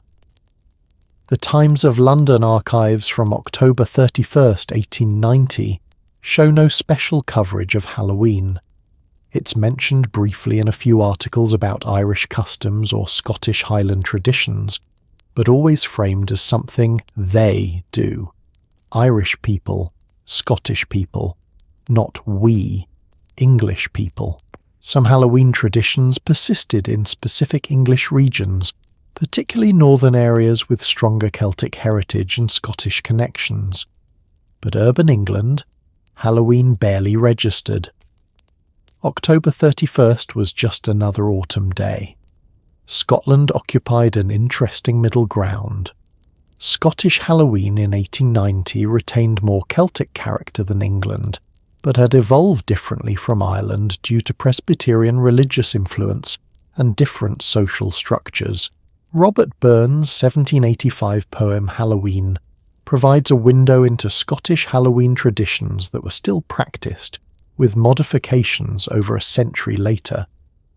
The poem describes guising, divination games, bonfires, and supernatural beliefs, many of which continued into the 1890s in rural Scottish communities. According to folklorist F. Marian McNeill in her 1961 book The Silver Bough, which documents Scottish folk customs, Halloween in 1890s Scotland featured turnip lanterns, the original jack-o'-lanterns before Irish immigrants in America switched to pumpkins. Carving these was arduous. Turnips are small, dense, and difficult to hollow out. Scottish Halloween divination practices were extensive and detailed. Young women would perform elaborate rituals, pulling kale stalks while blindfolded. The shape of the stalk predicted your future husband's characteristics. Eating a salty herring before bed to dream of your future spouse bringing you water, or standing in front of a mirror while eating an apple to see a future husband's reflection. These weren't casual party games. McNeill's documentation, based on interviews with elderly Scots in the mid-20th century remembering their youth in the 1880s-90s, makes clear these practices were performed with genuine hope and belief by young people facing uncertain futures. The class dimension in Scotland was also pronounced. Wealthy urban Scots might hold refined harvest dinners on Halloween, Acknowledging the date but domesticating its wilder aspects, rural and working-class Scots maintained more traditional communal outdoor celebrations that connected directly to agricultural cycles and folk beliefs. Now, let's do direct comparisons to highlight how the same holiday evolved so differently. Bonfires. Ireland had massive community bonfires with genuine spiritual significance. Scotland had significant bonfires but somewhat smaller and more controlled. England focused bonfire energy on Guy Fawkes Night instead. America had mostly moved indoors to parlors, with outdoor bonfires becoming rare except in rural areas. Supernatural belief. Ireland maintained strong genuine belief in spirits, fairies, and the returning dead. Scotland had similar beliefs but increasingly framed them as old customs rather than current beliefs. England was sceptical, viewing supernatural beliefs as superstition. America was split. Serious spiritualists believed deeply, but mainstream culture treated supernatural themes as entertainment. Food traditions. Ireland had colcannon and barmbrack with divination items, eaten as family ritual. Scotland had similar practices plus distinctive dishes like champit tatties. England largely ignored Halloween food. America had adapted these traditions into party refreshments, oyster stew, soul cakes, candy apples, making them more refined and less spiritually loaded, guising costuming. Ireland had straw costumes and blackened faces for outdoor performance. Scotland had similar practices with turnip lanterns. England barely practiced this. America was developing elaborate indoor costume parties with purchased or homemade costumes, emphasizing creativity and social display over supernatural disguise. Community versus private. Ireland's Halloween was intensely communal, whole villages participating together. Scotland was similar though, with more class division. England's Guy Fawkes Night was communal but not on October 31st. America was moving toward private household-based celebrations, especially among the middle class. The Folklore Journal, published by the British Folklore Society in 1890, contains articles documenting these regional differences, showing that scholars at the time were aware of and studying these variations. One article specifically notes that Irish immigrants in America were creating a hybrid celebration unknown in their homeland, maintaining some traditional elements while adapting to American contexts and adding American innovations. This raises fascinating questions about authenticity and tradition. Which Halloween was real? The Irish village bonfire with ancient Celtic roots, the American parlor party with fortune-telling games, the Scottish turnip carving with Presbyterian overtones. The answer, of course, is all of them, and none of them. Traditions aren't static, authentic things. They're living practices that evolve constantly. Here's something that might surprise you. Some Irish and Scottish commentators in the 1890s were actually critical of how Americans were celebrating Halloween. They saw the American version as commercialized, frivolous, disconnected from genuine spiritual and agricultural meaning. An editorial in the Irish Independent from November 1891 comments on reports of American Halloween parties, noting that our cousins across the Atlantic have transformed Samhain into fashionable entertainment, losing its sacred character in pursuit of modern amusement. There's nostalgia and criticism there, a sense that authenticity was being lost. But Irish immigrants in America had a different perspective. For them, maintaining Halloween traditions, even in modified form, was about preserving identity, honoring heritage, and passing something meaningful to children who were growing up American. The modifications weren't betrayals, they were adaptations necessary for survival in a new context. Economic factors shaped these differences too. Ireland in 1890 was significantly poorer than America. Elaborate costumes, expensive party foods, commercial decorations. these weren't options for most Irish families. American Halloween's increasing commercialization reflected American wealth and consumer culture, not just cultural differences. The religious landscape mattered enormously. Ireland was overwhelmingly Catholic, with a Catholic church that had complicated relationships with folk traditions, sometimes condemning them as pagan, sometimes tolerating them, sometimes incorporating them. Presbyterian Scotland had stricter religious authorities often hostile to Halloween celebrations, which pushed practices towards secrecy or abandonment. Anglican England was less concerned with Halloween because it barely existed. And America's religious diversity meant no single religious authority could control how Halloween developed. By 1890, you could trace Halloween's divergent evolution through immigration patterns, religious contexts, economic development, urbanization, and cultural exchange. The holiday was fragmenting and multiplying, creating parallel versions that would continue evolving separately for decades. Have you ever gone back to visit a place you once lived and found that life there continued changing without you? That everything evolved in directions you couldn't have predicted? That's what happened with Halloween. It left Ireland and Scotland, travelled to America, and became something new, while the original versions also kept changing in response to their own contexts. But all these versions of Halloween, Irish bonfires, American parlor parties, Scottish turnip carving, they were all celebrations, even if quite different ones. We haven't fully addressed something darker, something that Halloween in 1890 was steeped in, but which we've only touched on in passing. Death. Real death. Victorian death. The omnipresence of mortality that made Halloween's supernatural themes hit differently than they do for us today.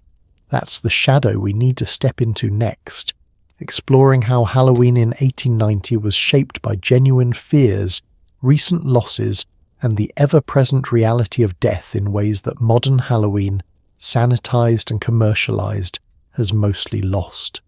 Ready to confront the darkness?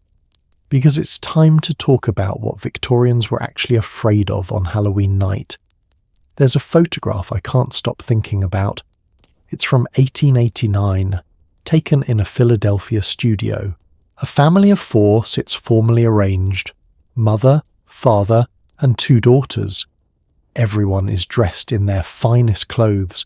Everyone sits perfectly still, as photography required. But look closer at the youngest daughter, the one on the left. Her eyes are closed. Her head tilts at a slightly unnatural angle. Her skin has an odd waxy quality, even through the sepia tone. She's dead.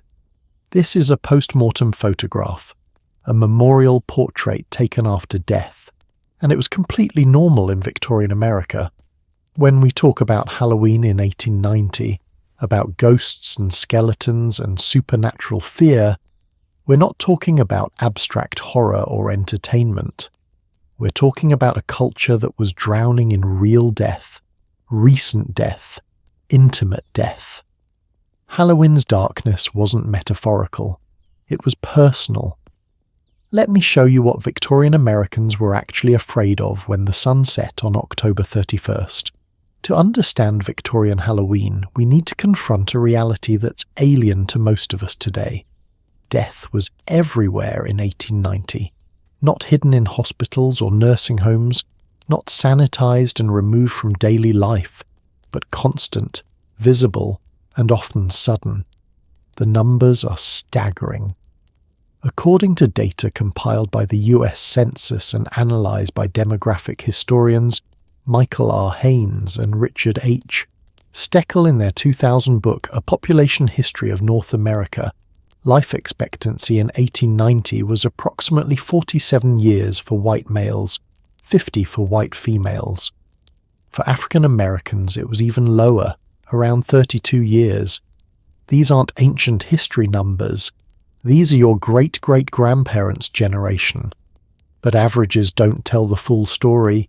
The real horror was infant and child mortality. Roughly 20% of children died before their 5th birthday. That's 1 in 5.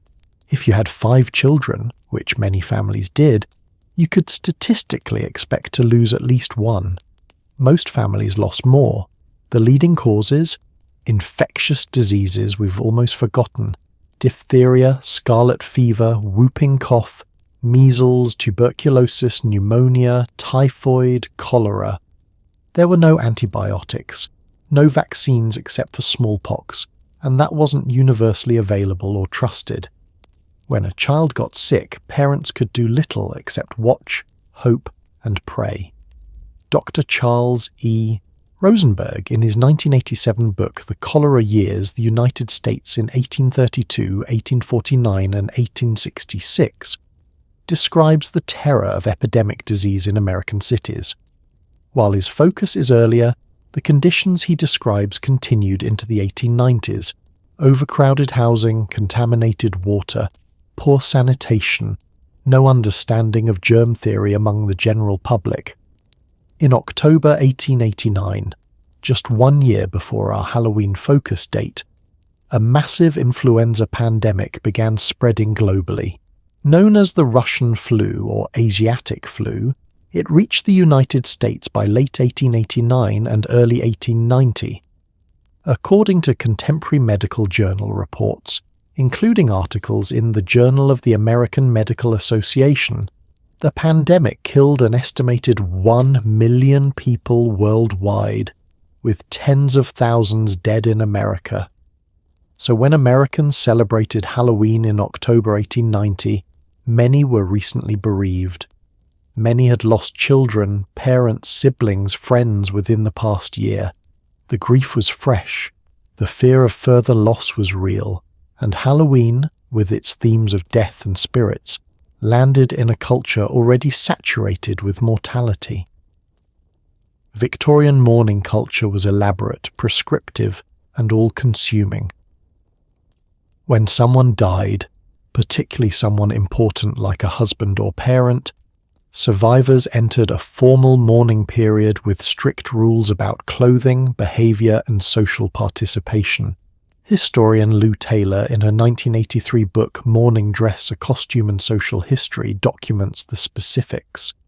For a widow, full mourning required wearing completely black clothing, dress, undergarments, jewellery, even handkerchiefs, for at least 1 year, sometimes 2. Then, second mourning with slight colour variations for another year. Then, half mourning with greys and purples. This wasn't just about clothing.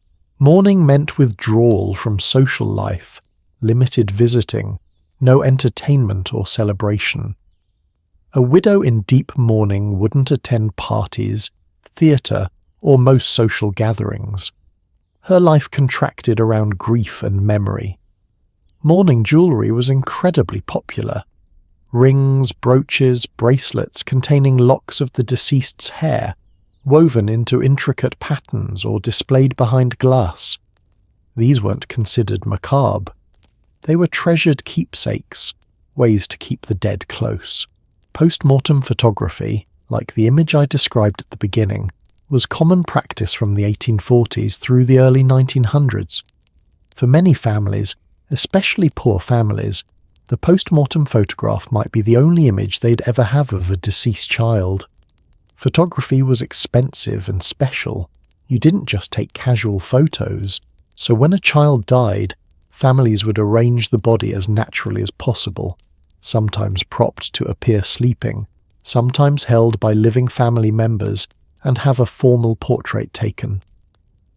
The photographer Stanley Burns, in his 1990 book Sleeping Beauty: Memorial Photography in America, collected and analysed thousands of these images. They're haunting to modern viewers, but Burns argues they served important psychological functions, providing tangible memory, allowing grief expression, and creating family records that included deceased members. Halloween in 1890 existed within this death-saturated culture. When Victorian Americans decorated with skulls and skeletons, they weren't engaging in abstract horror.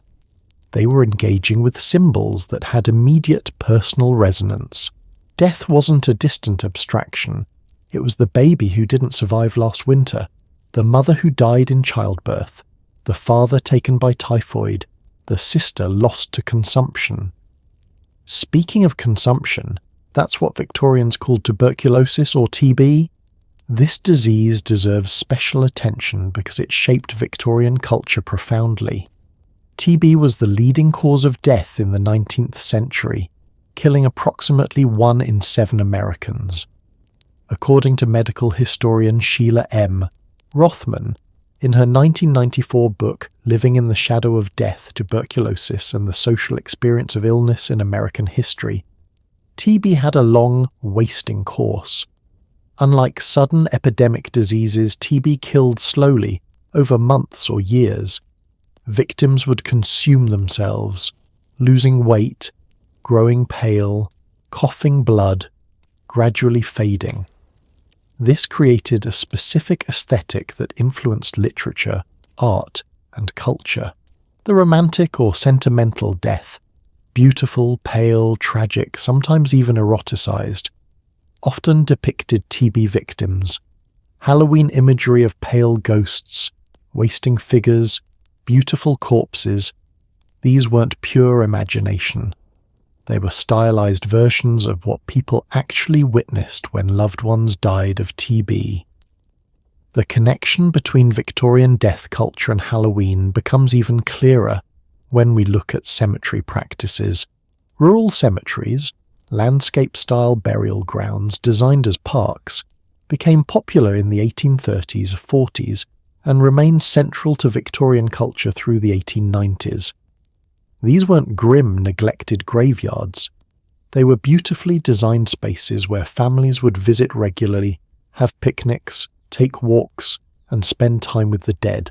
Mount Auburn Cemetery in Massachusetts, Laurel Hill in Philadelphia, Greenwood in Brooklyn.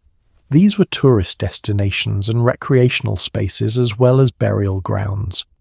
Historian David Charles Sloan, in his 1991 book, The Last Great Necessity: Cemeteries in American History, describes how Victorians embraced cemeteries as spaces for contemplation, family connection, and even entertainment. This seems bizarre to us, but it made sense in a culture where death was omnipresent, and the boundary between living and dead felt more permeable.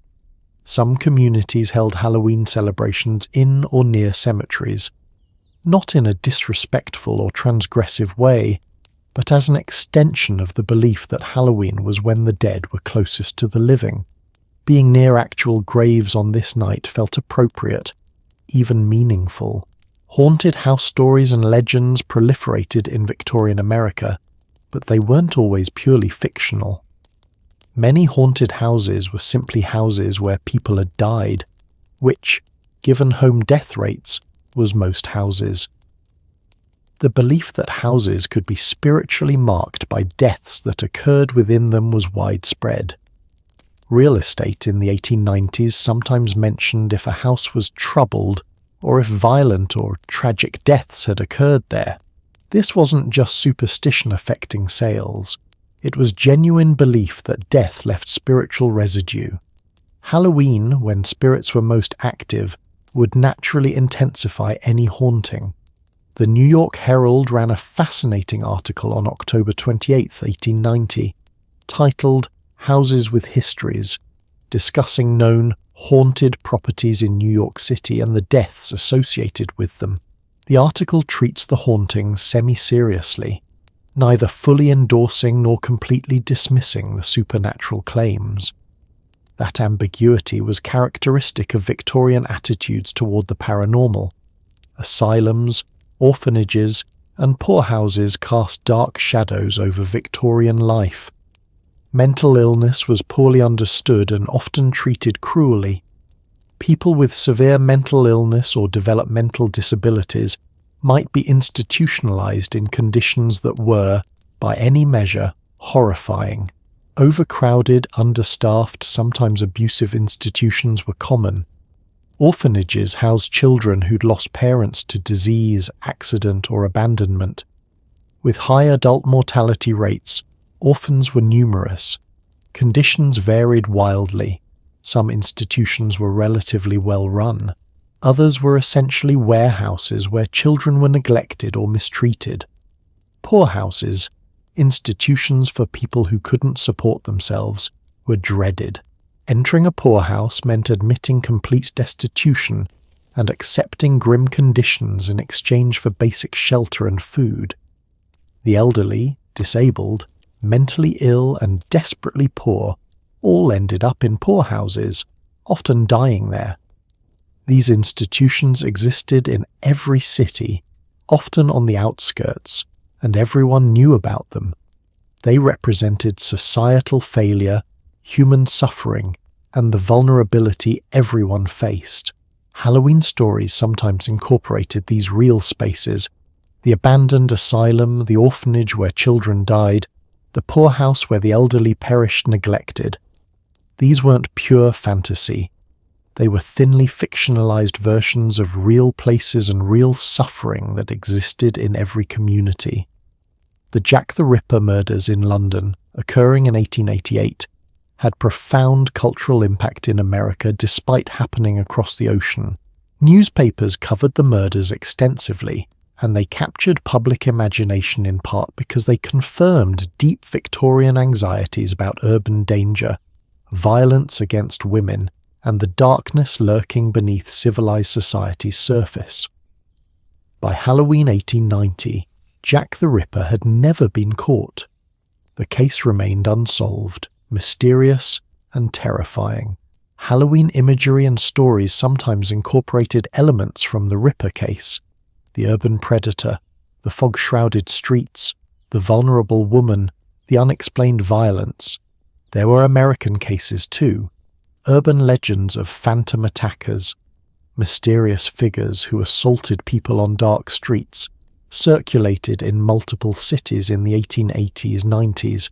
Spring-heeled Jack, a legendary figure in England who supposedly attacked people and made superhuman leaps to escape, had American equivalents in various cities. Were these real serial attackers, misidentified accidents, mass hysteria, or pure legend? Historians debate, but what matters is that people believed they might be real.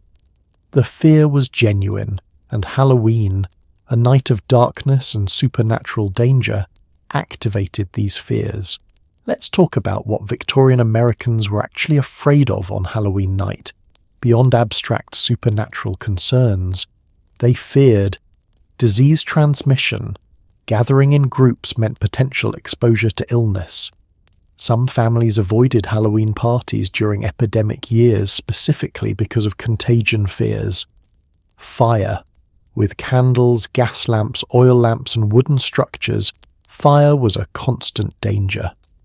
Halloween decorations and jack-o'-lanterns with open flames increased risk. News reports from late October and early November in various years mention Halloween-related fires that destroyed property or claimed lives. Street violence. The pranks we discussed weren't always harmless. There was real violence on Halloween nights. Fights, assaults, injuries from dangerous pranks. Parents worried about children and teenagers out after dark. Spiritual danger. For people who genuinely believed supernatural forces were active on Halloween, the fear was that dabbling in divination, séances, or occult practices might open doors to malevolent entities or spiritual harm. Some religious authorities warned that Halloween practices were literally dangerous to souls. Social ruin. For women especially, Halloween parties created situations where reputations could be damaged. Spending time in dark spaces with men, engaging in activities that could be seen as improper, making romantic choices that might be regretted. These weren't irrational fears. They were responses to genuine dangers in Victorian life. Halloween concentrated multiple anxieties into one night, which is partly why it was both attractive and unsettling.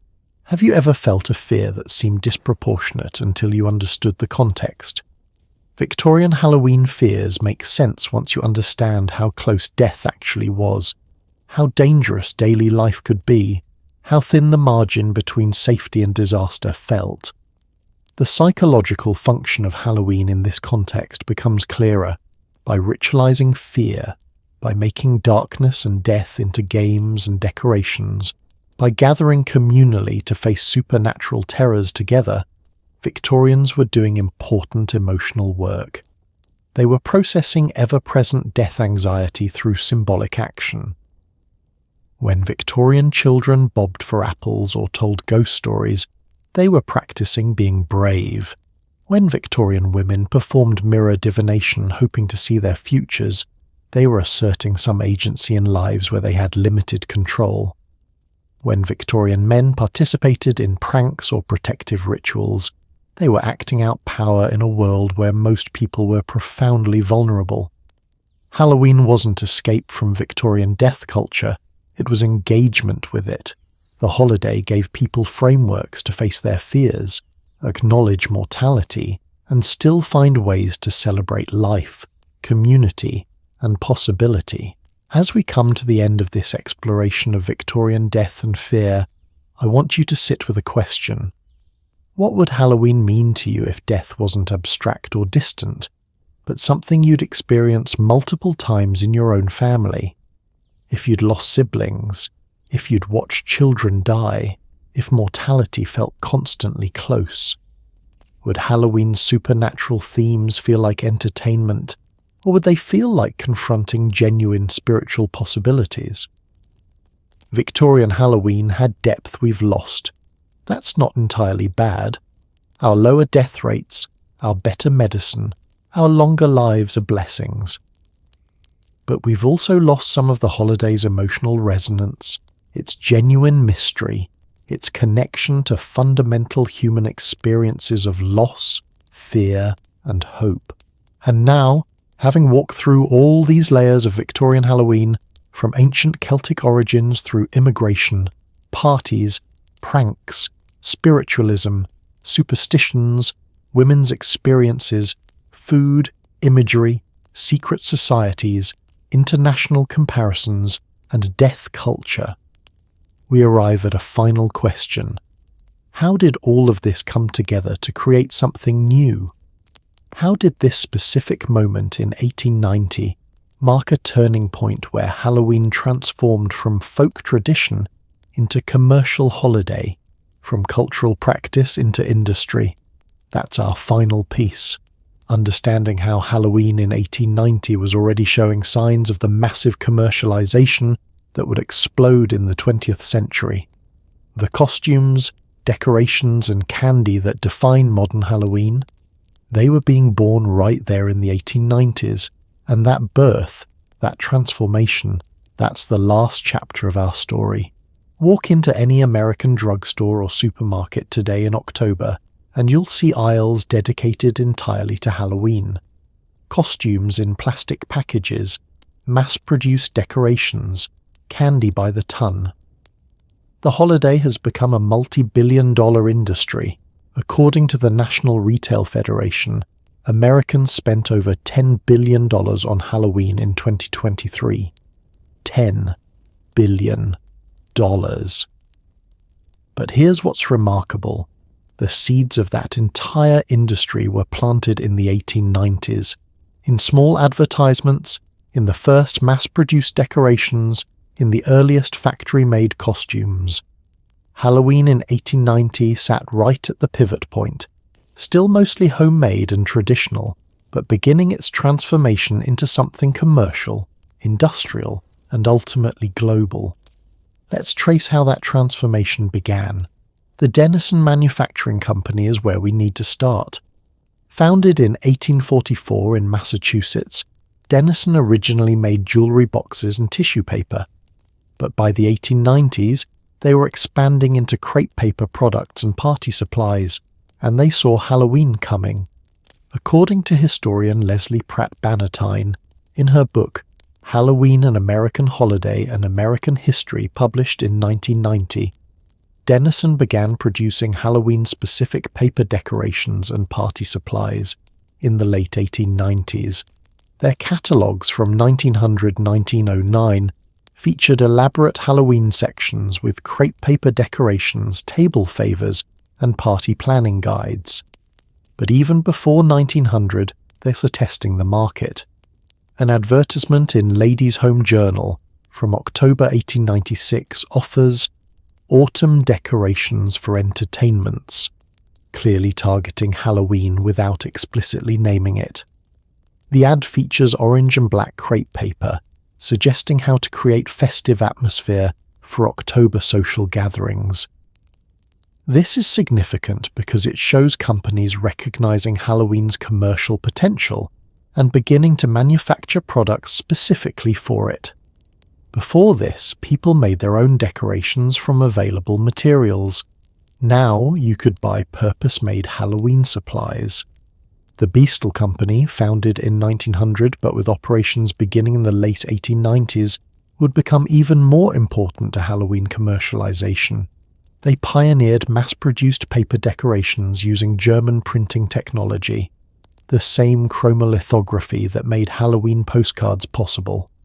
Early Beastle products included honeycomb tissue decorations, those folded paper decorations that expand into three-dimensional shapes in Halloween motifs: black cats, witches, pumpkins, skulls. These were affordable, attractive, and saved enormous time compared to hand-making decorations. What's fascinating is how companies had to create demand while working within existing traditions. They couldn't just impose Halloween on Americans, it was already there. What they could do was offer products that made existing practices easier, more elaborate, or more impressive. Halloween postcards, which we discussed earlier, were part of this emerging commercial culture. By the late 1890s, multiple companies were producing Halloween postcards specifically for the American market.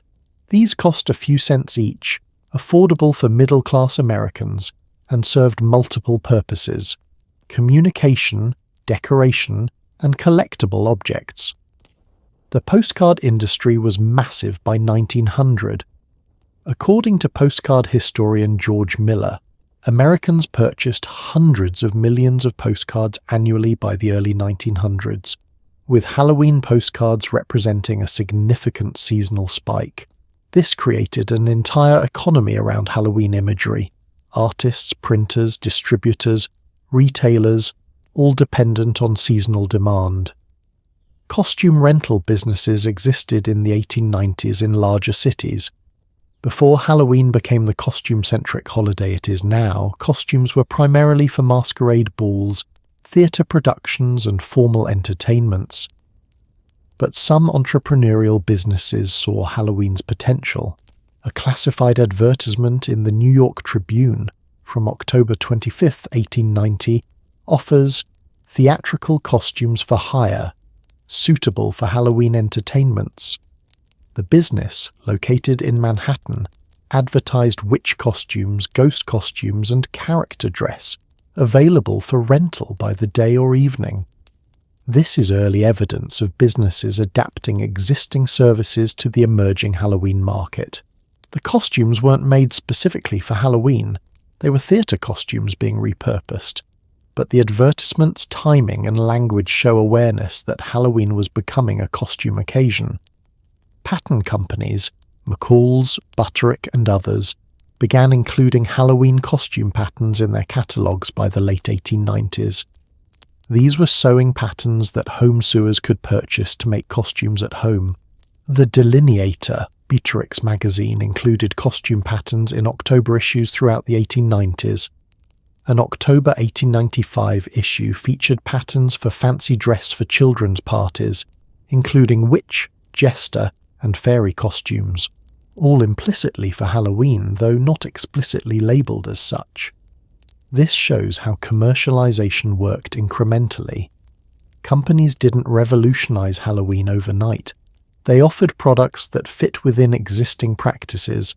Home sewing was normal, so offering patterns made sense, while gradually expanding what was possible and expected. Candy companies were beginning to recognize Halloween's potential in the 1890s. though the full candy Halloween connection wouldn't solidify until decades later. Confectionery advertisements in October, issues of magazines sometimes featured Halloween imagery or suggested their products for autumn entertainments. The Curtis Candy Company, founded in 1916, and other companies would later revolutionize Halloween through candy, but the groundwork was being laid in the 1890s through seasonal marketing and product placement in stores during October. What's particularly interesting is how commercialization changed social expectations. Once you could buy elaborate decorations, costumes and supplies, homemade versions began to seem inadequate by comparison. This created pressure to spend money to celebrate properly. Fashion historian Lee Eric Schmidt, in his 1995 book Consumer Rights, The Buying and Selling of American Holidays, analyzes how holidays became commercialized in America. He argues that commercial interests actively shaped holiday practices, encouraging spending by linking it to social status, family love, and proper celebration. For Halloween specifically, the message became, if you care about your family, your social standing, your children's happiness, you need to buy products to celebrate correctly. This is marketing as cultural engineering. But commercialization wasn't purely top-down manipulation. Consumers also drove demand. People wanted easier ways to celebrate, more impressive decorations, more elaborate costumes. Commercial products met genuine desires, even as they also created new ones. The tension between authentic tradition and commercial innovation was already visible in the 1890s. Some cultural commentators worried that commercialization would destroy Halloween's folk character, turning it into just another excuse for spending money. An editorial in The Nation magazine from October 1895 complained that ancient festivals are being transformed into opportunities for mercantile profit, losing their spiritual and communal character in the process.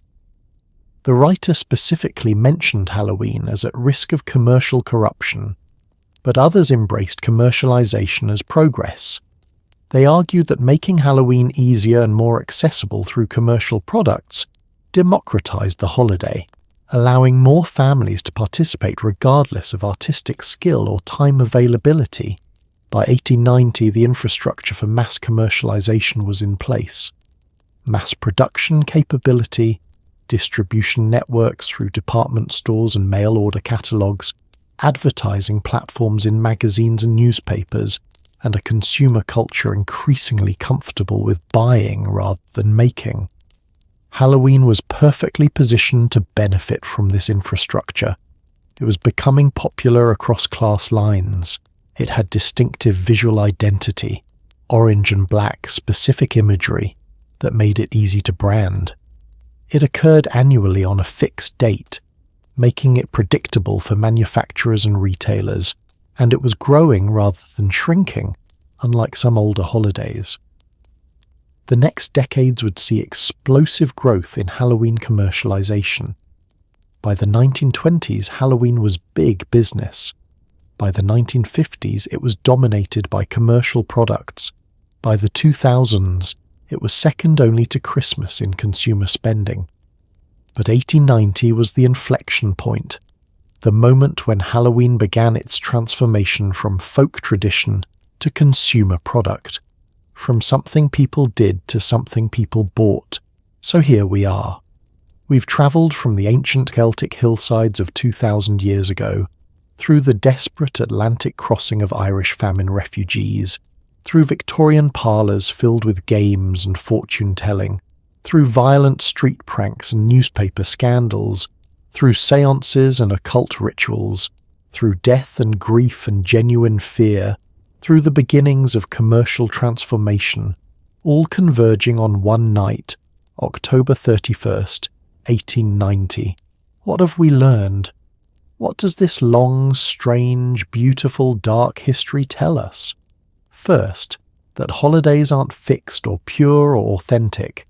They're living things that evolve constantly, that absorb influences, that change meaning depending on who's celebrating and why. The Halloween of 1890 was already radically different from ancient Samhain, and it would continue evolving into the Halloween we know today. Second, that immigration transforms culture in profound ways. American Halloween exists because Irish and Scottish people brought their traditions across an ocean and adapted them to survive in a new world.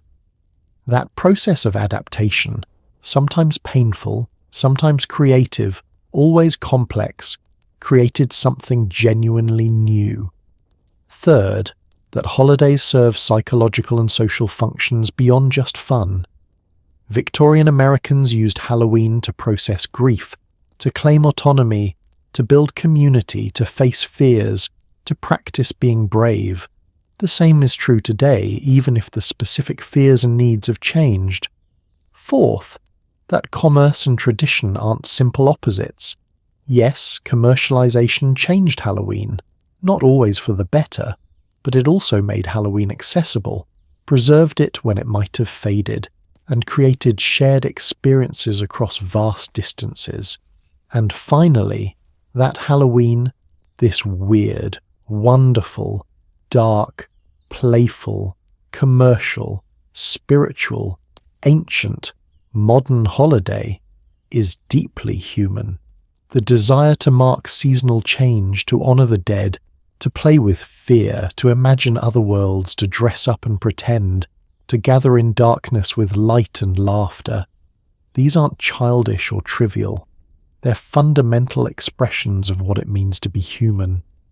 When you celebrate Halloween now, whether you're trick-or-treating with children, attending a costume party, watching horror movies, or just appreciating the autumn atmosphere, you're participating in this vast historical river. You're connected to those Victorian parlor parties, to Irish bonfires, to ancient Celtic ceremonies, to secret occult rituals, to newspaper scandals and pranks, to grief and hope and community.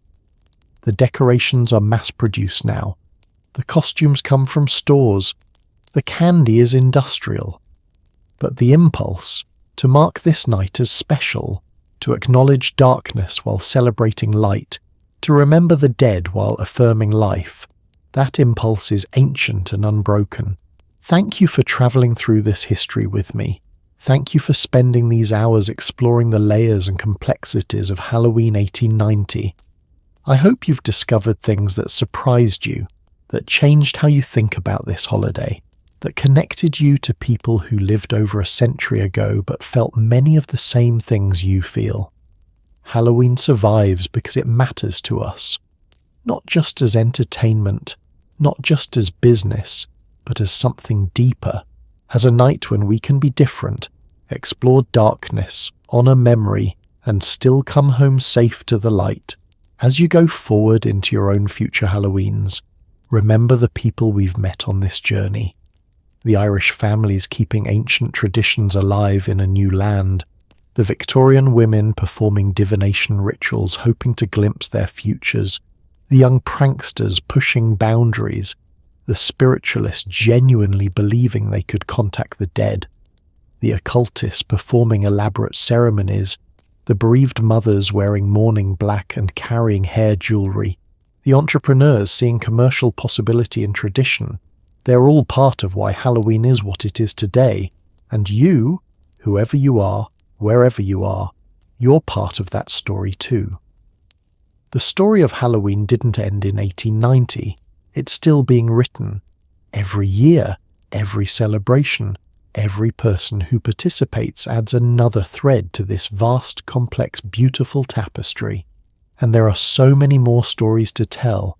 How Halloween evolved through the 20th century, how it spread globally, how different cultures adapted it, how it continues changing today. But those stories, those are for another night. For now, rest easy.